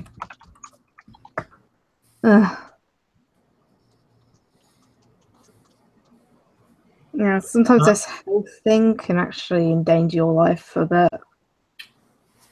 Be careful. Well, more often than not, whenever I see the people who are really far into the whole organic shit, I feel like I'm dealing with somebody who's in a cult. See, the thing is, that's probably fair. They think organic stuff automatically means healthy. It actually doesn't. It just means that they haven't sprayed the same chemicals to kill bugs. Basically means they haven't sprayed the chemicals that kill pesticides on the plants. Well, I think naturally grown, not meddled with. But that doesn't automatically mean healthy though, because you can make unhealthy food from vegetables. This is true. I think that what we're witnessing with the whole organic food craze is something called, I think it's called capricious consumerism. Yeah. And it's the same kind of basis of why some people will buy an iPhone or a Rolex watch because it's a popular item. Because if I have this, it means that I'm successful. Well, they get organic food because it means they're healthy. They don't really care about the health benefit. They just want everyone else to view them as such. So that is why they are all so gung-ho about all of this. So it's virtue signaling. signaling. A food version of virtue signaling, yeah. Well, over here, it's pretty much hammered in your head that organic is good for you, organic is healthy. It's really hammered in your head. It's it's not exactly true. Organic doesn't mean. The only way it's true is if you get your vegetables from China that doesn't have regulations on what pesticides they use. But the way to defeat that is just really wash your vegetables before you eat them. More or less, but there are some things that can actually can't be solved just by washing them. Have you heard crap, what's it called? I think I got it wrong, but a broom rape. It's basically a plant, and it leaches off potatoes mostly, and basically, if you eat one, it's you can get treated now, and it won't be too bad. But it basically acts like LSD, and Cool. it could be it could be really bad, and it can make you like vomit and diarrhea at the same time. Ugh. I don't like that part, but I like the I LSD did not part. need that image. Well, people used to die from it, but now with medicine, obviously, people don't really die from it. They just have a Are you weird. talking about ergots? Anyone That's else it. thinking about the movie Kick-Ass 2? But yeah, that's What? Why did that come to mind? Kat? Oh, because there's this scene where she uses the stick on someone and they shit and vomit at the same time. Okay. Well, I mean, yeah, the thing is just try to be conscious of where you're getting your produce from, but that's difficult with supermarkets because they don't always tell you where you get it from. But you're 100% right. Just because it's organic doesn't mean it's healthier. It often has the same nutritional value. And there was a Penn and Teller bullshit episode where they talked about organic food, and they're doing a taste test between them. And a woman cut up one banana and then put them side by side and said one was organic. And the woman who was taste tested is like, yeah, this sort of tastes like a banana, but this one is definitely tastes like a banana. You could really taste it. And it's like, it's the same banana. Yeah, Yeah. that sounds like something they do. The thing is that they keep saying, "Oh, genetically modify our food, genetically modify our food," like it's a brand new thing. We've been doing that shit for centuries. The reason we have the current banana that we have is genetic modification. Yeah, I mean, have Yeah, you seen but the reason videos? why it's one of those cases where about they it? can't stand that because of the whole word thing. It's the whole soft language phenomenon. Like they see it as genetic modification. Bad. Well, Boy in the Band, he points That's genetically modified. Boy in the Band, he points out in his Prince EA video that Prince EA said something like, "Oh, genetically modified food," and he's going, "We've been genetically modifying food for centuries. Bananas used to look like this, and it looks like a nasty thing you would never eat in a million years." It really does. Corn started out as a common wheat before it ever took the shape that it ever did. And it was cultivated over many generations before it finally became what we know it as today. That's genetic modification. Oranges used to be green inside. Like a lot of people don't know that. They used to be green inside. They didn't used to be orange. I do not believe I would eat a green orange. I might. I do not like them, Sam. I am. Have you guys? I do not like green oranges and ham. I do not like them, Sam. I am. I would not eat them in a boat. I would not eat them with a goat. Like they would be safe to eat, depending if there isn't any maggots in it. But it would have been safe to eat. But it's like, we've been genetically modifying things for centuries, and it kind of obviously color changes, the way it looks changes. It's nothing new. People are like, "Oh my god, GMO." Well, I'd rather eat a goat. I'd rather eat a boat. Chagrin is trying to talk. Yeah, but she's just white trash, so. You shut your whore mouth. I have a show called White Trash Wednesdays. It's okay. I still think Futter should shut his whore mouth. No. I don't think it has anything to do with me calling me white trash then. Okay, good. All right. So, have y'all guys ever seen the experiment where they took the same type of cupcake and we put one on just a paper plate and one on a nicer little china dish and did the taste test that way, and it was the same exact cupcake, and they said that the one in the nicer dish tastes better? I haven't seen that, but it makes sense. I haven't seen that, but I've heard of another one. I think this was on Adam Ruins Everything, where they did a wine testing and got the cheapest possible wine they could and put it into a fancy bottle and then gave it to wine experts, and they said it was the best thing they ever tasted. Yeah. I tried to tell my nan about that, and she was going on like, She's going on like, oh, he doesn't know anything. Wine tasters are professionals. I'm like, will you just watch the episode? No. I mean, we only have from them saying those are actual wine experts. They could have just hired actors, you know. Well, yeah. Seriously? Okay, to be And honest. Well, I I distinctly recall at one point parodying the whole thing. I know a Bless you. 30-year-old wino. Thank you. I don't drink, and I know a very good 20-year-old alcoholic. Right? They've all tasted expensive wine. They've all tasted cheap wine, and they said there's barely any difference.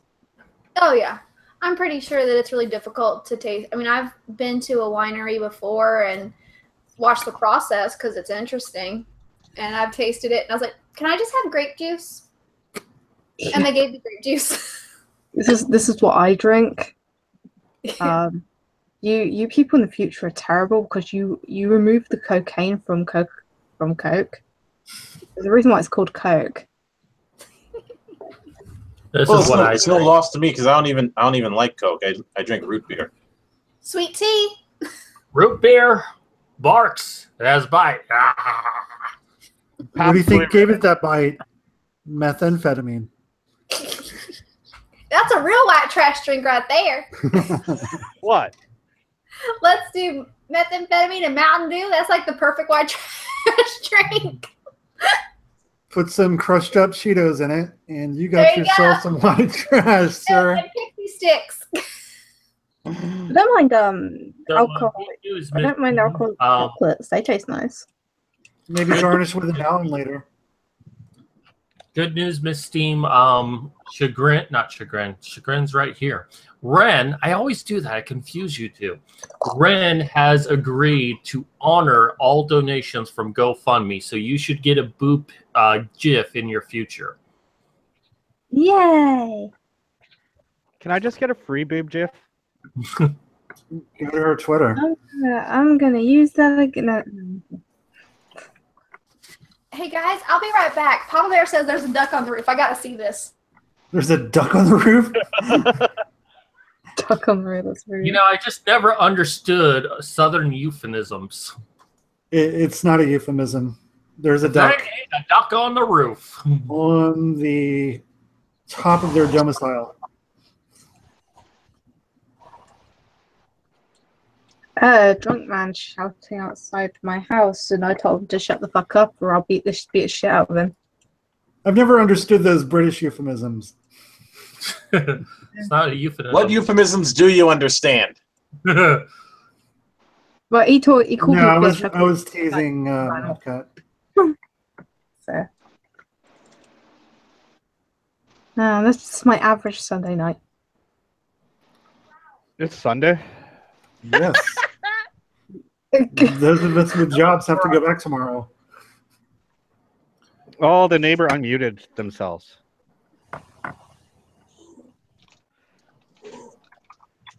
I'm disappointed because the neighbor was back in before I was in. That's what happened at my wedding. What? That was a joke from before with Copper Cab that I butchered. Yeah. Did you figure out who Copper Cab was yet, Mad Cat?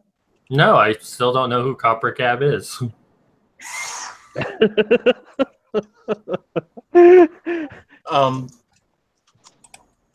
So at an Irish wedding, the priest stood up and said, "Would all the married men stand next to the person who has made your life worth living?" The bartender was almost crushed to death. Well, no, I like making fun of Mad Cat. So Copper Cab comes in. Mad Cat was just like, "Who the fuck are you? I don't know who the hell you are." And it was borderline rude to Copper Cab, just like, "You're an annoying pleb. What are you doing in here?" Can somebody explain to Mad Cat who Copper Cab is? What's the point? He's a troll. Yeah, he's just a troll. Of course he's annoying. No, it was just really funny because Cat appeared in a stream once and he wouldn't stop shouting, so I muted him and told him to fuck off. I didn't even think he was relevant. He was relevant. So what you're saying then is he's a troll, and I got the best version of him from the rest of you, because he was kind of nice. He is actually a really nice guy. He was nice on Politipod's cancer stream when I was in that. Although he did try to. He asked me some questions, but I was way too drunk. I'm sure I he was got a nice. wasted. I'm sure he's a nice guy, but Is there a time when you're sober? Okay. Wait a minute. Grand well, gets sober? I'm just saying he's a guy who loves his Mima. Yeah. So was he actually offended him when I used that term? Or was he just being an ass? A little bit of both. What's her? Okay. Ginger. Oh. Now, who said that? Who asked if I was sober? I'm always sober. I hadn't drank in over 10 years. Bullshit. How were you hungover after the cunt stream then? What? I heard that you got a little out of hand on the cunt stream. Well, yeah, because that's the first time I drank in over 10 years. Yeah. Oh. I thought Texas women drank from the moment they were born. I mean, No. I want to turn my camera on. Yeah. I drank. I mean, I stole my daddy's beer when I was 12. I didn't like it. Well, And then I it didn't was drink. probably American beer, so there you go. It was probably Bud Light. Lone Star, wasn't it? No, it was Bud Light. Called it. Oh, Bud Light's good. Wait, that Bud Light, I only use now to marinate my steaks. That's all it's good for. Anyway, when I was a bit older, when I was about 18, I did drink a bit, and I did get a lot out of hand. I punched somebody and cracked his rib. He still whines about that. And I'm like, dude, you were in the Navy. You need to stop whining about that now. Big baby. And one time, Papa Bear had to lock me in a room because I was ready to fight. He's like, nope, you just go to the room. Just stay in there. But after my dad died, I stopped drinking, and I hadn't drank for over almost closer to like 11 or so years. about a year ago, I had a drunk stream where I drank an entire bottle. I think it was scotch. I don't remember. Oh. But like because it was like the 4th year anniversary of my injury that made me permanently disabled. So I just really wanted to get drunk. So I stayed on for like 2 hours straight, just drinking shot by shot. And yeah, I definitely got drunk, and I think I puked quite a bit too. But it was funny. For the first time in my life, when I thought about alcohol, I just got sick to my stomach. It took me over 8 months before I drank a sip of alcohol again. Ugh. I can't imagine that. I've never gotten that drunk, but I don't like to drink. I don't like who I become when I drink. I get really angry. I yelled at Politipod on his own stream. What? Yeah, that'll happen. Last time I got drunk was about nearly a year ago when my girlfriend dumped me. Ugh. You're gay? Bye. Oh. Yeah, she's the good kind of lesbian. She likes dudes. Good kind of last. Oh my word. Yeah, I wouldn't bang any of you guys, but I'll bang Chagrin. Chagrin. Yeah, I think we'd all bang Chagrin, but she has a Papa Bear, so. And he's right here. Oh, shoot. I'm sorry. Don't hurt me. I mean, he could join too. He could join too. Yeah, I think you're the only one that says that he can join too, though, Miss Steam. I didn't realize he likes to watch. Listen, he could be in the middle if he wants. Oh my god. Hey, he's mine. Back off. All right. So you're in the middle. I will fight you. That's All right, mine. all right. We could Can we work get something like out. maybe a mud pit? Like we could work something out. Like you could be in the middle, and I promise I won't touch him.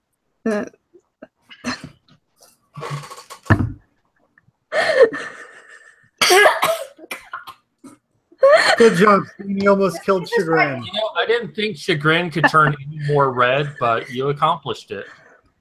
So why are we on the GoFundMe? Oh yes, let's go ahead and check that. Oh, I love embarrassing girls. It's funny. Yeah, where are we sitting, anyways? We're You still okay at now? 17. I just gave the link out again. Let's see here. Oh my word. Hey Thrax, let the people know that if we raise $50 more, Chagrin will tell us an embarrassing story. Oh, no, it wasn't Papa Bear. It was my friend. Well, I call him Wookie because I swear, if this man shaved his, like, if they shaved down Chewbacca, they would find this man's face underneath it, and he's huge. And anyway, he was my friend from college, and he's built like a door frame. So what had happened was I was dating this guy that my daddy didn't like, and that should have been my first clue that he was not a good guy. And he started a fight with me right after I'd had a lot of drinks, and he was going to leave me in this hotel room with all these other people. Some I knew, some I didn't, and he was going to go out to a strip club with my guy friends and leave me there. And this is my boyfriend. I was mad because I was hammered, and he should have stayed there with me. And I'm going to take you to the strip club. He didn't. Yeah, he didn't take you to the strip club. I didn't want to go to that. But I always took my boyfriends to the strip club. Well, I'm sure you would have a good time there. I would have been ready to fight him because those girls are just doing their job. But I'd have been fighting him. But anyway, so I storm off from him, and somebody grabs my arm and pulls me back. And I think it's this guy that I'm dating. So I just go with that momentum of somebody pulling me with my fist out, and I go to hit this guy in the face where I think his face is. There's Wookiee's ribs. And I just smack right into his rib, and he swears I cracked his rib. Big baby. That's Papa Bear? I think he's just trying. No, it's not Papa Bear. It's Wookiee. Wookiee. Pay attention. I've never laid a hand on Papa Bear. Has anyone ever seen this Papa Bear? I'm quite certain. I saw Papa Bear the other night. What? I think I've seen him. I know exactly what Papa Bear looks like. Oh, yeah. I would never hit Papa Bear. I love Papa Bear too much.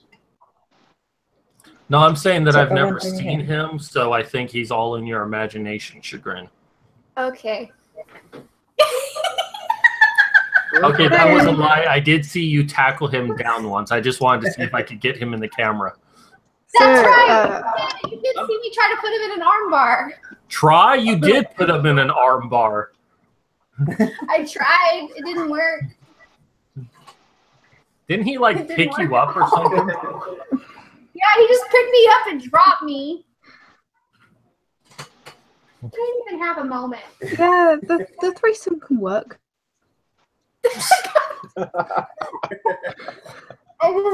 No, it's mine. Papa Bear, you're being negotiated for.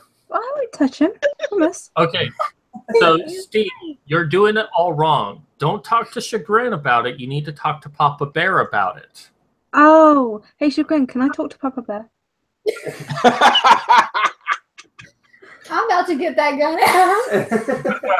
out. You need a long reach for that gun, Chagrin. Hey, as long as she stands on her side of the pond, we're good. Oh my god. Now, when everybody starts immigrating over here, I'll be like, okay, everybody can come to Texas, but Miss Steve, we got to have a talk. Hey, when the British start coming over here to get away from their own country, I'm going to be like, hey, we were in America before it was cool. Hashtag patriotic hipsters. Yeah. Oh man. Technically my ancestors were over here before it was cool. But anyway. We was gator hunters and stuff. Nice. Gator, some good meat. Oh man. I always wanted to try gator. Nope. Well, you can go to the grocery store and buy alligator boudin and try alligator. Yeah. Although it's got like all the I do it spices. myself. Well, that sounds difficult. I would suggest getting boudin. Nobody does that around here. We just do boring stuff like fish. I haven't tried gator yet. I've had frog legs, which I don't recommend. They're like they rubbery. don't taste of anything. Yeah, it's Frog legs were just the last time I had those were disgusting. yeah, they weren't great. Probably Usually won't cook properly. get them Granted, at that was the granted that was like a decade ago, but no. Well, the China way you Super describe Buffet. them makes it sound like bad calamari. I like calamari. Now calamari's good done right. No, that's why I said bad calamari. Like, you know, when you get it in a restaurant and it tastes all rubbery and stuff. Yeah. I ate that when I was pregnant with cologne and I was just enamored with it, but I couldn't eat it after that. The only thing one of the few things I won't do is liver. Yeah, it's got that mineral taste to it. I hate it. Or some really dry turkey. I won't do liver, but one food that I really, really hate is Jell-O. And when I was 13, I had my appendix taken out, and I loved Jell-O before that, but I had it in the hospital, and for the rest of my life, every time I look or even try to eat Jell-O, I want to puke. Mm. Now, I am excited because Papa Bear's supposed to go dove hunting this season, and I'm supposed to get some bacon-wrapped dove on the smoker, and I'm excited about that. That sounds neat. Well, if it's bacon wrapped, it can't go bad. Well, as long as ducks die, it's a good thing. No, I dove. haven't had duck in a long time, Oh, and I dove. didn't like it the last time I had it. It was kind of stringy. So I'm guessing it just wasn't prepared right. Oh, you said dove, didn't you? Yes, ma'am. Oh, I thought you said duck because I hate ducks. Oh, I've never tried dove, but one of the guys at my church is going to give me a recipe for bacon wrapped dove, so I'm excited. I've never eaten a dove. I need to do that. You need to make it cry first. Last year, I got to try deer. It wasn't bad. Deer's good. I love deer. I love deer jerky. My brother What gamey taste was. I never understood what people talked about when they say. Although here's the weird thing for me. For reasons I do not understand, tryptophan does not work on me. The stuff in turkey that makes you fall asleep. Right. Tryptophan. For whatever reason, it doesn't do anything to me. Lucky man. Well, they've demonstrated on posters that the tired feeling is more likely from the fact that people have eaten too much than the tryptophan itself. I mean, it has an effect, but not to the great effect of eating like twice your body weight in food. Isn't there a gland near your stomach where once your stomach expands to be too full, it like pushes on this gland that releases some type of hormone that makes you fall asleep? I wouldn't be surprised. I don't know. I might be wrong on that. A guy, some Cambodian I dated in high school said that to me, but I don't know if it's true. I think it's more. I think it could be the truth of like you ate so much that it, I think it's got other combinations with it. Like I don't think it's just that, but say if you're tired already and you just had a big meal, for instance, it's like you're using so much energy to digest the food, you're probably just running out of energy. Well, I do know that when you eat something, blood comes from parts of your body like your extremities to your stomach to help with digestion, and that's why they say not to go into a swimming pool or any body of water 15 minutes after you eat to give time for blood to get back to the rest of your body. Yeah. And also that's why a lot of people are like really cold after they eat. Like I get that. Well, around here, I'm always cold, so moot point there. You're from Minnesota. I get cold in Texas. Exactly. Great. Well, that's because from what I hear in Texas, there can be these flash freezes. Yeah, but they're kind of few and far between. Mostly happen in the desert. Although I think one of the funniest things I ever saw was the one time I was in Georgia, and there was 1 inch of snow, and everybody lost their shit. Yeah. And I'm just, and everybody, I'm seeing the entire area in a panic. I'm just going down and going, what? It's just half an inch. Seriously, people, calm down. When Clone was about 3 years old, we had about a foot of snow. And it shut down the place for a week.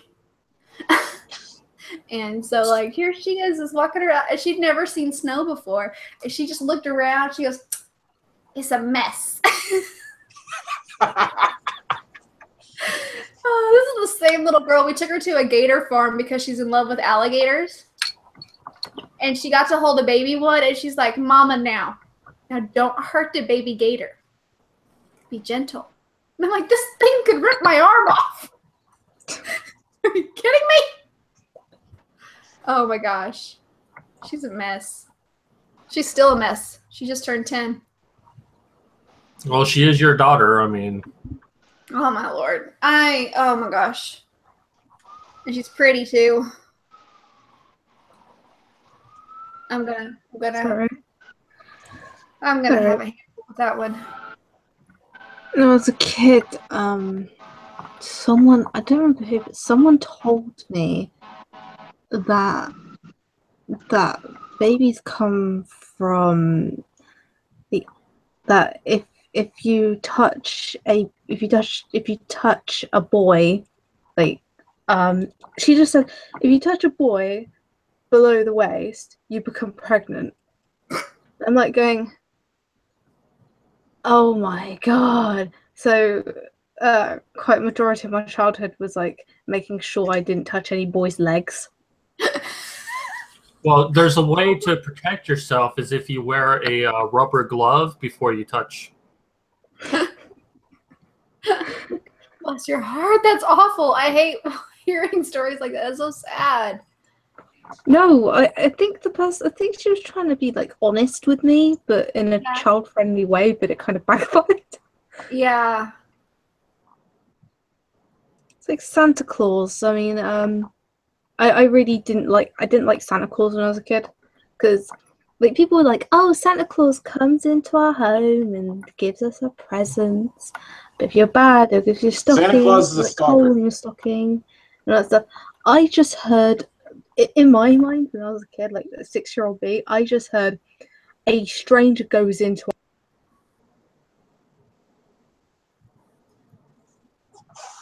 Oh no, she froze.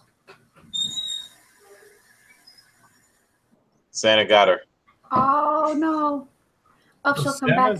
I think I put a wooden mousetrap once in a stocking. Because I am a horrible person. Did you find coal in that stocking? I remember. I put that in there because I was insulted that I didn't get coal. Oh. Oh, she's back. Yay! She's back. We can hear the rest of her story. God, you know the price of coal these days? It's actually better to get it. Hey, I lost connection. Okay. All right. So you were saying Sorry. that like you heard it. Yeah, I basically in my 6-year-old brain, I literally just interpret it as a stranger comes into our home, leaves stuff in my house, and spies on me. Well, yeah. So every year I tried to set traps for Santa Claus. Well, So did part of those traps come from watching Home Alone too many times? No, these were terrible attempts. For instance, my mum's phone, it was very loud, and I thought, oh, if I put it in the door, in front of the door, then Santa will step on it and all that stuff. Just turned out like my dad just broke the phone. Aww. Yeah, shit like that. Every time I hear that, I always think of the Cosby routine about the chicken heart. Chicken heart? Yes. Which, I if think we all need if nobody objects, I am perfectly willing to tell that story. Do it. Well, now Okay. I want to. I'm 7 years old, standing up in my crib. I kept falling out of the crib, man. Don't interrupt me. They gave me a bed, but I just kept falling out of it. I'm standing there, parents walking back and forth. They're clearly going out. And this is before babysitters. Parents did not believe in babysitters at this point in time. It was, what? Let some stranger look after my kid? I'd just as soon leave him home by himself. So now my mother comes in. I love my father's approach. It was basic. Stay in the bed. That's all. Stay in the bed. I knew how to answer him. I will.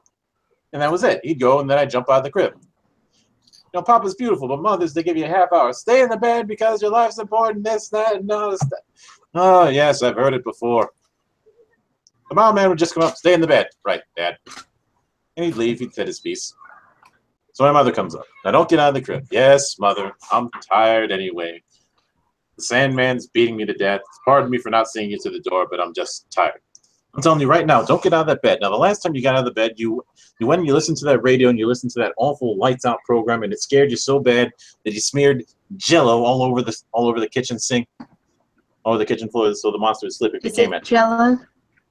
And your father went to the kitchen to get a drink of water, slipped and hurt himself. Now make sure you don't get out of your crib. We've placed over 100 black poisonous snakes around your crib. And if you so much as put a toe out there, they're gonna bite you. You're gonna shrivel up and be dead until morning. I don't see no snakes. They're invisible. And she left. Man, I'm so sick of this place. I'm gonna run away from home. I was just going to point out, did you, at the beginning of the story, did you say that you were 7 and in a crib? I was referencing an old Cosby routine. Yeesh. Oh, okay. I was wondering why you sounded like Bill Cosby. I had that and a handful of his other stand-up routines completely memorized. Well, my mother always said to me, I created you, I could destroy you. Or no, I brought you into this world, I can take you out of this world. The thing is, in that whole story, there was also a Philco radio that apparently was 8 feet tall and had 287 knobs on it, which only two of them worked: off-on volume and the station selector. The extra knobs were if you lose one, you could replace it right away. You didn't have to go to the store. But eventually, you get to the station and you hear, "Good evening, and welcome to Lights Out."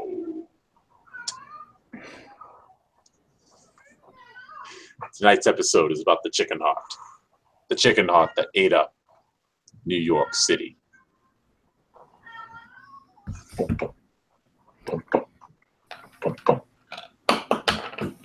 Chicken heart was kept alive in a laboratory in Nevada. Special solution. I actually never got the chicken pox. I said chicken heart. Oh. I have.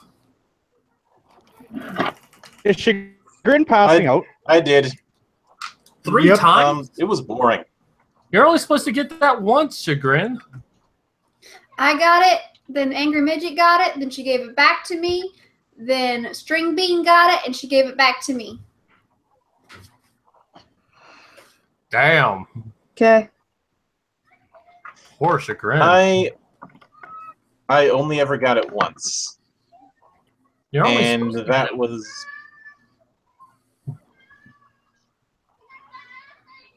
Sorry, go ahead. that was incredibly boring. Can you let him in so he'll stop crying?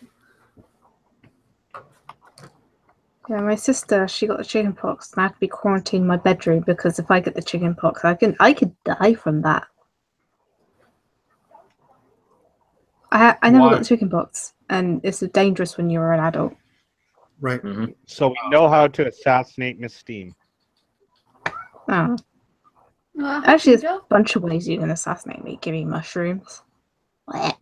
If Actually, no. If you give me red meat, I'll just vomit and diarrhea everywhere. So. Well, there goes our first date. which will we can do. So. Oh, I'm not so picky. Just don't give me I'm not chocolate. a vegetarian. I'm not a vegetarian. I just don't eat red meat. I want to. Steam. In Texas, that means you're a vegetarian. But I eat fish and birds. Did you just say you eat vegetable butts? No, fish and birds. Like, chicken. I don't know how I know. the word butts from the word birds. But you've got some issues. I'm gonna have to go soon anyway. Oh. Yeah. No. We got somebody in here. Hi, Cthulhu's BFF. What's up, Cthulhu's BFF? Blue. Oh, it's so great to see Cthulhu again. Where are we at on the GoFundMe right now? I've been checking it periodically. It's still at like 317. I'll check again. Yeah, we're still at 317. Oh, okay. Which is fantastic, by the way. That makes me very happy. All right.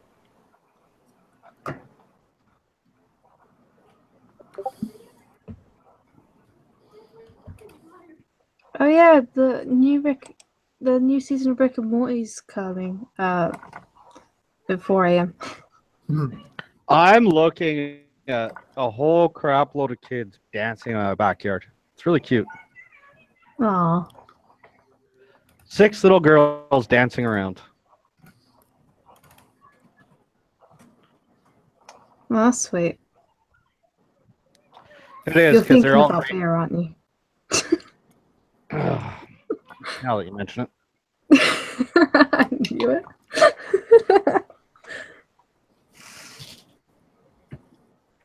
No, they range in age from like 4 to 11. You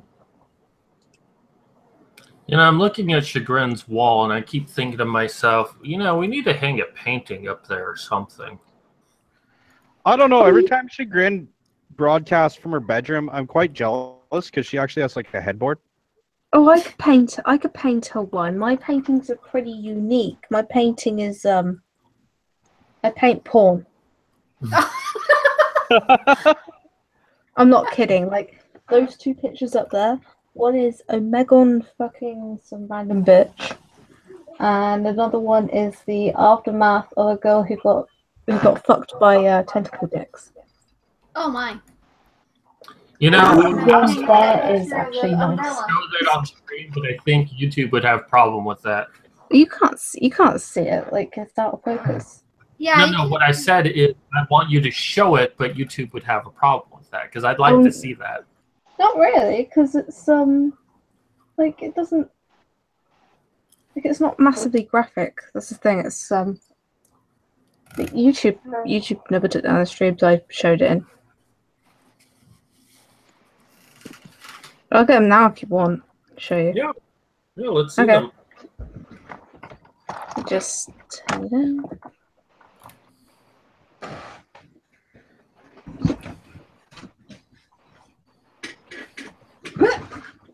Give me a chance to look at that fine booty.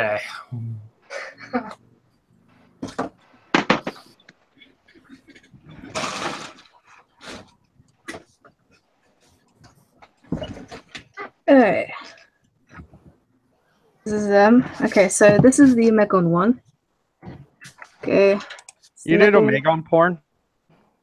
Yeah, Megon asked me to do this. Well, he forced me to do this actually, but Oh my. there you go. And that's Llama peeking in the window.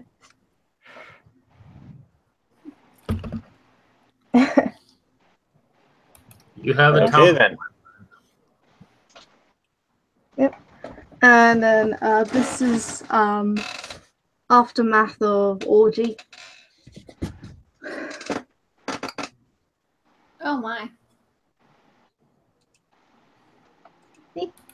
See, this isn't floor. Just to let you know. See, I'd hang that on my wall. That's pretty good. Yeah. But then I'm not going to have a wall much longer. I could paint some really nasty porn as well. I remember someone wanted a painting. My friend wanted to troll his girlfriend. So he asked me to paint him 2 girls, 1 cup. Ugh. I did it. Yeah. I did it. I basically just took one picture and went like, "Yep, this is the right one. This is the most disgusting." Here you go. Prince. About 2 girls, 1 Omegon. Would that be the same as 2 girls, 1 cup, just blue?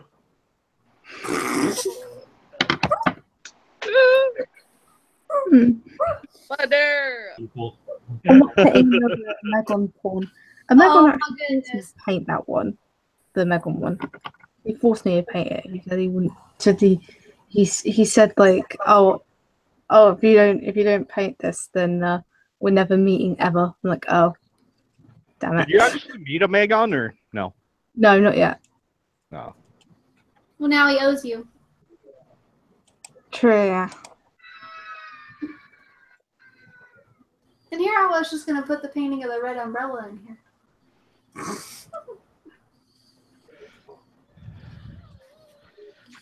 Yeah.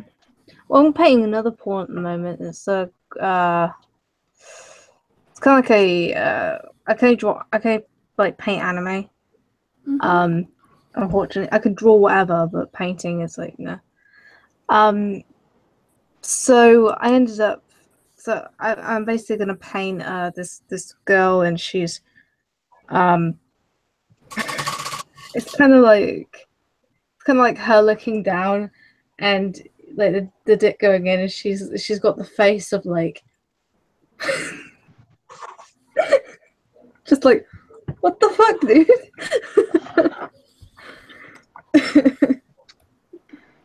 I envy anyone who can draw, in all honesty. I wish I could do it.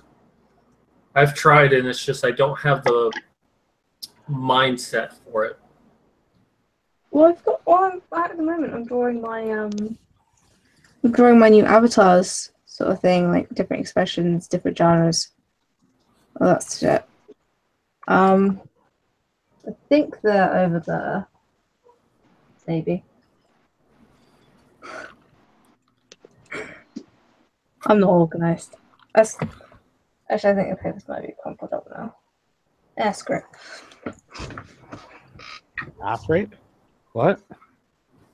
Don't say if you say that 3 times, then Magog shows up. No, he's probably already asleep. Yeah, probably.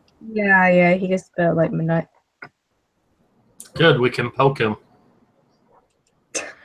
I wouldn't want to do that. Last thing I need is an angry wizard. Yeah. I can't do any of that. I just make cakes and crochet hats and stuff. I just talk shit about tabletop games. One time I called him. I remember one time. I called him on Skype at like 3 a.m. in the morning. He had his phone on. He was not happy. He was not happy. He was like, "What?" Like, "Hi." Fuck off, and just hung up. Oh. That's the way to do it.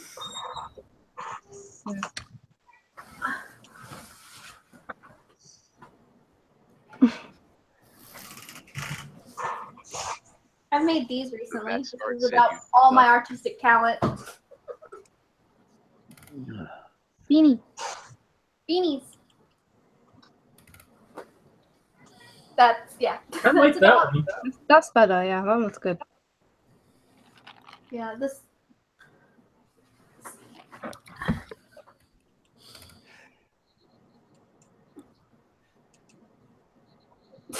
That's the baby.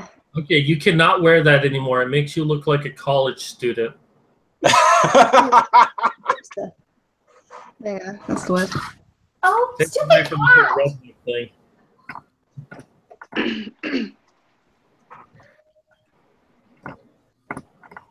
No.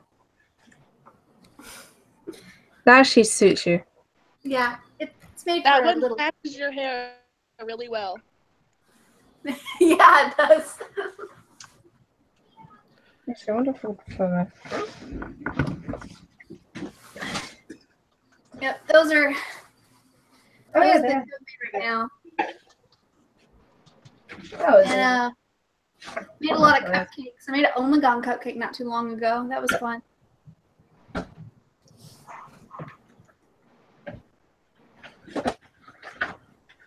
Look, I found them. That was easy.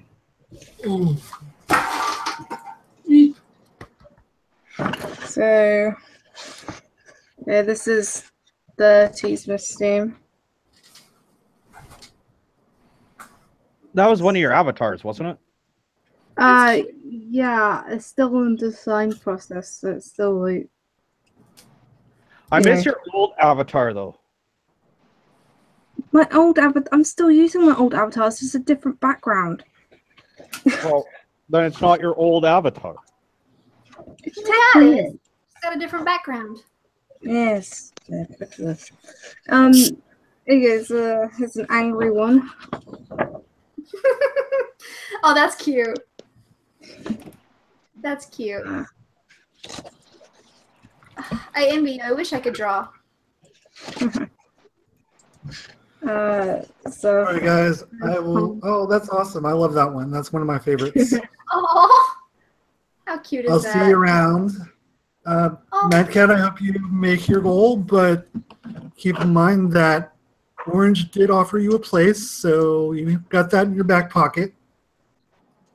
Well, if I do raise enough money to where I can ship my stuff over, I will take up Orange on his offer. But my girlfriend has said that in November she wants to come pick me up and have me live with her. So. Oh, cool. That's great. All right, so you just got a couple of months to make it then. All right. Yeah. It's not as bad as we thought it was. All right. Have a good night, guys. Talk to you later. Take I'll care. talk to you later, Jason. Bye. Bye. I got this one as well. Oh, wow. Yeah, I got like a. That'd be pretty cool. And last one for now.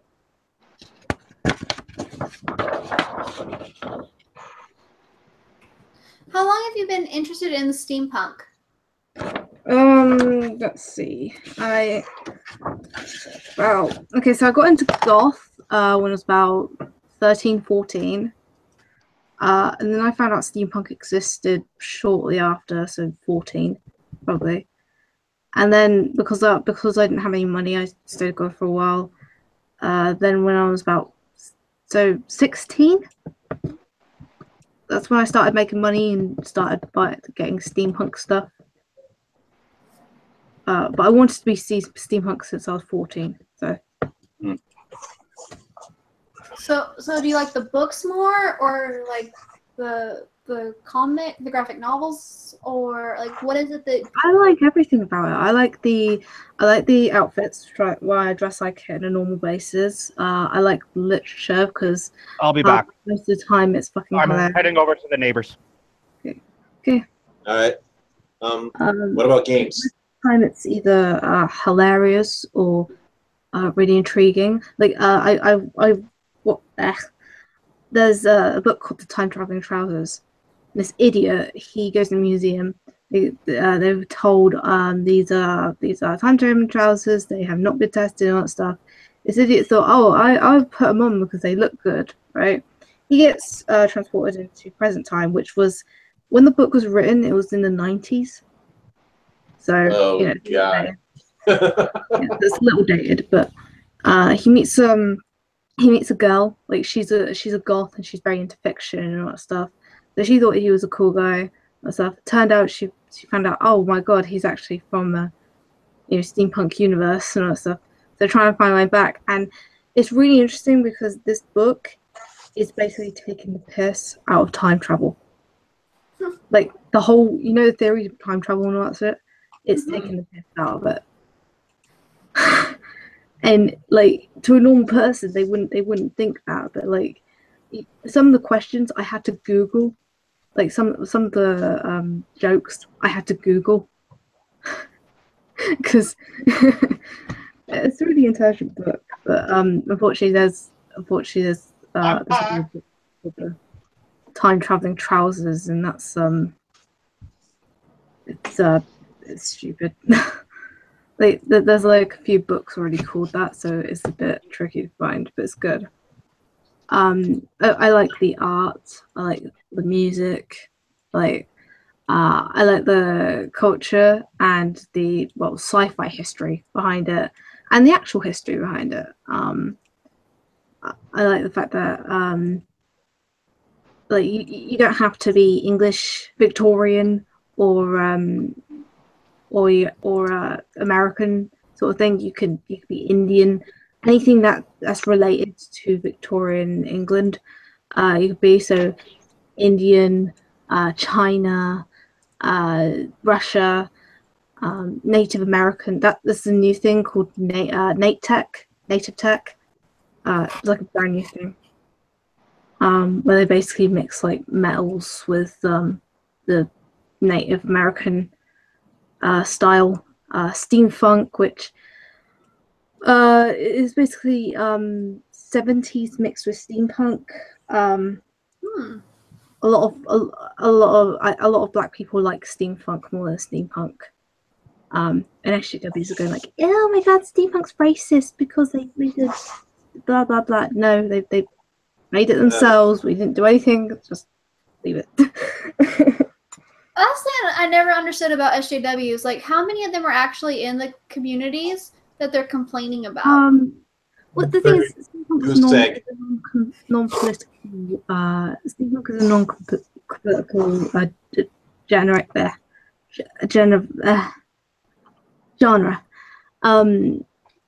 But I actually been doing a video that's really long overdue, and it's basically these SJWs made these articles about how steampunk is racist, sexist, classist, ableist, all this stuff, because they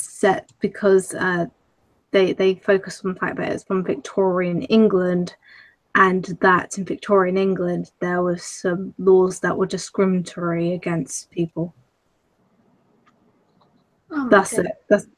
And I found this one article, and it was literally, they made a 5-page article about why steampunk is all this crap, yeah. And it literally, just because the Steampunk Association, which no longer exists, one of the rules to attend the parties and all that stuff is to basically act accordingly and treat people in a proper manner and all this stuff. Like just basically, be you on your best behavior, pretty much. And that caused a 5-page article on why steampunk is everything under the sun. Wow, that is horrible. To be proper and to treat people with respect and dignity. That aren't these the same people who sexism. put up anti-harassment laws? You should really look at adnewmedia.org. It's an interesting website. There's a feminist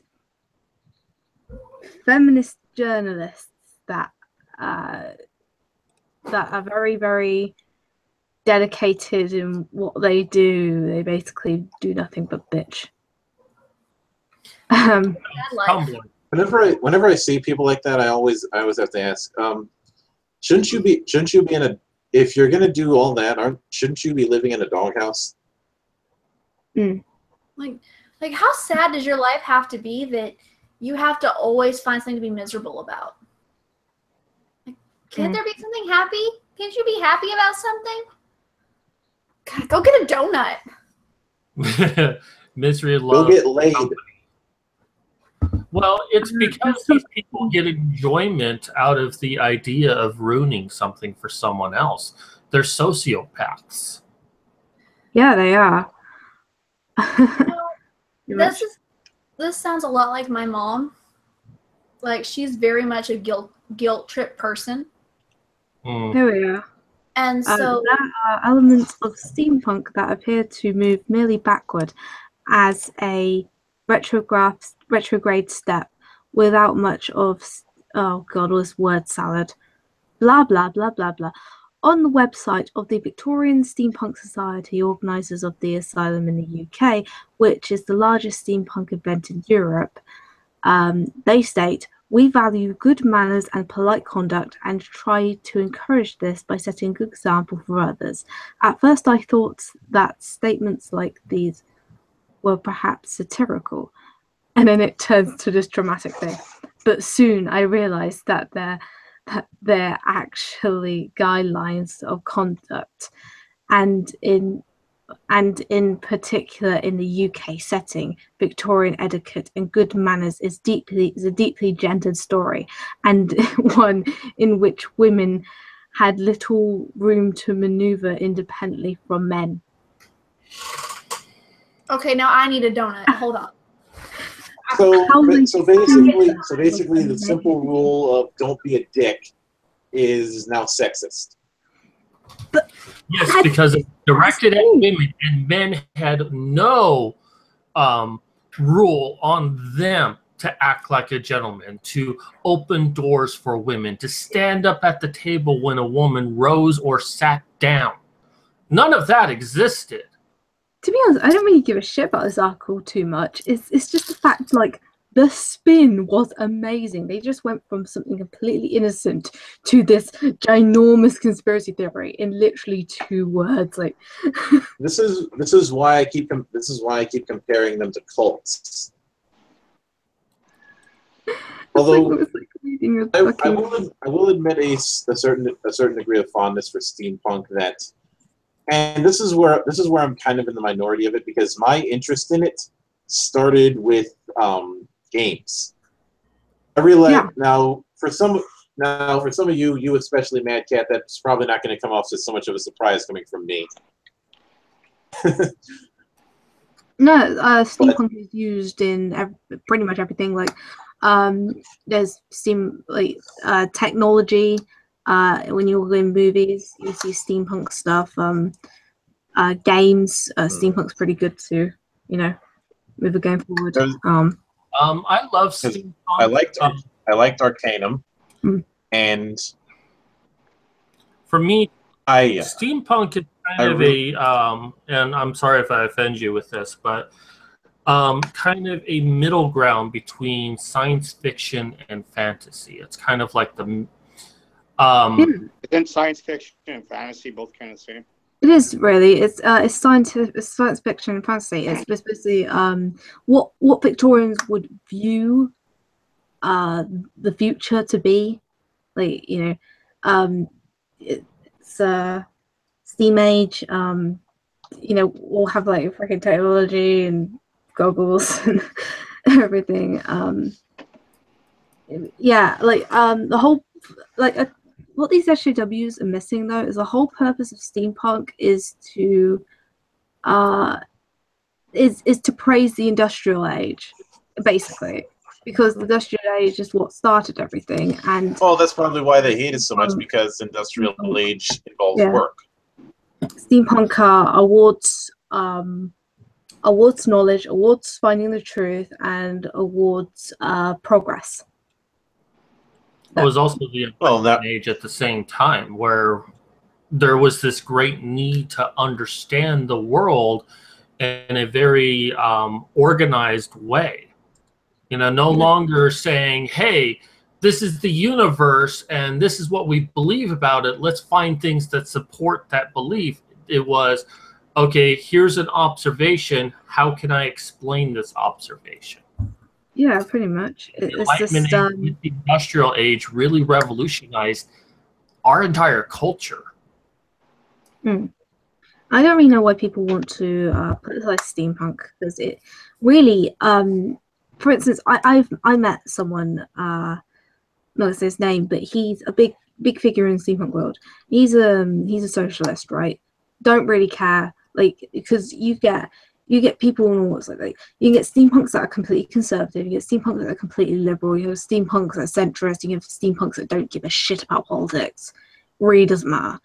He was saying that you can't, if you're steampunk, then you can't be conservative and a steampunk. And I literally just pointed out, what about Dr. Tarawat then? He's a conservative and he's a steampunk. And he was like, no, he's not. And then Dr. Tarawat went like, actually, I am. Why does it, like, if this is an apolitical thing, why do people want to attach politics to it? Why do people want to attach politics to anything? There's no political lenience, because anyone could join. Really doesn't matter. You could be a communist, freaking join. Now, forgive my presumption, but I think the reason why they want to attach politics to it is because of the fact that they have this instinctive need to always be right and always reaffirm that the dogma is right. These are the same people that have the mantra "the personal is political." Because when you're dealing with a cult, everything, and I do mean everything, has to be in some way associated with the cult. The cult has to be all-encompassing, all-knowing, all-seeing, all righteous. And because of that, anything that they're involved in has to be in service to the cult. And if that means that they have to drag something apolitical down with it and interpret it that way, then they will do so. Don't get me wrong, there's actually Speaking of cults, too. It's just usually because of the steampunk conventions, they don't really bother people. They can just do their own thing, which is, that another thing, like, do your own thing. Like SJWs that go into steampunk conventions, they don't cause any trouble or anything. They're just having a good time. I kind of agree with you, Mildred, but kind of a different approach to it. And maybe this is what you're going with, and I misunderstood. But for these people, it is a cult-like mentality. It's especially these social justice warriors. But it's not so much that they want steampunk or comic books or music or anything to be what they want it to be. Anything that's not them is associated with something evil. So they try their hardest to pick out the evil. And if the evil's not there, then they will just flip it around, like Steam said. 2 words, and they'll flip it around about how evil it is. That if it's the savior-saved dichotomy. Well, Right. here's the thing. It's baffling me, growing up the way I did, in small towns where super conservative, super religious. I mean, I'm religious myself, but growing up in those places where people were like very authoritarian over their religion, over how you acted, seeing that from the opposite side of the spectrum now, I'm just like, I got away from that. I fought that my whole life. I ain't going near someone telling me what to do, what to breathe, what to think, what to eat. I'm just not. Yeah. I mean, I'm my own person, and I refuse to be controlled. That's good. That's pretty good. This thing. It's just you know, everything has to be about them. If it's not about them, then they turn it into them. Like Treat Nasheed and the horrible ape movie that bore me half to death. There's also the fact that people in cults cannot because they have constantly reaffirmed that they are right. They can much in the way of a psychology of belief. Critiquing them is the same as a personal attack, which is the reason why they are incapable of taking criticism. Well, there's another thing though with all of this. You know, it's not that they really want it to change, it's that they just want something to complain about, which is evident when they actually do change it, say like female Thor, female Ghostbusters. They don't do anything with it. They don't go buy it. They don't go see it. Well, one, because they don't really have the money, but two, that's not what they want. They don't want anything to change. Because if things change, if things actually started to go exactly as they wanted them, they'd lose money. There's money in being a victim all the time. And I think they're lashing out more because, well, apathy is the great equalizer, and people have grown more and more apathy to this whole victimhood. It's been a slow process, but it is happening, and I think the financial failures of things that have tried to appeal to these people has borne that out, as I predicted it would. Well, think about it. This mentality here is ridiculous because, for instance, I was at work today, and okay, so I was at work. We were in locker rooms. They were complaining. These girls, they were. I know they're not SJW, all that stuff. These girls were complaining that the lockers, and a 50-year-old woman, mind you, were complaining that the locker rooms was too small, and the boys' locker rooms are bigger. And I'm like, no, they're not. Like, wait, how do you know? Because I went in to tell my friend to hurry up. Yeah. And they're like, oh no, it's definitely bigger. No, I've actually seen it. It's not bigger at all. Like, yeah, it's a little bigger, I admit it, but that's only because there's more men working here than women. They completely ignored that. And then they carried on saying like, oh, it's so sexist. They won't let us do this part of the job, which is a shitty part of the job, really. It's basically pushing around really heavy stuff. It's a really shitty job. No one wants to do it. And they're saying, oh, it's really sexist because no women do it. And it's like, oh, women aren't allowed to do it. It's like, well, I do it. I do it. And men do it all the time, and it's a really shitty job. Why the hell would you want to do it? And it's like, oh, because women can do anything men can. I'm like, well, I haven't seen you volunteer to do it. Oh, but they didn't ask me to. You do understand volunteer, right? Yeah. Well, the thing is that they either pick you out,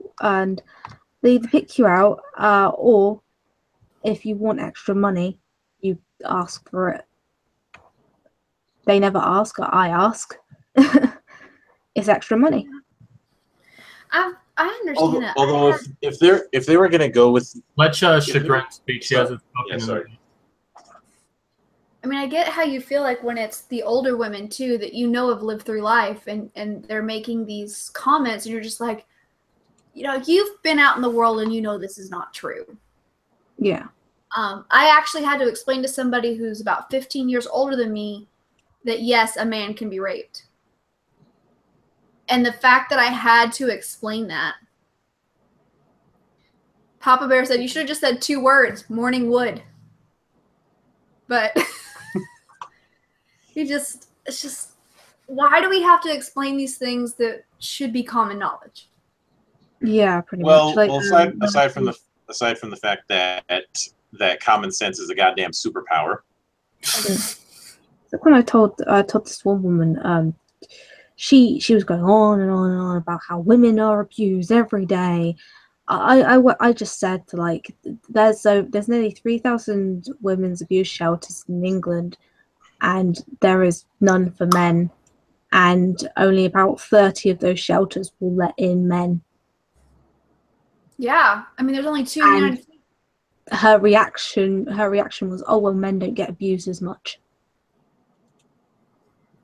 Yeah, she doesn't see the own failing in her own words. Even if that was true, that men don't get abused as much, there's still a great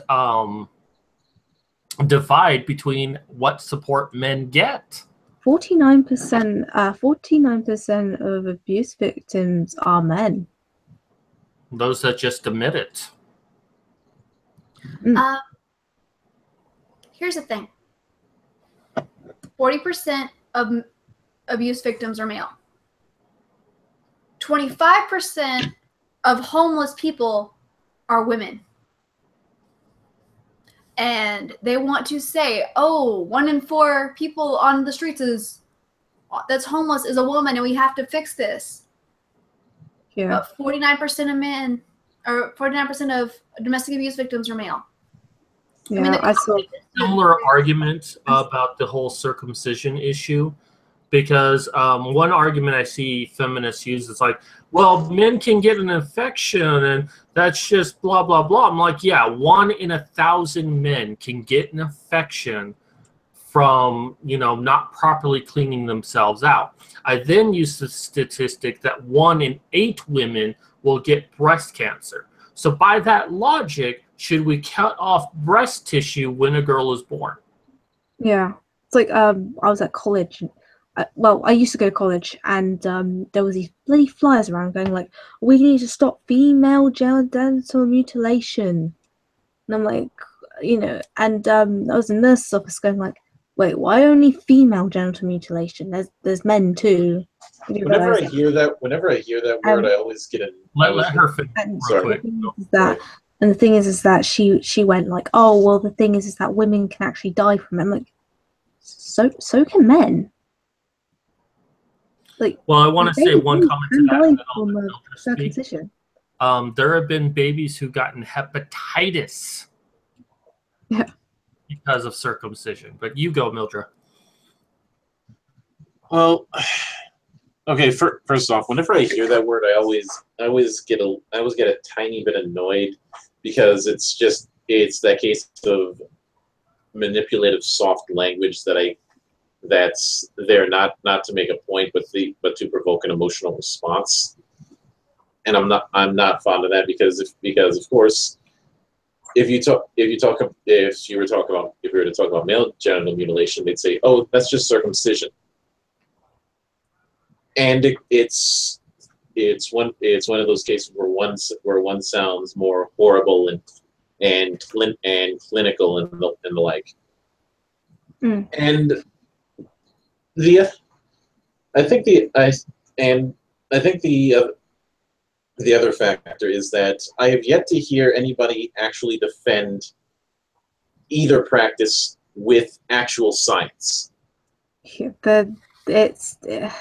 thing is, it's barely practiced here. The male genital mutilation, it's barely practiced here, but it's still practiced. It's for religious reasons. America's obviously different. Female, it's completely illegal. I want male genital mutilation completely illegal, as well as female. And the thing is that like these posters that said female genital mutilation, my friend got pissed off by that, because like it only said female sort of thing. So what he did is he every time he saw a poster, he just ripped off the female part. Just the female part, and it's like genital mutilation. You got in trouble for that, and it's like, well, you know, he went like, why are you being sexist? Well, there was a story that came out in your neck of the woods that was very, it revealed a great truth about your area. Because this woman, I guess she had like Muslim parents, or not parents, her in-laws were Muslim. But she didn't circumcise her boy. But she left her child with the in-laws, and without her knowledge or permission, they got the child circumcised.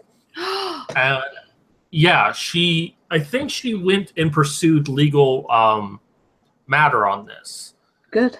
I My forget friend. what that was, but she said a very true thing, that a girl and dogs have more rights to their body than a male does. And in the specifics to a dog, it's illegal to crop the tail on a dog in the UK. Yeah, we have very strict animal abuse laws. But my friend, she's an ex-Muslim. She's really funny. Like she's a lesbian, ex-Muslim, far-right conservative, all this shit. And so when I first met her, though, she like this was when she finally left the religion and her family and all that stuff. So I was visiting her, sort of thing, and she was talking about how her family's doing. I'm like, oh shit, is everything all right? I went, yeah, I think so. I think it might be swollen. I'm like, I said, okay, I can have a look. She showed me, and it was completely closed up, sort of thing. Like it was sewn shut. So I was like, you need to go to the hospital. And she's like, why? Because this isn't normal, you know. So yeah, took her to the hospital, and they pretty much had to remake her vagina. Oh, poor thing. Yeah, well, I've seen her new vagina. It actually made it look really good, all that stuff. She did lose quite a bit of sensitivity, but it was, yeah, like that was just like horrifying, sort of thing. And it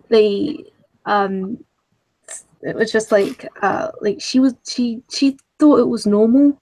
That's the weirdest thing. Like she thought it was normal. She thought like that that most girls had it. Like doesn't really need to be checked. And apparently, like it was really infected, and she's had it since she was like a fucking kid. There was a interesting story I read about women who had their clitoris removed from a young age, and how they would say that, you know, they're perfectly normal. You know, they were so accustomed to it and couldn't understand why anyone wouldn't do it. And this is an argument that feminists use with men. It's like, well, that guy got circumcised and he's perfectly fine. It's like, yeah, if you get circumcised, you're going to think it's perfectly fine. If you get your clitoris removed in a culture that allows that, you're going to think it's perfectly fine. Oh no! Because of that incident, she's gone really far right conservative. Because she's like, fuck Islam and all that shit, and I'm like, yeah, Well, no, but it's like it's amazing what plastic surgery can do. It's amazing what like surgery can do. It looks like it hasn't been touched, but like seeing that firsthand, it just makes me go like, fuck gentle mutilation, like altogether, just fuck it. I hate it. Would Yeah, you want to see chagrin? Well, I was gonna say with the whole thing with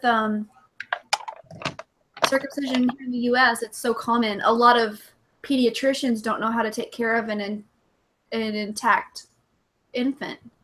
And my friend, her little boy, he went in for a a checkup, and he was only 3 months old. And they said, well, we need to check him for UTIs because he's intact. And so they said they couldn't just do a clean catch, that they actually had to put a catheter in him. And the nurse pulled back his foreskin, and the little guy was bleeding, and it was traumatizing for him, traumatizing for his mother. It was just like the scariest thing that, like, and he was just screaming from the pain, and he's like a 3-month-old baby. And it's like, we need to get our medical staff trained to deal with that, like to understand that because I mean, it's not the norm here to be uncircumcised. And so a lot of pediatricians, doctors' offices, they don't know how to handle that. That's pretty scary. To learn pretty quickly, because that is, I think, something's going to be changing in the next 20 years, that there's going to be a lot more children, boys who grow up intact. Yeah. Well, if so, then we definitely need to make, like, as parents and stuff, as you're growing up, and you're raising kids and stuff, highly recommend you talk with your pediatrician beforehand, because my friend, like, she went with this pediatrician. This pediatrician was very highly recommended to her. And the staff still did not know that you could get a clean catch of urine to test for UTI from an intact male without having to put a catheter in.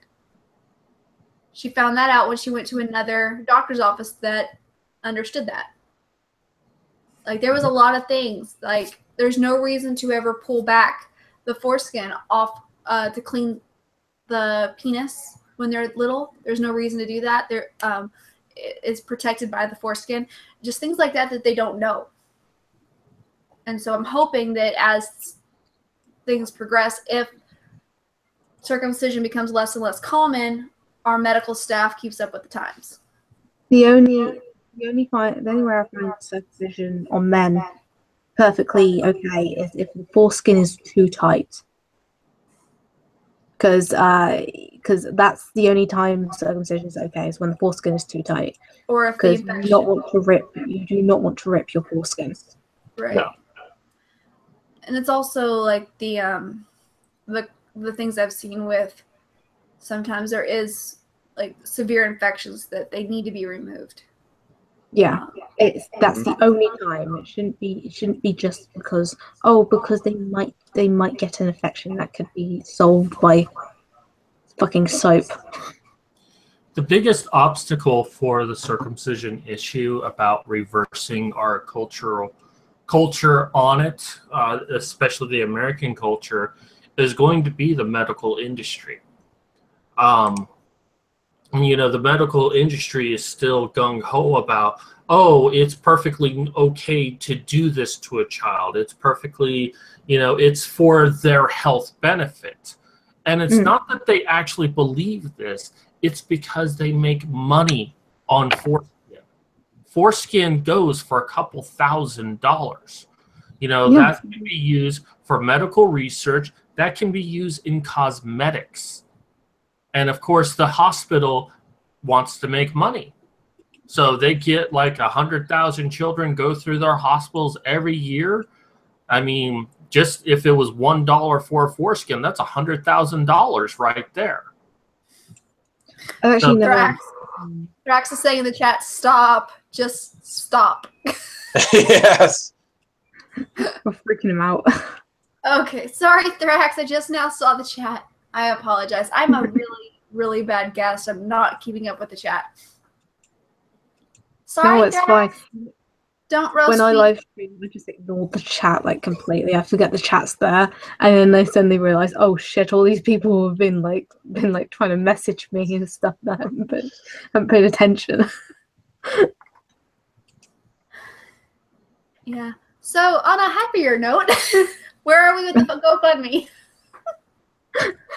Oh, see, I want to do positive, upbeat stuff, but I always talk about like horrible things like race wars and genital mutilation. Oh my god. No, I think it was me. I tend to have that effect when I get emotion.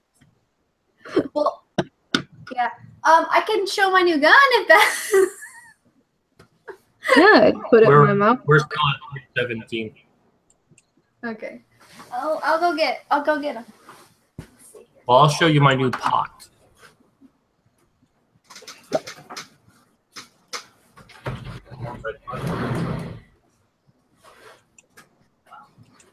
I picked this up yesterday.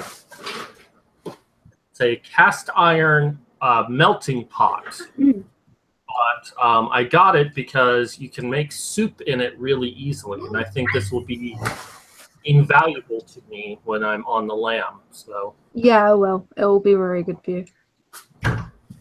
and I really love cast iron. It's like, I think, because I really love cooking, and I think anyone who loves cooking has to have their own cast iron pan. So see my new pan, Chagrin? That's nice. Cast iron. Yes. If you got like a really, you didn't get a cheap tent, did you? I got the only tent that I could afford. Okay, just make sure it's not. Yeah, make sure it's not easily breakable. That's what I'm saying. It's only a single weather tent, so it's not going to really help me for the winter time. But for hopefully, if the plans go as they're supposed to, that won't be an issue. That's good. That's good. Anyone else turned on right now with Chagrin holding a gun? What? No, I find your gun stimulating.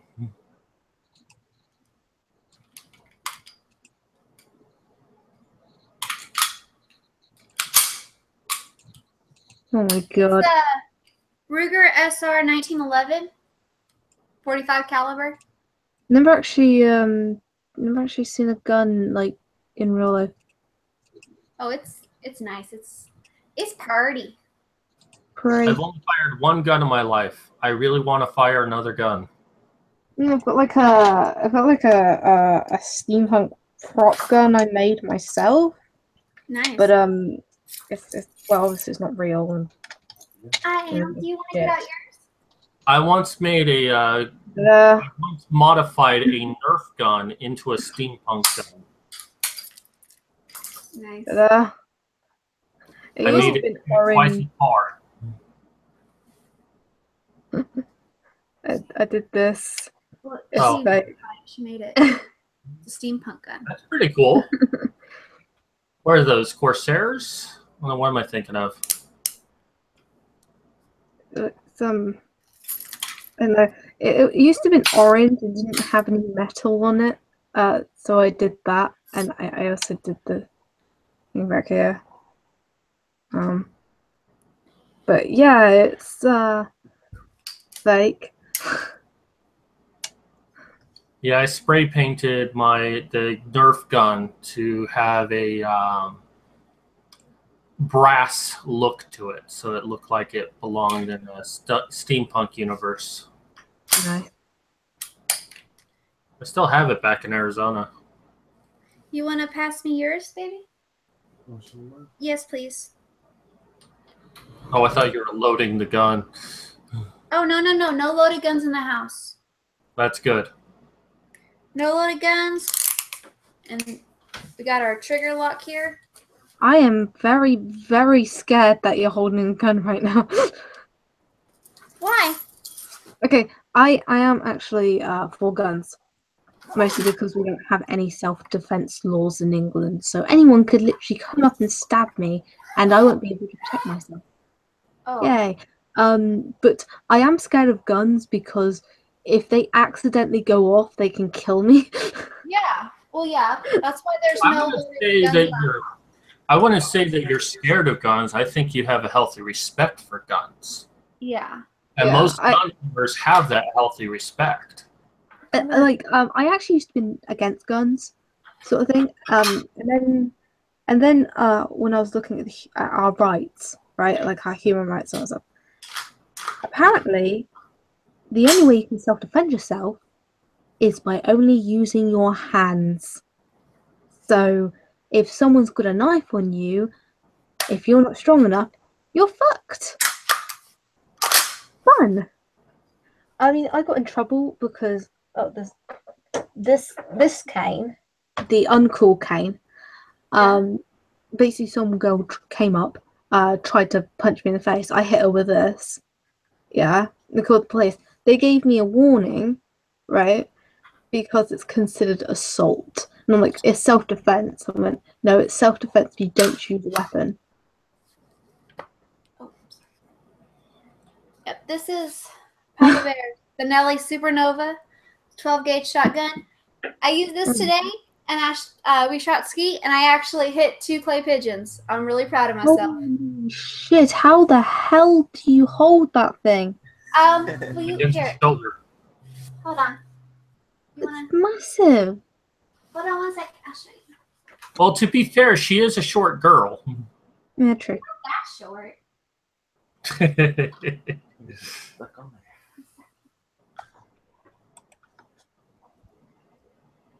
Whoa. Yeah. I don't know if I have a gun. I don't know if I have a gun. I think I'd have it like this size or maybe even smaller. Yeah. Because, yeah. Get you a 38. Although 22 will do just fine. I was thinking of getting an 11. Don't get me wrong. I'd be happily, I'd happily have like a weapon to be able to defend myself. But England is like, oh, ha ha ha! If you use anything other than your hands, we have the right to arrest you. Lol. While America is the most one of the most violent countries in the world, I am glad we have our guns, honestly. Yeah. Yes, they ain't ever taken mine either. I'm sorry, but taking them away from law-abiding citizens is, I mean, criminals don't care. That's the thing. Criminals don't care. Do not take away my way to defend myself. Of course, I have those bad boys, and then I've got box cutters everywhere. I've got 2 swords, and I'm working on getting a new pocket knife. Don't get me wrong. I think there are some problems in some states. I'm not talking about the entire America, but there are some states that has a problem of they don't. I can't remember what states it was, but it was like a few states don't do background checks or something, which I find a bit iffy. But other than that, like, yeah, guns. Like, for instance, England isn't ready for guns because we have been so many decades without it that, like, just suddenly introducing guns back into society would probably be bad. But I would say, like, maybe give us more self-defense rights. Like maybe we can actually use something other than our hands to, defend ourselves. And I think Wyoming doesn't do background checks on, or they're more liberal about it, but they also have one of the lowest gun crime rates in the United States. Maybe, I don't know. But in England, I'm just saying, like, we're slowly put guns back into our country. Don't just throw it back in, sort of thing. Because I think if we throw it back in, that's going to be bad. But if we slowly, like, put it back in over a graduate time, I think it'll be a lot better and more self-defense rights, please. Are your cops armed? Huh? Are your cops carrying sidearms?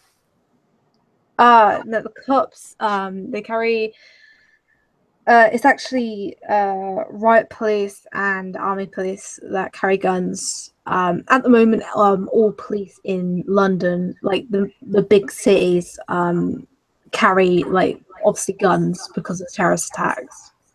That's usually that's usually because like major emergency times, obviously terrorist attacks.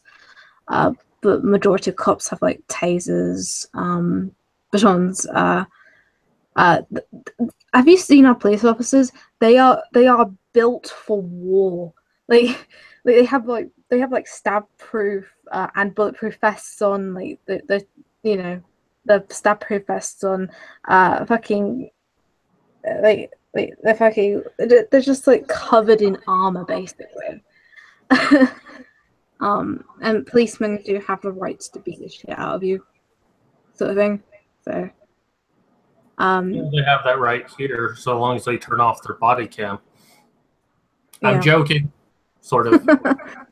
Well, no, like if you're provoking a police officer, they can punch you in the face, sort of thing. So the police actually they probably have more self-defense rights than the citizens, to be honest. Like they've only, like, usually it's only the army, police, special forces, and SWAT that owned guns. But because of terrorist attacks, yeah, yeah, policemen basically in London, London, Manchester, yeah, they all have like guns there. So it's a confusing situation. I really, really wish we had self-defense laws. Yeah, from what you're making it sound like, it's the only person who will ever get in trouble is the first one who will use weapons. Yeah, that pretty much. someone comes up to you and starts beating the shit out of you, and you try to use your cane to defend yourself, you're the one to get in trouble, not the other person. Yeah, I remember this one girl. She was disabled, but like she needed like crutches because she had a bad back. And the thing is that this was in secondary school, so but she used to hit me with them, like over the head with big metal crutches. But she used to hit me with them. And one day I just turned around and punched her in the face and walked off. And then so she got a slap on the wrist and a telling off, right, and a call to her mum. I got 2 weeks detention. 2 weeks detention. The police told me off, and I was also suspended for a week. And it's like that would actually happen here in the States as well. Yeah. Well, it's like this girl has been beating me with a big metal stick for ages, right? The teachers knew about it, didn't do anything about it. I punched her in the face once and I get all this punishment. She gets like a slap on the wrist. Something similar happened to me when I was a child. Not as severe, but my parents, I was like in the second grade, they made me wear sandals to school. I didn't want to wear sandals, but So they're gross. like, no, you have to wear sandals and go to school. Well, sure enough, everyone made fun of me, especially the girls. Like, ha, you got girl shoes. And it's like, you know, when you're a child, I mean, you don't think of the most clever things to say, but I was like, well, if that's the reasoning, if I'm wearing sandals and that's girl shoes and you're wearing tennis shoes, well, you're wearing boy shoes. And I said that to her. It's like, okay, well, you're wearing boy shoes. The teacher heard that. She didn't hear that I was wearing girl shoes. She heard that I said she's wearing boy shoes. I got in trouble. I got written up for that. I even said to her, because they said I was wearing girl shoes. And her response was, my teacher, well, you just don't say that about girls. Yeah, I would literally take a shit in her trash can and like hide it underneath a bunch of garbage so that she wouldn't know about it until like the next day when it started reeking of shit in the entire classroom. You're scary. I used to get bullied a lot in secondary school, and the thing is that I don't remember a lot of the people who bullied me because they were basically assholes, and I don't remember them. But I do remember these few people. I remember the disabled girl who I punched in the face and I got all the trouble. This Muslim boy, actually, yeah, he's still a shit, and he still picks on me to this day, and it's like, dude, it's been 6 years. What the fuck are you doing? You're like 22 now. Fuck off. So yeah, Casa, I don't care. He made my life hell. He threw a chair at my head, friggin' beat me up, called me a whore, all this shit. And it was funny because whenever I reported him, school would be like, "Oh, he's having a hard time, you see, because other people are making fun of him because of his religion."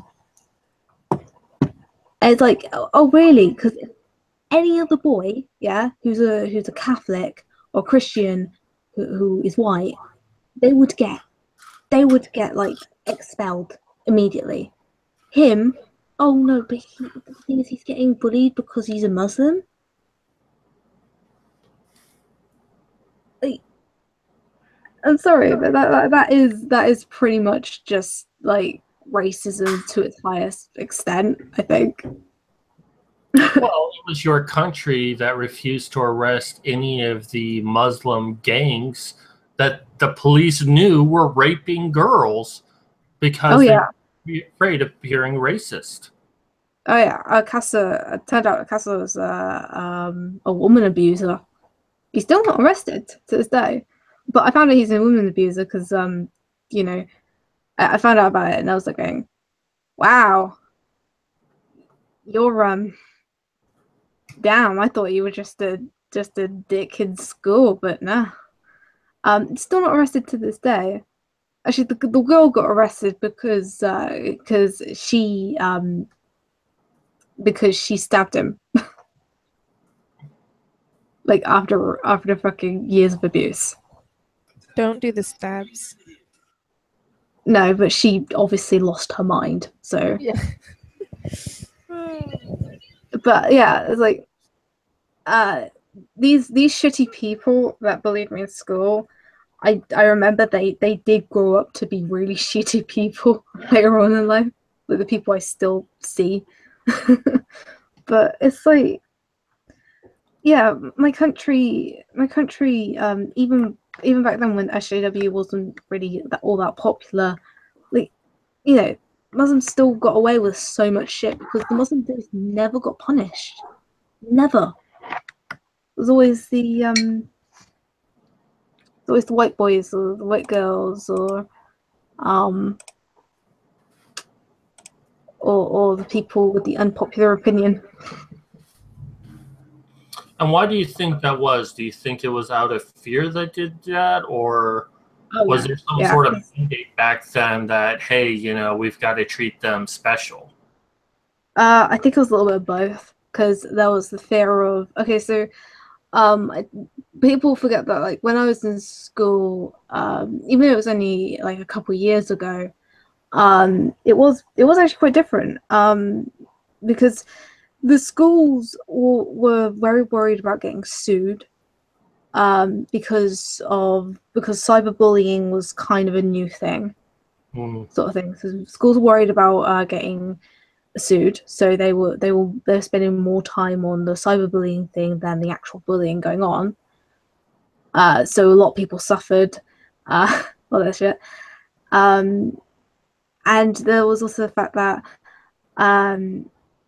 okay, so schools don't want to seem racist, and being in a Catholic school, they really don't want to seem racist, right? So what do? They be lenient. They let all the kids that are a minority like go scot-free, and let all the kids that aren't a minority like be severely punished or look like they're not from a minority. Which is why kids with the slightest disability would be treated like babies, physical disability. But if a kid has a mental disability, you'd be treated like shit, like the rest of us. They didn't want to criticize any Muslims because, again, the racism card. And there was also a lot of parents at the time going like, if going like, oh, well, my child is obviously an innocent angel, wouldn't hurt a fly. You know, and the parents would cause trouble. So I think they didn't bother with any Muslim men, Muslim women, Muslim girls. They were horrible too. Actually, they were horrible too. They would like, do the bitchy bullying girl tactic thing, and they would never report on the girls at all. Simply because it's like, oh well, you know, the girls are obviously oppressed, so they need an outlet and all this shit. So I want to. Yeah, there's a whole lot to construct from that, but I actually want to refer to the chat, and we're talking to Black Knight Fool here. I guess he's being anti-gun, and it reminds me of someone I was talking to when the Orlando shooting happened, or one of those shootings. But she was a very anti-gun person, and she was like, her belief was that if we took people's guns away and we had more gun-free zones, then there would be less gun violence. And that she had never heard of an instance where someone who had a gun was able to stop another shooter from a mass shooting. And I found this such a funny thing because, first off, that gay club was in a gun-free zone. And generally, all these people who want to shoot something up go to gun-free zones. As Chagrin here is stating, it's like, well, you know, if a criminal knows I've got a gun, they're not going to come knocking. But dude, I'm not embarrassed about this. Take it from me, from someone who doesn't have any self-defense laws and is not allowed guns. We don't have guns. We barely have any self-defense laws. Do you think we are a utopia? Do you think UK is a utopian that's never gets murdered, never have terrorist attacks, never gets any killings? And how many people can actually defend themselves from terrorist attacks, murderers, and all that shit? None. You're more likely to be arrested. If you're very, very strong, if you're very, very strong and you're very, very smart, you could probably get away. But then again, that's it. That is the minority. I mean, honestly, like I said before, it's like, oh, you can just run away. How am I supposed to run away with 2 kids in tow? Yeah. And okay, someone comes into your home and blocks your only exit. How are you supposed to run away? Yeah. Well, there's also a Say, fact, get a like dog. over here, Get a dog. Okay. you can't even hit someone here, let alone shoot. So, you know, if someone wants to murder you and they're in the way, well, it's either out the window or might as well die. Or what about all the knife attacks that are happening? If you had a gun, they couldn't get close enough to you. You know, more with all people these die by knife stabbings than by guns. Tell you what, I would much rather get shot than stabbed. Being stabbed, it hurts too much. How many times have there been trucks being ran through people? Like, are we going to outlaw cars next? Well, more people die by car accidents than they do by gun violence. Well, about 5 in England. That's not really a fair comparison, in my opinion, because let's be real. Cars are modes of transportation. They're not made to shoot something, to harm somebody. They have the capacity to, versus an actual gun or a knife or, you know, rattlesnake bites and things like that. You know, those things are just meant to harm. Right, well, so to be fair to that, the argument I use with the car is like, well, if we take away all the guns, then everyone is safe. And it's like, yes, but that won't stop people from dying. People will still be stabbed. People will still be run over. You're not going to stop look at the that UK. because you take away cars. But to argue your point there, Chagrin, knives are not designed to stab people. Knives are designed to cut things. Yeah. Well, this guy's saying like so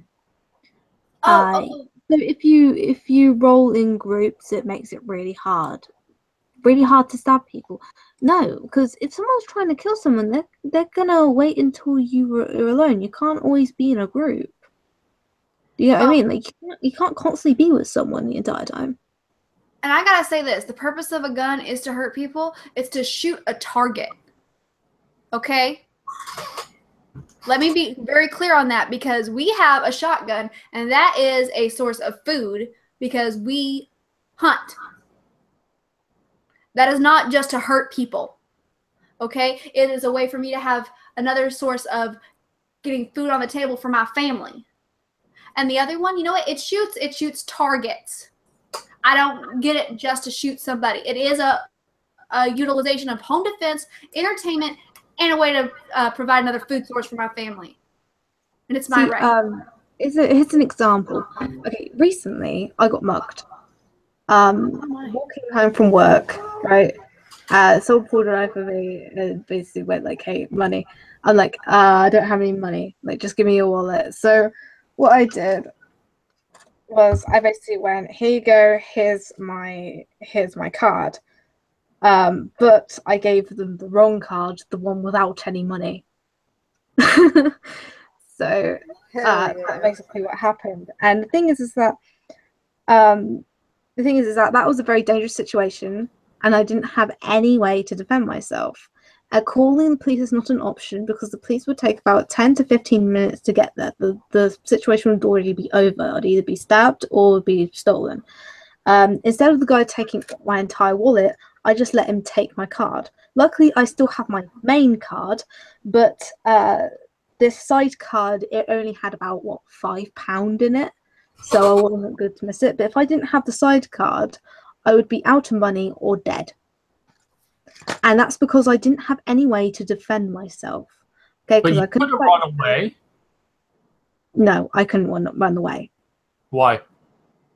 One, because I can't run because I need a cane to walk.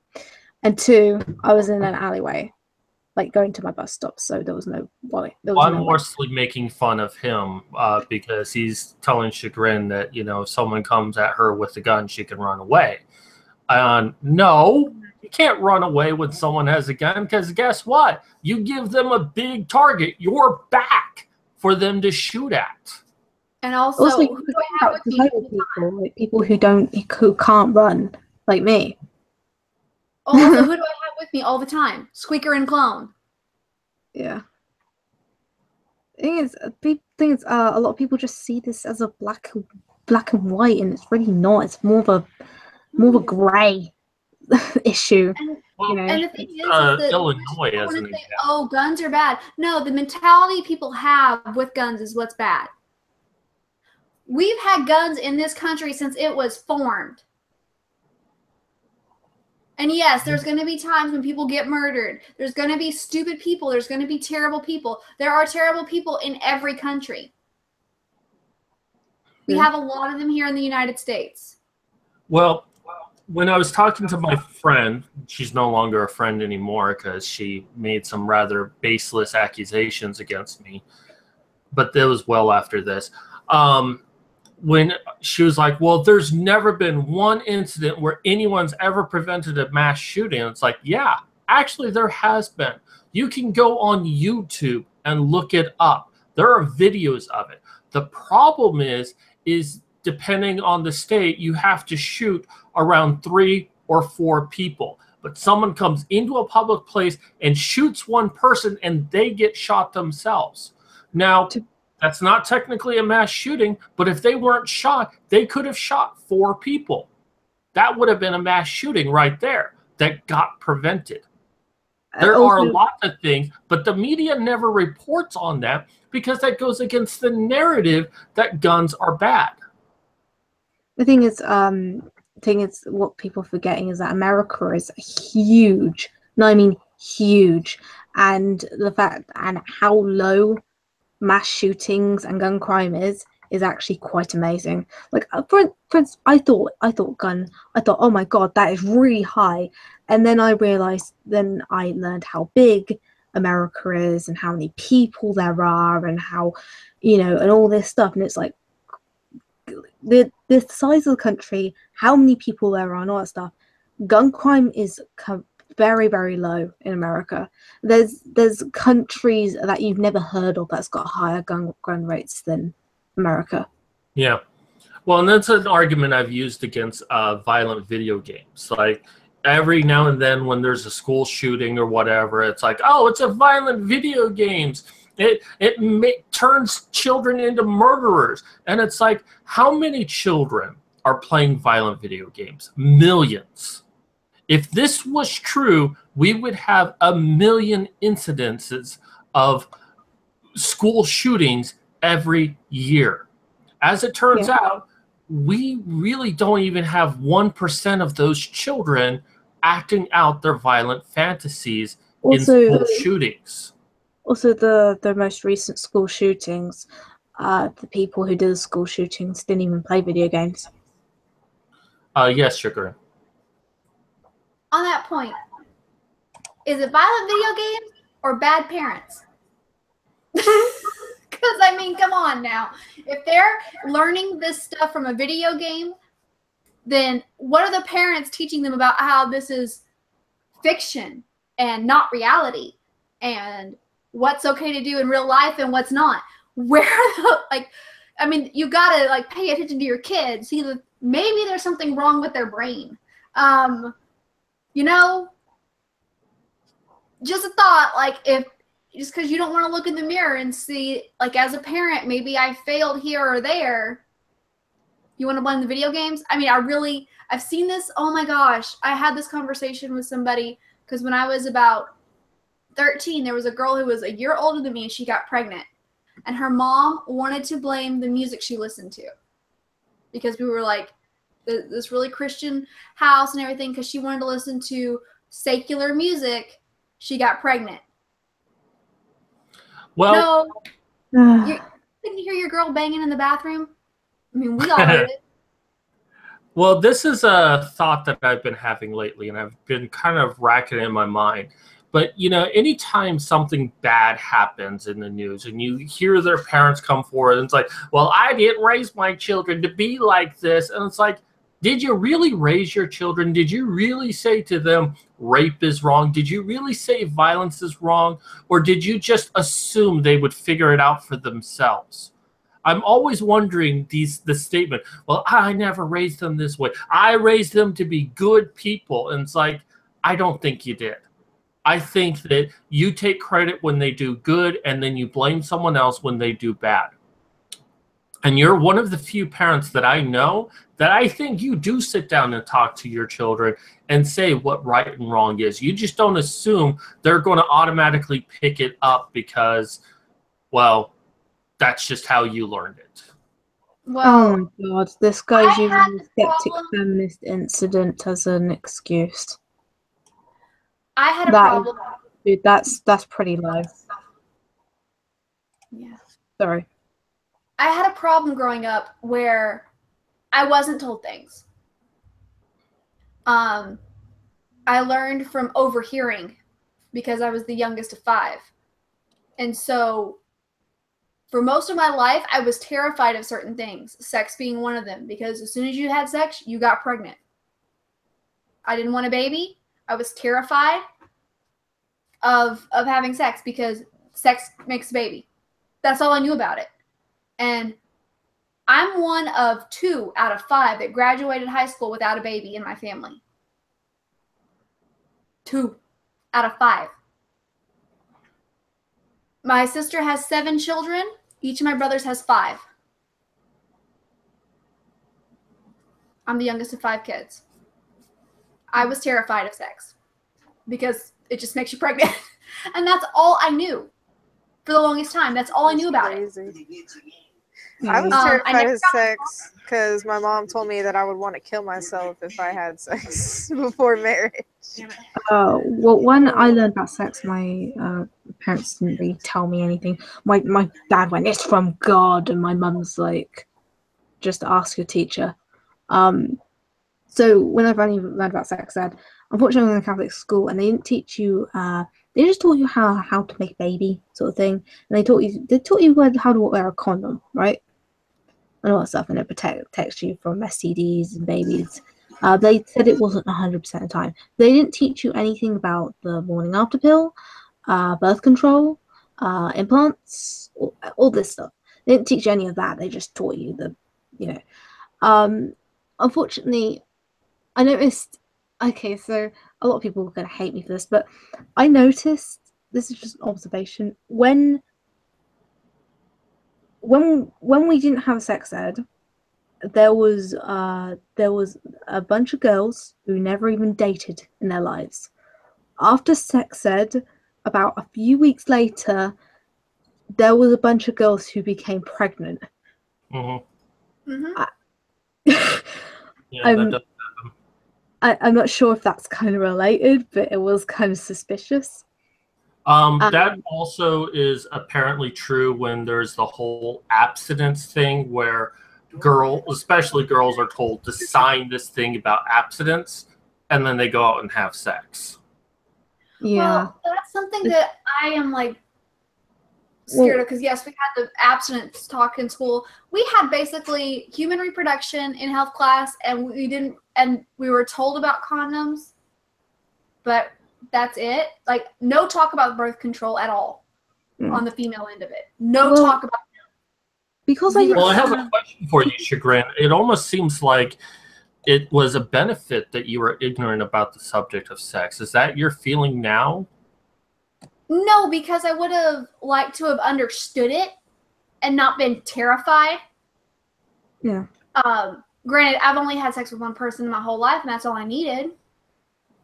But when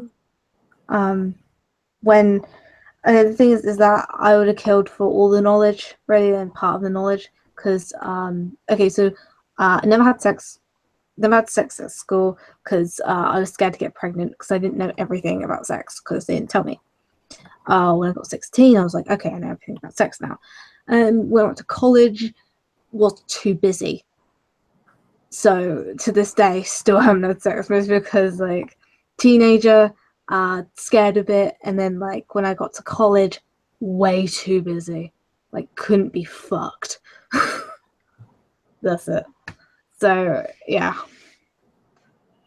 But no, you should give children all the knowledge, not some of it. Basically, that's something.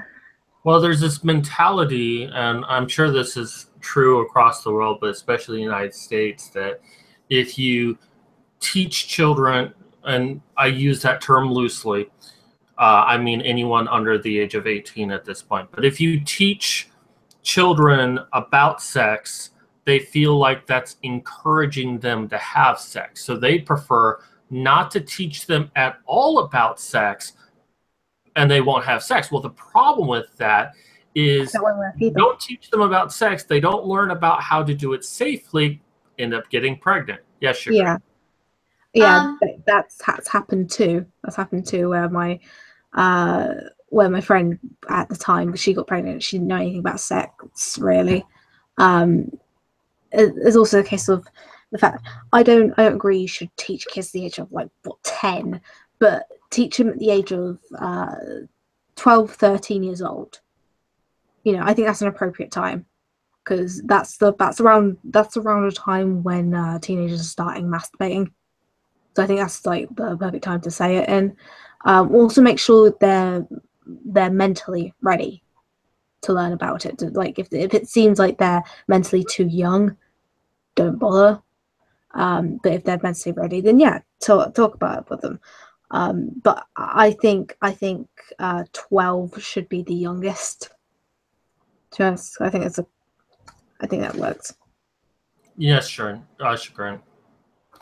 So I agree with some points, but here's one thing also. When sex ed is not taught, and it's not something that's brought up slowly as the child develops, teaching different things at age-appropriate times, you run the risk of your child being uninformed as what is abuse, and you run them the risk of them being vulnerable to sexual abuse by predators. So, like starting out with talking about what their private parts are, like they should not be ashamed of them, but they are private parts and they should be covered. No one's allowed to touch or look at your private parts. Things like that when they're really little, starting out when they're really little, talking about that. And then it slowly goes on about as they get older, like when they get to that age where they're starting masturbating and stuff like that, you talk to them a little bit more about that and like, this is what this body part is for. You're too young to use that body part for that right now.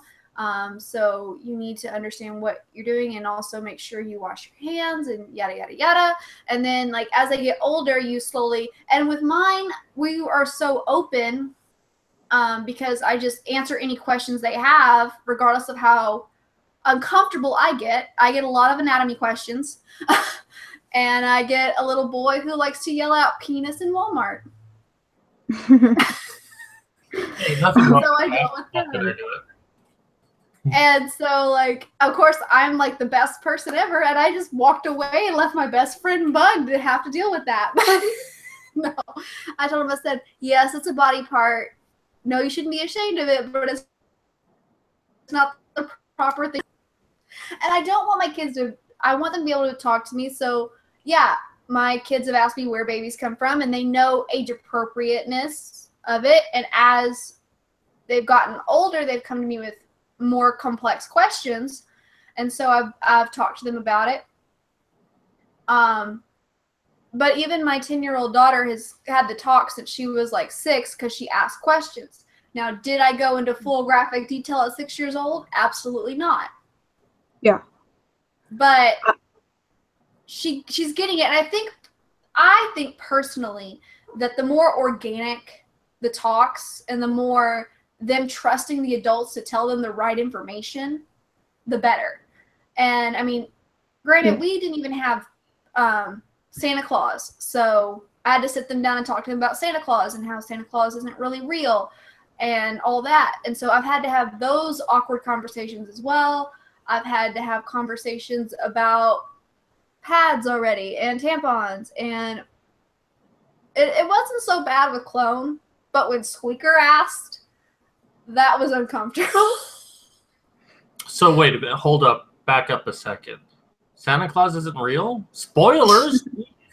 Yeah, my friend, she's got a child, and he asked her where babies come from, and unfortunately, she's unable to lie.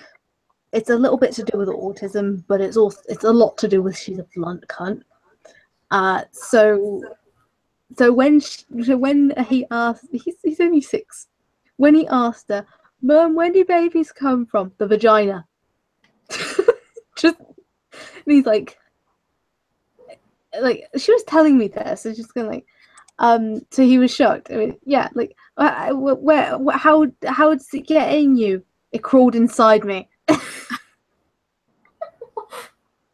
Oh, just like, and is he okay?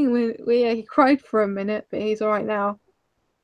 Like, I actually found this really cool thing because when Clone asked and when Squeaker asked, I talked about how the baby grows inside the uterus.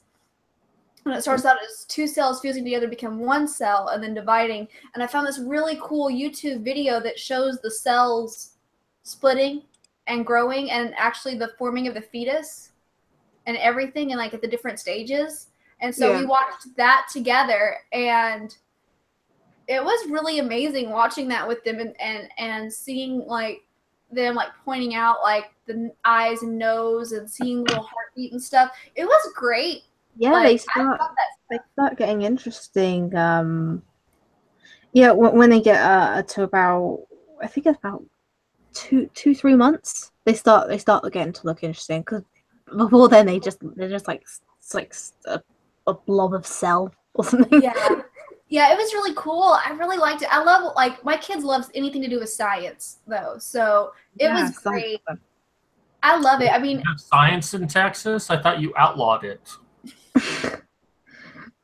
Oh, they did outlaw the Book of Darwinism. I've never seen I heard that. I've never heard of that. Well, yeah, they apparently like outlawed the Book of Darwinism, but there's still books there, obviously. I wish that Texas was a little more, like, a little bit more like chill. But I gotta hand it to Greg Abbott. He stood his guns when those feminists started mailing him their nasty pads and tampons. Oh, God. Did y'all not hear about that? No. Okay, so Greg Abbott, the governor, passed a law that all aborted fetuses must be cremated or properly interred instead of them being used for profit, instead of selling off the body parts. That they have to have an on-site crematorium or something where they can dispose of the hazardous waste rock. People usually get half the story of that.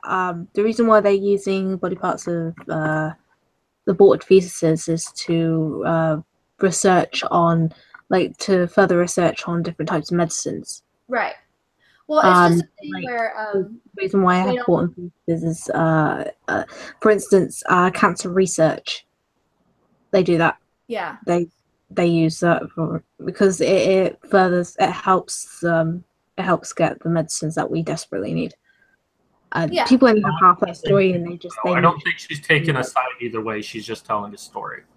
Yeah. Well, yeah, I don't think that Miss Team is trying to say that I am. Honestly, I think that if a positive can come out of a negative. Yeah, pretty much. Yeah. I just don't think that it should be sold because No. cancer research, like, that's my thing, is donate it. Donating is different than selling to me personally. That's my own personal opinion. I agree. You shouldn't sell them. I think you should donate. Mom should have to check a box if she's going to donate the thing. I don't know. I mean, like, we had to donate my dad, my dad's skin when he died. To, you didn't finish that sentence at first, so it's like, we donate my dad. Let me finish. Well, he was getting cremated anyway, so we donated his skin to the children's burn unit at the hospital. Oh, wow. Because we thought he would really like that. But now he's somewhere. This is so white trash. I think he's somewhere in a storage unit somewhere.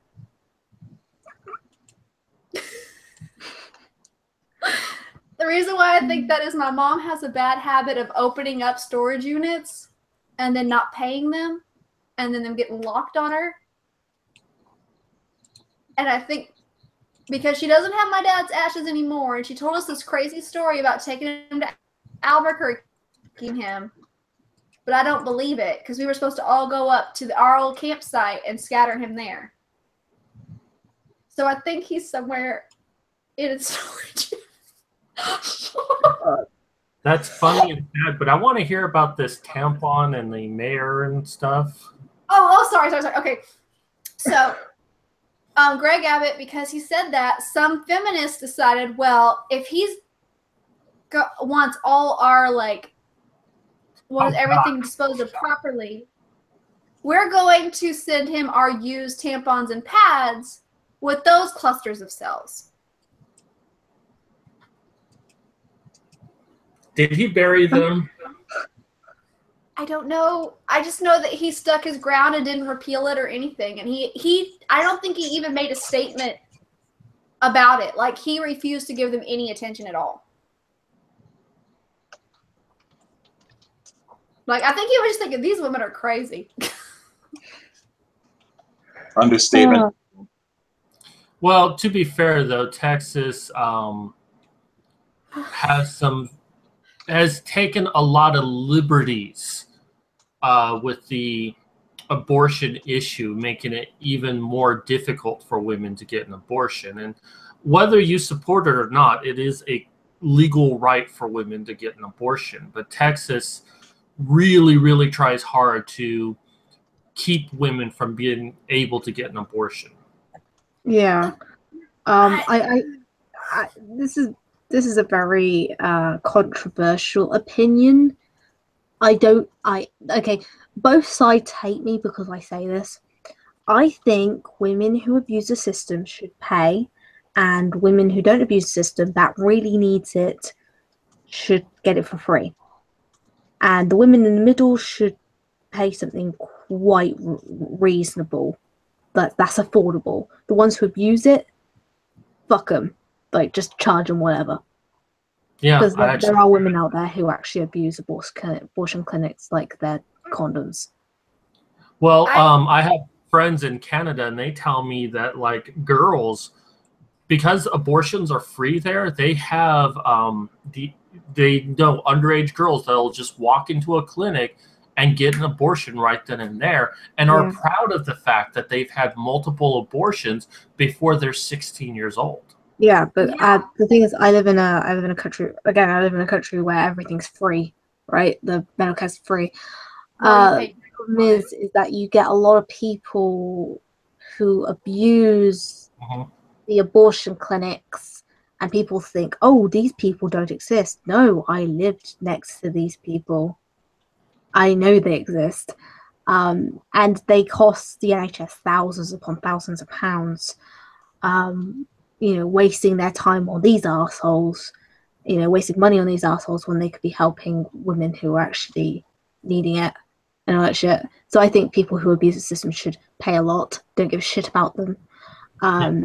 People who have it because they're not ready should pay a little bit, not too much that they can't afford it, just pay a little bit. And people who do actually need it, like properly need it, shouldn't pay at all. So what's your take on this, Chagrin? Oh, okay. This is difficult because I was in the situation of I wasn't ready when I had clone, and I would never change that. She is my blessing in spite of my messing, and I needed her. I am so blessed to have her. I can't imagine my life without her or her little brother. But I think I would rather it never be a need for it. But there are some people who I don't think that they would be good parents either. So it's hard. It's like bring a child into this world that is unwanted, is not going to be taken care of, is going to be hurt and miserable the rest of its life. Or, it's just more of a personal responsibility needs to be taken. And it's a personal matter, not as much an immorality issue to me, more than a legal issue. Like, there are a lot of things that are legal that aren't technically okay or kosher. There are a lot of things that are illegal that are good and healthy and should be in different countries and stuff like that. And so it's wrong to me. I could never do it. Fair enough. And it breaks my heart when people have to go through that. And when people are proud of it, it sickens me.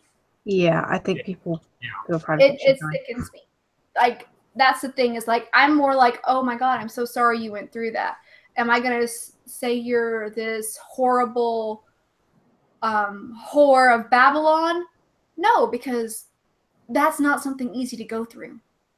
I prefer Whore of Samaria personally, but sorry. My heart goes out to both in that situation, because that poor person to feel, that poor mom, that poor girl to feel that hopeless and that scared and have to go through that. And like, that's so heartbreaking that she didn't have anybody to support her, that she thought she could get through this and raise the baby right. Like, that's so sad.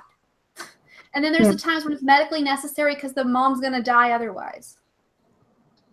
I can't not have compassion for both sides on that. I just can't. Well, that's actually an appropriate response, really. Going to what you were saying before, though, about the whole sex issue, sex education, that, you know, one of the things that I think is why I would prefer if abortion was outlawed. And I know that's a controversial thing to say, even though I support its legal right, because we're not in a country that's progressive about sex. We try to treat sex as a dirty secret, that no one should ever know about it, and then people end up getting pregnant when they're not ready to have a child. So that's why I still say that we need to support it now. But, you know, and I'm not trying to say anything about you, because I know you have a very big heart and you probably feel this way as well. But I also, when I hear about someone who has an abortion, my thought also goes to the men. And oh yeah, absolutely. I wonder, you know, did the men know about a child being born? Did they have any sort of say? And most likely, no, they did not. So Yes. I do think about the men in the situation, and I'm sure you do too. Absolutely. I mean, it's just that when it comes up as a legal issue, the men don't have a right, because technically legally it's the woman's body. And that is sad, because I know sometimes the dad wants to be a dad. Like, I could not imagine, like, as much as I'm gonna cry a little bit. I mean, as much as I love Clone, she is Daddy's little girl, and Papa Bear loves that little girl. And when I told him I was pregnant with her, I was scared. I was like, oh my God, how am I going to take care of this kid? I'm still a kid myself. I just lost my dad. What am I going to do? And he was just so happy when I told him. And he was excited. He was so happy. Yes, I'm talking about you. She's gone. But yeah, he was just so happy, and he was ready to be a dad, and I knew that I could handle it because I had him. And you just tackled me when I was trying to. You attacked me, and I was tackled. You were. You had it coming. You tackled me. But yeah, like, I don't think a lot of guys know, or even are given the benefit of the doubt that they may want to be a dad. Yeah. Mm-hmm. I've seen too many horror stories out there about men who have been denied access or told that the baby was miscarried when they didn't, or was told incorrect information. And there's even this thing now that I just heard about, that a lot of women are told to go to Utah to get abortions, because Utah, their laws state that women do not need to let men know at all. They can go there, get an abortion, and that's it. Yeah. Oh, did you hear about Oklahoma getting like all like people mad at them because they said the host instead of mothers? When they were talking about the law, they changed the wording. But weren't these the same people who were mad because they said female and mothers and dads can get pregnant too? Yeah, I remember there was there should be kind of real uproar about using the word mother. They're complaining that they're using the word host now, even though they wanted them to use the word host. Well, there was a social justice warrior a few years ago who was saying that, you know, men can get periods too, and I made a video response to that saying, well, then that means there's no such thing as a pink tax. If men can get it, then that means there's no extra tax being applied to women, which there's not. It's just that pads are considered a sanitary item. They're not medically necessary. However, I think they should be medically considered a medical item, because I want women using them. Pads. Pads. They're fucking. You can get like a big stack of them for 80p. Literally nothing. You can get them for nothing. They're not that expensive. I think they're like a big old pack here. It's like $8. Nah, I spend more on shaving cream. Literally, pads. The pads I get about this big, this wide, right? Okay, there is like 16 of them in this sort of thing. It cost me 80p to get the stand to get a for instance store brand. Just cost me 80p, and they work just as well as any of the fancy ones. Yeah, And exactly. it is so cheap to get pads. It really is. I'm so sorry, boys. Y'all are having to listen to us about this, but this does get my goat a little bit. And that's why No, don't worry about it. I've been participating. I'm not the least bit bothered by this.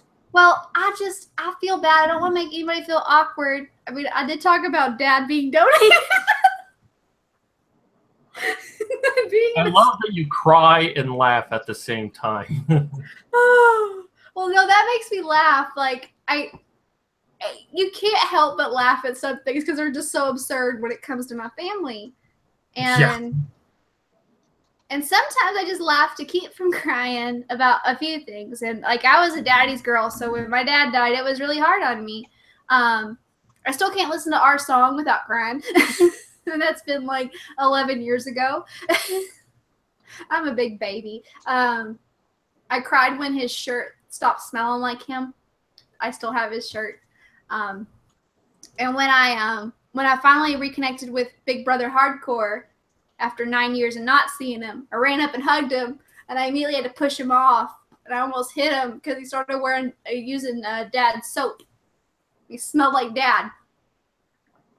Like, you can't do that to me, dude. That's not okay. I'm gonna punch you in your head. Stupid balding ginger.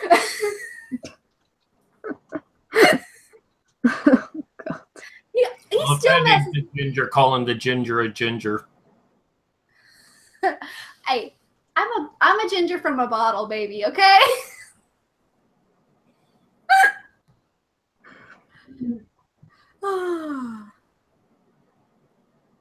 No, he's like legit ginger. I'm from a bottle. So you have half a soul. Yeah. I voluntarily gave up my soul. So you voluntarily gave up a half soul. Yeah, he's got like no hair on his head, but he's got like this big thick red beard. Oh yeah, so he can't grow any hair on his head. So in order to not look like an ass, he grows a beard. Yeah, he's got his like this big bushy beard, and he's a welder too. So he's got like. Yeah, it's the goatee trick. If you're balding, just shave off the sides and grow a goatee. No one will fuck with you. Yep. Well, nobody would mess with him anyway. He's got like this big old tattoo on this side of his huge bicep that's a demon eating a human heart. Wow, that's lovely to see. Thanksgiving. My first tattoo idea is Bendy looking like he's about to fight Mickey Mouse over the Disney logo. Bendy? Wow. Disney I logo. kind of feel emasculated with the tattoos I have. I don't have any. That's who I want. I haven't got any tattoos yet because I have to. I need the monies. I'll show you my one of my tattoos because I have to take off my shirt for the other and then bend in a weird way for you to see it. So. Oh, we're gonna get some abs. It's not a stream unless Cat removes his shirt. Oh, it's a Nazi symbol. What? It's a Nazi symbol. Oh my gosh, it does look like a Nazi symbol. Hey, it's okay. It's okay. I got It's a raven, but now I'm worried about the two of you. Well, damn.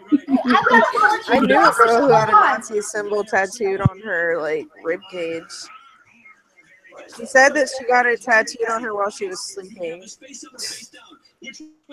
And she didn't know about it, but I'm not sure if I believe her. Side is it hard to forget? Oh, it's like, see, look, 4chan. Oh. No, it's a Nazi symbol. 4chan swastika. Oh, 4chan, that's worse than Nazis. I got to cut this on the back too, so it's not so bad. I have lots of tattoos. Well, not lots of tattoos, but a decent amount of tattoos. And But I your need tattoos more. are pretty. Thanks. I found something completely rare. So I was looking through 4chan, and obviously there was some shit.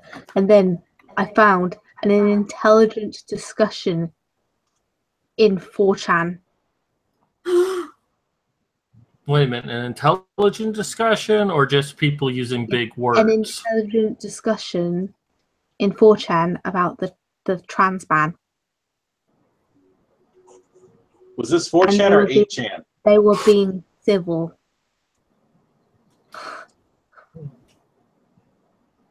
See, I've only been in 4chan once. I was sent a link to something in there, and I did not deviate from that because I was told not to. Oh, I'm a regular. What board did you go into? Because I only ever go into TG because TG gets shit done, and TG is the best board. I don't know. It was somebody who was showing me that they had asked for help taking down Angry MGTOW. I've only been to 4chan a few times, and every time I go there, I'm like, you people use this stuff? That's a mess. It's so I was told by my friend from across the pond that I used to work with to not go unless she can record me and see all my responses to what's out there. I think she just wants to see the whole, oh my goodness. I used to go to 4chan all the time when I was a teenager, but then well, this one picture kept coming up that I really didn't want to see and like literally gave me panic attacks and still does to this day. So I had to stop going there. So I go to different websites for my shit. Yeah. 4chan is actually the best place to find the original cancer. Like for instance, like Shia LaBeouf flag game. You know, when they're like tracking down the flag, saying That whole thing was amazing. Yeah, I was just following it the entire time and just going like, oh my god. Although they've got Papa paranoid now. Yeah. They've got Papa so paranoid because he watches this YouTuber who walks the same route through Central Park every day. And he's like, if they can find a flag in the middle of nowhere, they can find this girl. I'm worried about this girl. Like, she's going to get hurt. Some crazy stalker's going to go after her. Yeah, 4chan get crazy. I mean, they found where Shia LaBeouf lived using the constellation of the fucking stars and the direction of the wind. Yeah, that's some crazy shit. And all the stuff that was amassed about Daddy-O5 too from 4chan. That was crazy. Thrax is right. 4chan is scarier than the dark web. Dude, you should go on the deep web and just click on some links. You'll be terrified. Oh my gosh, no, I'm afraid to go on the dark, deep web because I'm afraid that I click on something and then I hear a knock on the door and it's the FBI. It's like, I swear, I just wanted to look. I didn't even know what it was until I clicked on it. Yeah, you have to get... Like, it's so easy to go on it too. You just go on Tori, you download it on a stick, obviously from a different laptop, and then you upload it on here, do some other stuff, and then boom, you're on the deep web. It's so fucking easy. I just don't want to know. I mean, I can't even watch Special Victims Unit without punching a wall. I can't do my Join the research. friggin' club. I haven't seen that for years because all of the other ones got shit canned, and yet it's that one that keeps going on and trucking on. YouTube. There's a YouTube The channel. thing is also when I'm doing my research for some of my more serious topics, or even reading back through comments, because I've got a pedophile that likes to justify himself on my comments of my grooming video, talking about what grooming is. how to spot it. I've got pedophiles trying to dox me, and they're doing a really bad job. Like, oh my god, I found out what your real face is. Oh great! Have you ever been on my YouTube channel, any of the streams, or on my Twitter? Idiots. Please continue, Shikarin. Sorry. Oh no, you're fine, honey. I just get so like they expect, like, the thing with it is, like, you know you're doing something wrong when the way you're trying to justify it is saying that I don't care about kids. Me. I don't care about kids. Yeah. I didn't raise like 25 nieces and nephews. I didn't take care of. I smell that whoever's saying that is probably projecting. Yeah. Or trying to go for emotional blackmail. Yeah. Oh yeah. I don't volunteer at my church in the children's department. I haven't sheltered and taken in several homeless kids. I haven't done that. You know? I hate kids. I don't care anything about them.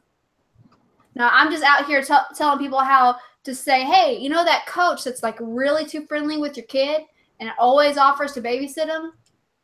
Maybe you should look into them a little bit more. But I don't care about kids. You know what? The thing is, and you're perfectly right, you're 100% right, the fact that they're trying to put you on the defensive, they're trying to get you to react emotionally so they can try to manipulate you into whatever they're trying to do. Not that they're going to be successful, but that is basically what they're trying to do. It's like, look, everyone has differences of opinion on how to raise their children. And while his is extremely, extremely bad, I mean, some parents want their children to only eat vegetables and never eat meat, you know? That is their choice, okay? I still think that's a wrong choice, but that is their choice if they want to raise them in a vegan lifestyle. Absolutely. But if they come across you and you feed them, you know, meat, if you feed them all sorts of different meats, they're not going to come to you and say to you, my way is better because you don't care about children. Right. Hmm. Right. Exactly. And the thing is that that's his best argument. Like, because I was talking about grooming and about how if somebody's showering your kid with a lot of gifts, and they're telling them to keep secrets, and you see them out in public and they constantly are like having physical contact with your child out in public, that's a sign of it. You would think, oh, well, they're not doing anything, they're out in public. But grooming starts in public. And they try to gauge how the parents react as well. Anybody who is like always super willing to help with your kids, I mean, it may seem like a godsend at the time, but you need to question it. And this is coming from somebody who loves kids, and I'm always like, yeah, bring that baby over here. I'll watch him. You need to question even people like me. Yes, you're 100% right. And that's something that my girlfriend is going through right now. I mean, she wants me to move in with her because she doesn't want me to be homeless, but she also really likes me. There's a lot of connection there. But the thing that's giving her pause is that she has children. Yeah. And while the father is still in the life, she wants, it's not that she distrusts me or thinks anything bad. She wants to do things the proper way. She wants me to be in their lives in the proper way, not just thrown in the middle of it. But, you know, it's also, while she's quite certain that I'm a good person, she wants to make sure I'm a good person before she puts it. And I've told her I completely understand. I don't take that personally because you need to do that. Yes, maybe that guy over there is being a little friendly to your children. Maybe it's because he can't have children and that's the closest he'll get to it. And it's perfectly fine. Still question him. Make sure everything is on the up and up. Right. Because maybe there's going to be someone that's in their lives that's not on the up and up and it seems completely innocent and you never did your job. And it's There's also when they violate those body safety rules, when they try to make them keep secrets, or when they are like tickling them or hugging them for too long and the child says stop and they keep going, or if the kid doesn't want to give him a hug and he makes them. Those are things that are breaking those boundaries and showing the kid that they don't have body autonomy. That's why it's so important to be like, look, you are in charge, kid. You are in charge of your own body. And if somebody doesn't want to hug you, if you don't want someone to hug you, they don't have to hug you. You can say no. That's why I plan on having cameras all over my house at all times when I have a child. I'm surprised I'm not allowed to put him in a bubble. I'm not allowed. Papa Bear says that'd be just as damaging. I want to. And I've actually had to work with somebody and I found out that they were in jail.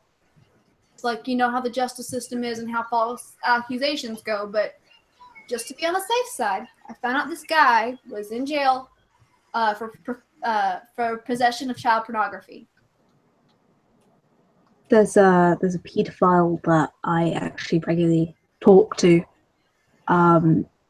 So I actually know his real name, his real face, but I don't say anything because like he trusts me not to. So that's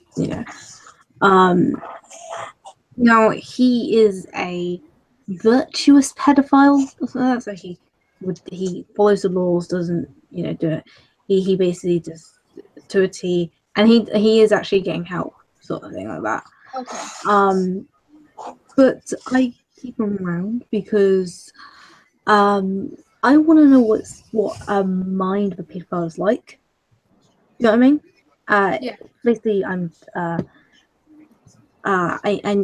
doing like a video series on pedophiles. It's not like every week. It's like every 5 months or some stuff like that. Like every 3 months, every 5 months. It's completely random whenever I have the guts to do it.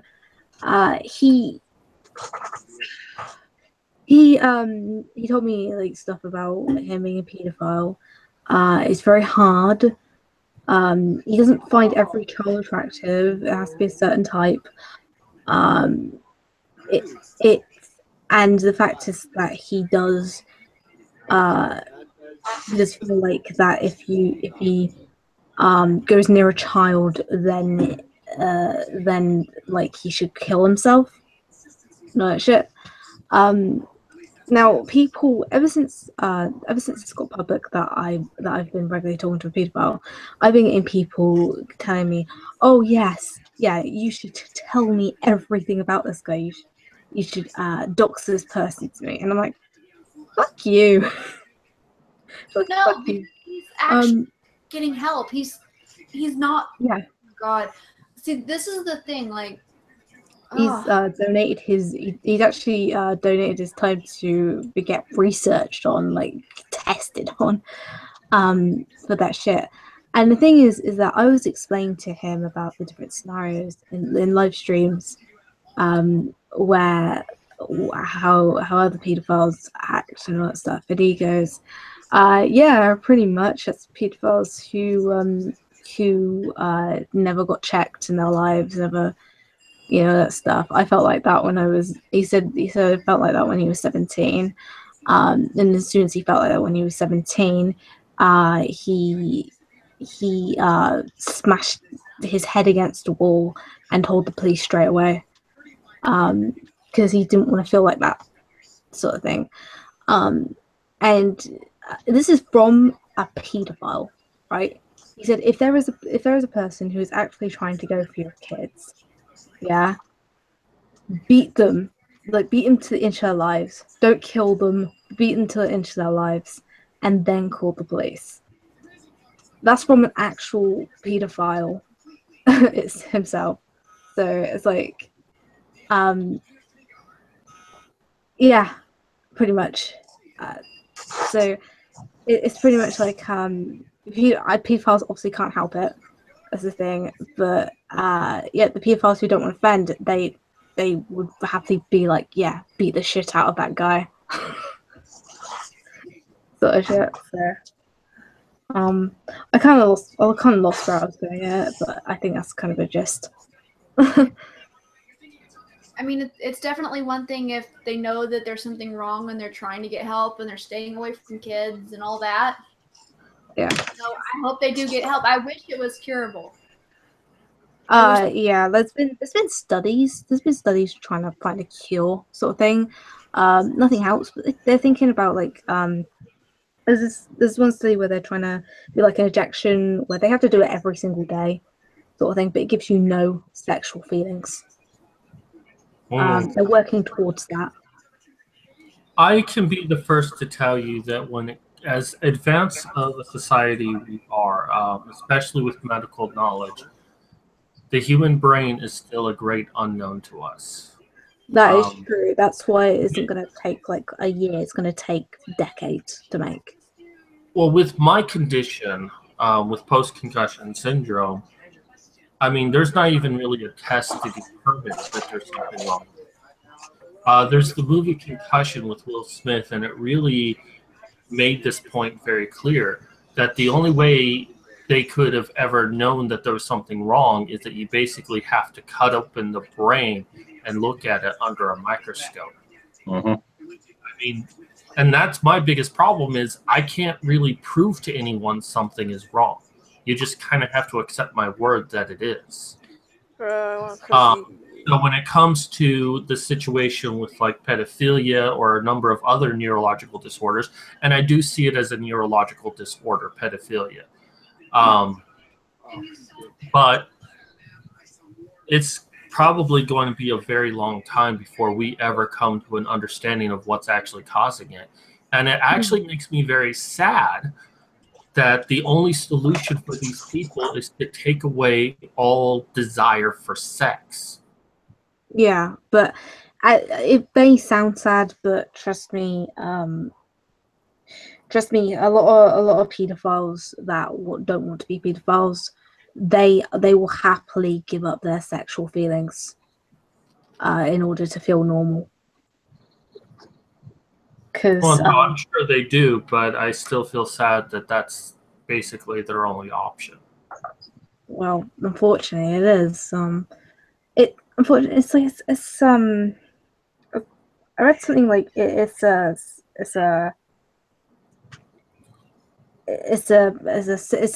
syndrome developed over time, something like that. It's a psychosis that develops over time, sort of thing. Like it can develop by trauma or it could develop naturally. Yeah. But you're never born with it. That's the thing that pedophiles don't understand. A lot of pedophiles don't understand. You're not born with pedophilia. It develops over time. I'm not 100% sold on that. Sexuality either, because sexualities don't have symptoms. I'm not 100% sold on the idea that you're not born as a pedophilia. You're definitely right that it can develop over time. It can be caused because of trauma, but because there's a lot we don't know about the brain and about how DNA acts in our day-to-day lives, it's kind of a misnomer that we can definitively say that you're not born with it. Until we understand the human brain more, I don't take the whole you're not born with it argument seriously. I personally think that it's a hormonal or chemical imbalance in your brain, but that can be developed in multiple ways. So yeah, it's up for debate. I have a question. Okay, so when they've done different types of MRIs and things, and they've shown sexual attraction, they've done these CT scans on the brain with MRI and CT scans like that. I've done it with straight people, with bisexual people, with gay people, and with pedophiles, and they have these different maps on there of different of what lights up, what pathways light up. And for straight people, it's this way. And then for gay people, people, there's just this tiny deviation. And then for bisexual people, there's just this tiny deviation. But then you get over to pedophilia, and it's a lot of just all over the place pathways that are connected, and it's almost fragmented in some places, this pathway that light up when arousal happens, versus almost like a line on these other places. It might be a little like twisty and stuff on the scans for the straight, the gay, bisexual scans, but the pedophile one, it is just all sorts of crazy. And so I could see where those pathways could have connected over time, because that's the thing, is that talking with different people, as sexuality develops, are we not entirely sure that like there could be some inherent genetic proclivities to certain things, but it also may have to do with development as well. Am I making any sense? Yes. Yes. You are. And that's the complexity of the human mind. Maybe it's a genetic thing. Maybe it's just how the human mind formed inside the body, or any abuse they might have suffered. Or, there's just too many unknowns to be able to definitively say. But as far as what you're talking about with the neural pathways, I'm thinking of lies.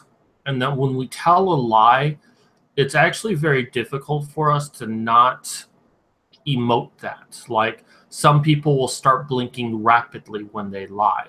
Some people might start looking around, or they might flare up their nostrils, or do something with their face to indicate that they're lying, because the human mind is actually not very good with lies. It hates to lie.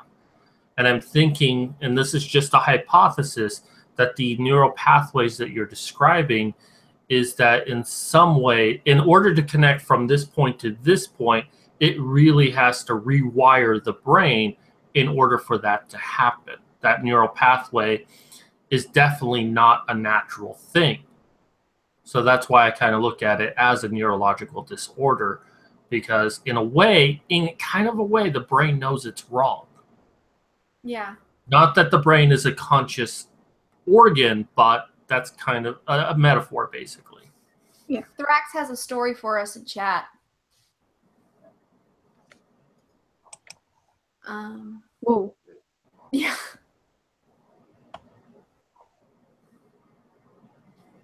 I wonder what Thrax's voice sounds like. Has anybody ever had Thrax on a stream? I don't think so. But I'm not a good person to ask. I forget things. I don't think I've ever heard his voice. Because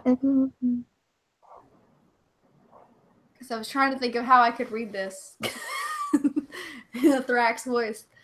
I think of like, not like Smaug from the live action Hobbit, but Smaug from the animated Hobbit. That's how I think Thrax sounds in my head. Child sex robots.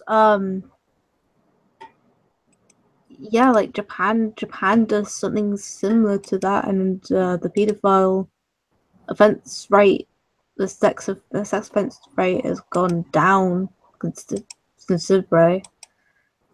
Well, they demonstrate that with porn as a whole, that when porn became more readily accessible, violent crime went down. Yeah. Japan has animated child porn, but it's animated by adults, voiced by adults, all that shit. There are doujins, and again, all done by adults, consenting adults, and there are child sex dolls. And Japan is the lowest sexual offended. Fuck, what was I gonna say? Sexual offense? Yeah, sexual offense in the modern world. Like, it's the lowest because it's so easy accessible to get what you want that you don't need to like go out and offend, sort of thing. And pedophiles when they started doing that, the rate on pedophiles went down. It just dropped, basically. I understand why people are against the idea of sex robots looking like children. I understand it, but I mean, if it solves a problem in our society, isn't that also a good thing? Yeah. I mean, go ahead, Chagrin. My question is, how long has this been available? Oh, about. See, they started doing the porn about in the late 90s. But the child sex robots is pretty new. Like, I think it's been around for 3-4 years. But they've been doing the child porn thing since the 90s. So, and ever since then, the pedophilia rate just went down. Well, not you know what I mean, the sexual offense rate went down when they started doing that. So, because my concern would be it's a band-aid covering a gash. Welcome to modern medicine. Yeah. Maybe Basically, my concern is that they're not actually seeking help, that they're just fulfilling their fantasy until that doesn't fulfill the fantasy anymore. Yeah, there is that. yeah, but evidence show that it worked. Yeah. It also a lot of pedophiles have actually turned themselves in Japan because there's less chance of them being murdered. Sort of shit. A lot of pedophiles turn themselves in, sort of thing, because there's a less chance that they're going to get murdered. Because if you're in a society where it's it's seen more as a mental illness than it is an abomination, then you're more likely to going to get help. So I think that's one thing that we're going to need to really change our attitude on when it comes to pedophilia, is that we need to be a little bit more tolerant of it. And I'm not saying condone it at all. I'm not saying that. I'm just saying that if we encourage people to come forward and say, hey, I have these feelings, I don't want them, then we can help them. But if people who come forward get abused, get mistreated, I know a lot of people out there say, if he's a pedophile, then I want to beat him till there's an inch to his life. Then it's like, then they're not going to want to come forward. They're not going to want to get help, and then they'll be a danger to society. Right. The ones who are like saying that this should be accepted and they should be able to sleep with kids. Yeah, I want to string them up by their tendons. But the ones that want help, I hope they get help. I want them to get help. Yeah. That's the difference there. It took the guy I talked to. It took him about a good. It took him quite a few years just to get help, because what he had to do is he had to leave the state he was in, because it was, if he came out there, that would be bad. So he left the state he was in to a safer state, and then basically turned himself in and said, hey, I've got these problems, I need help. It took him quite a few years just to do that sort of thing. And he, if the place he lived didn't lynch every pedophile sort of thing, I think he would have came out a lot sooner. You know what I mean? I think that's one of the main problems is pedophiles have to worry about their own lives. People are like, oh, that should be a good thing. Not really, because if they're worried about risking their own lives, they're not going to get the help, are they? If they're not going to get the help, then they're more likely to offend. It's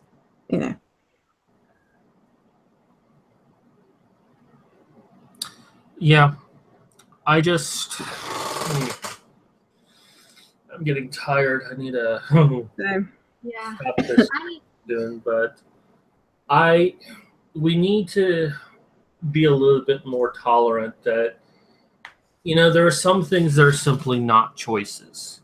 I mean, we can make choices with the things that we have, but I mean, with sexuality, that That is a very, very tough thing to make a conscious choice on all the time, especially when that choice is something like pedophilia. I mean, and I'm not saying that they should be excused anyway, no, but we gotta be a bit more empathetic. That, I mean, it was kind of like the whole discussion with homosexuality and saying that that's a choice. It's not a choice.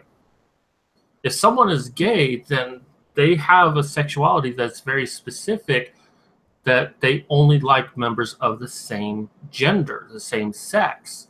We can't say, well, no, you're making that choice. They're not.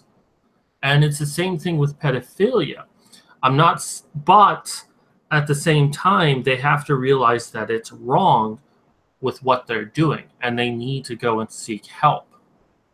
But if they're not in a position to where they can seek help and they're left to their own devices, they will do something because, I mean, it's like when you get the urge to have sex and it's consensual, with your partner, you just want to do it. You just give in to your desire.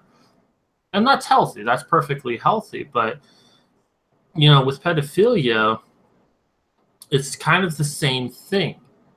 Is that when that sex drive hits, you want more than anything to satisfy that craving.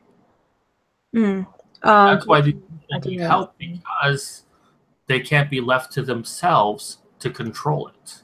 Can we agree on this, though? Feelings may not be a choice, but actions are? Yes. Yeah, yes, definitely. I do know that some pedophiles have, in order to not feel those sexual feelings, they hurt themselves in order to not feel sexual feelings. Again, when I talk to this guy, whenever he feels sexual feelings, he bashes his head against the wall. I tell him not to fucking do that, and he's like, well, it's better than the other choice, I'm sorry. I remember a story about sometime in the 90s that I saw on TV, that there's this guy who basically was a pedophile, and he wanted to be castrated. He wanted the state to castrate him because he felt that, well, his desire was so strong that if he was around children, he would just do it. He couldn't stop himself. But he didn't want to do it. I mean, first, he didn't want to go to jail all the time, but second, he knew it was wrong. It's just that when that desire hit, he couldn't control it. I don't know if he ever got the procedure done, but I know that he was really fighting for it. Yeah. The thing is, though, castration doesn't actually help all the time. Right. It actually doesn't really do, like, it does. I guess it does quite a bit, but it doesn't solve it. If you get what I mean. Actually, that's not true. When I say castration, I'm not just talking about the removal of the organ. We're also talking about chemical abortion, not abortion, chemical castration. I'm getting tired. We're talking about chemical castration that basically does what you're saying, removes all sexual desire. Okay, that makes more sense. But yeah, he was also wanting to have his penis removed, so even if he did get the desire, he couldn't really do anything with it, I think we need to say hello to the newcomers in chat. Oh, people are still watching? Yeah. We got Who Flung Poo. Oh, no. We got Loudmouth Reviews. Sorry, I'm like, yay, new viewers. Okay, donate, GoFundMe. Here we go. Who Flung Poo? I just accepted his membership on Lovely Ladies, and I was this close to saying this has to be like a scam. This is a bot trying to sell us Viagra ads, but I approved it because I was like, okay, let's see if he actually is a person. He's a great guy. He hosts. He helps me with White Trash Wednesdays sometimes. Okay. Yeah, he's a good guy. He's a really good guy. I think you'd actually like Then I him. make the right decision. Hey, Russell. I can't say your name, your new screen name, because it sounds dirty. Well, let's see. Backward. There you go. You can say it. I just can't bring myself to say it. It's just like it's like a chipmunk saying Hitler did nothing wrong. It just doesn't work. Oh Lord, that's a screen grab. Hitler's Bay.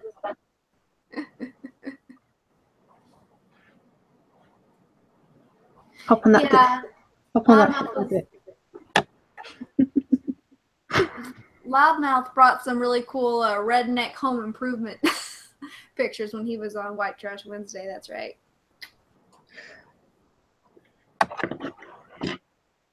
So what do you do on White Trash Wednesdays? Because I've never actually got a show.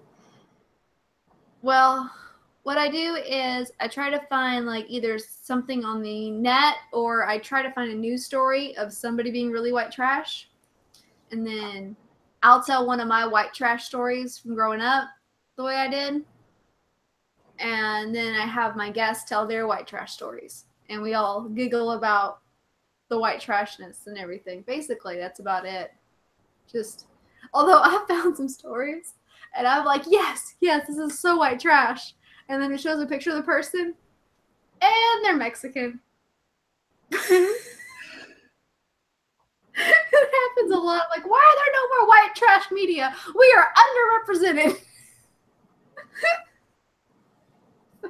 Trying to run a show here.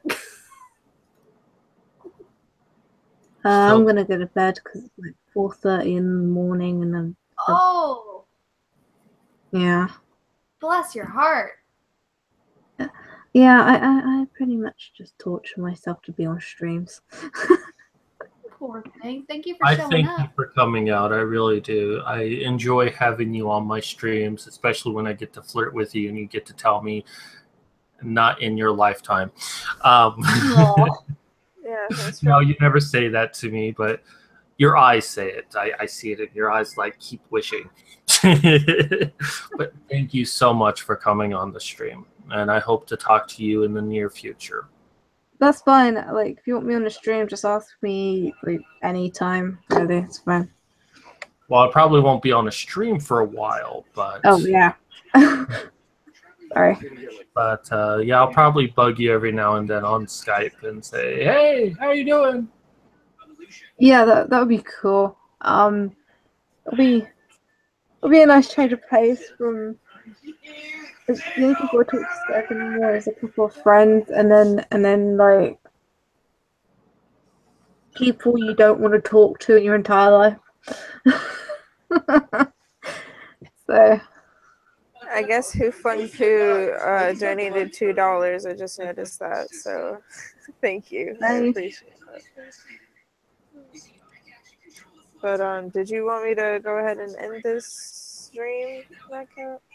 Yeah, I'm like so hungry right now that I'm like looking at Chagrin and I'm like, if we based her and set her to about 400.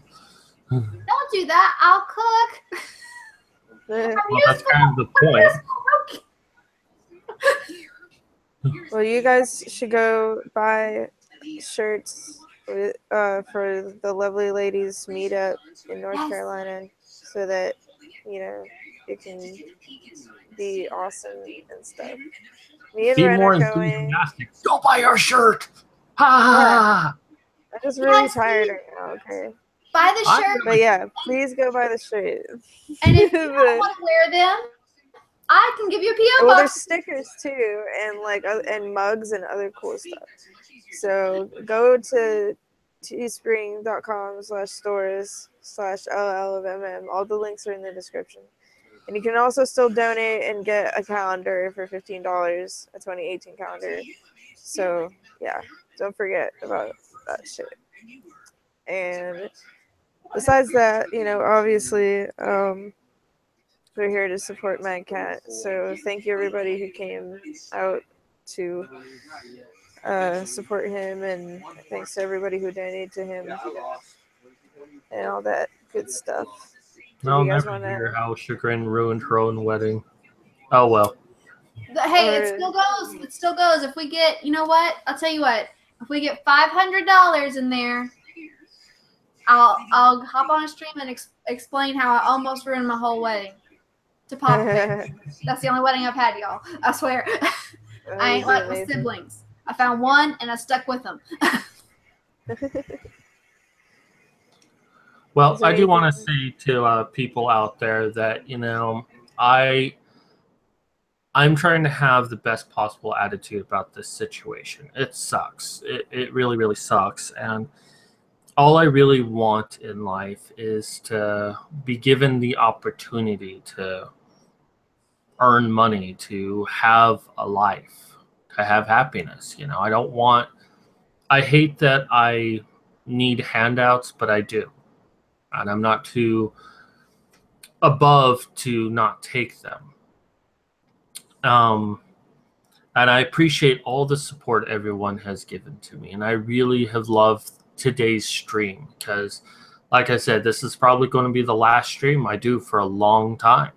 I love doing streams. I've always loved doing streams. And that's why I, stuck with it even when I only had like 100 subscribers for the longest time.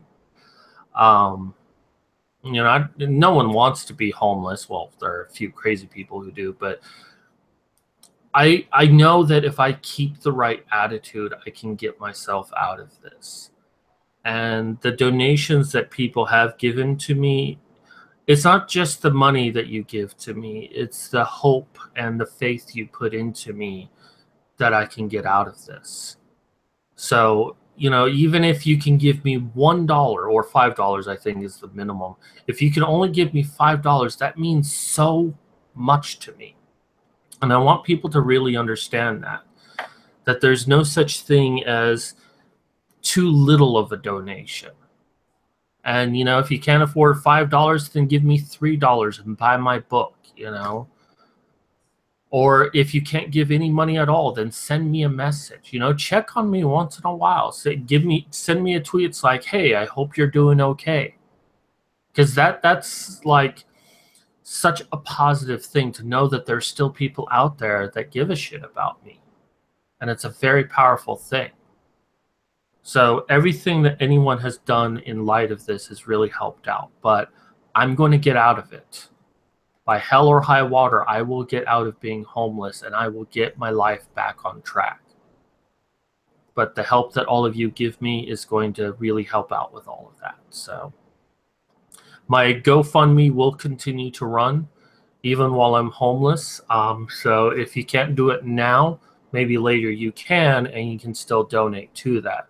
And I will keep Chagrin up to date once we hit that $500 mark. So you just hold that story for me, okay? Okay, I will not tell it on anything else.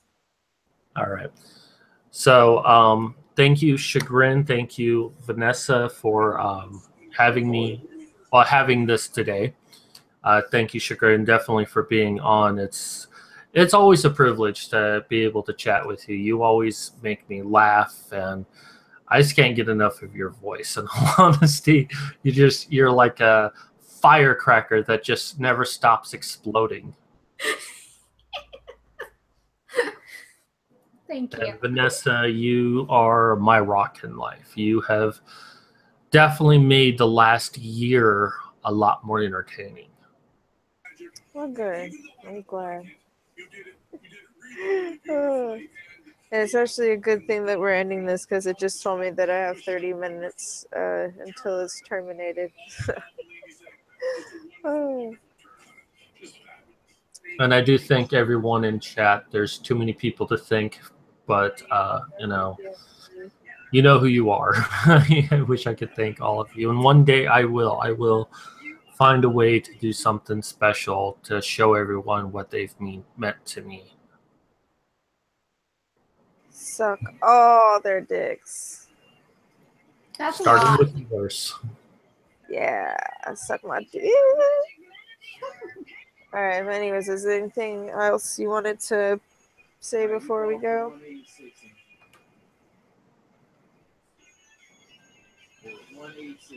I'm good.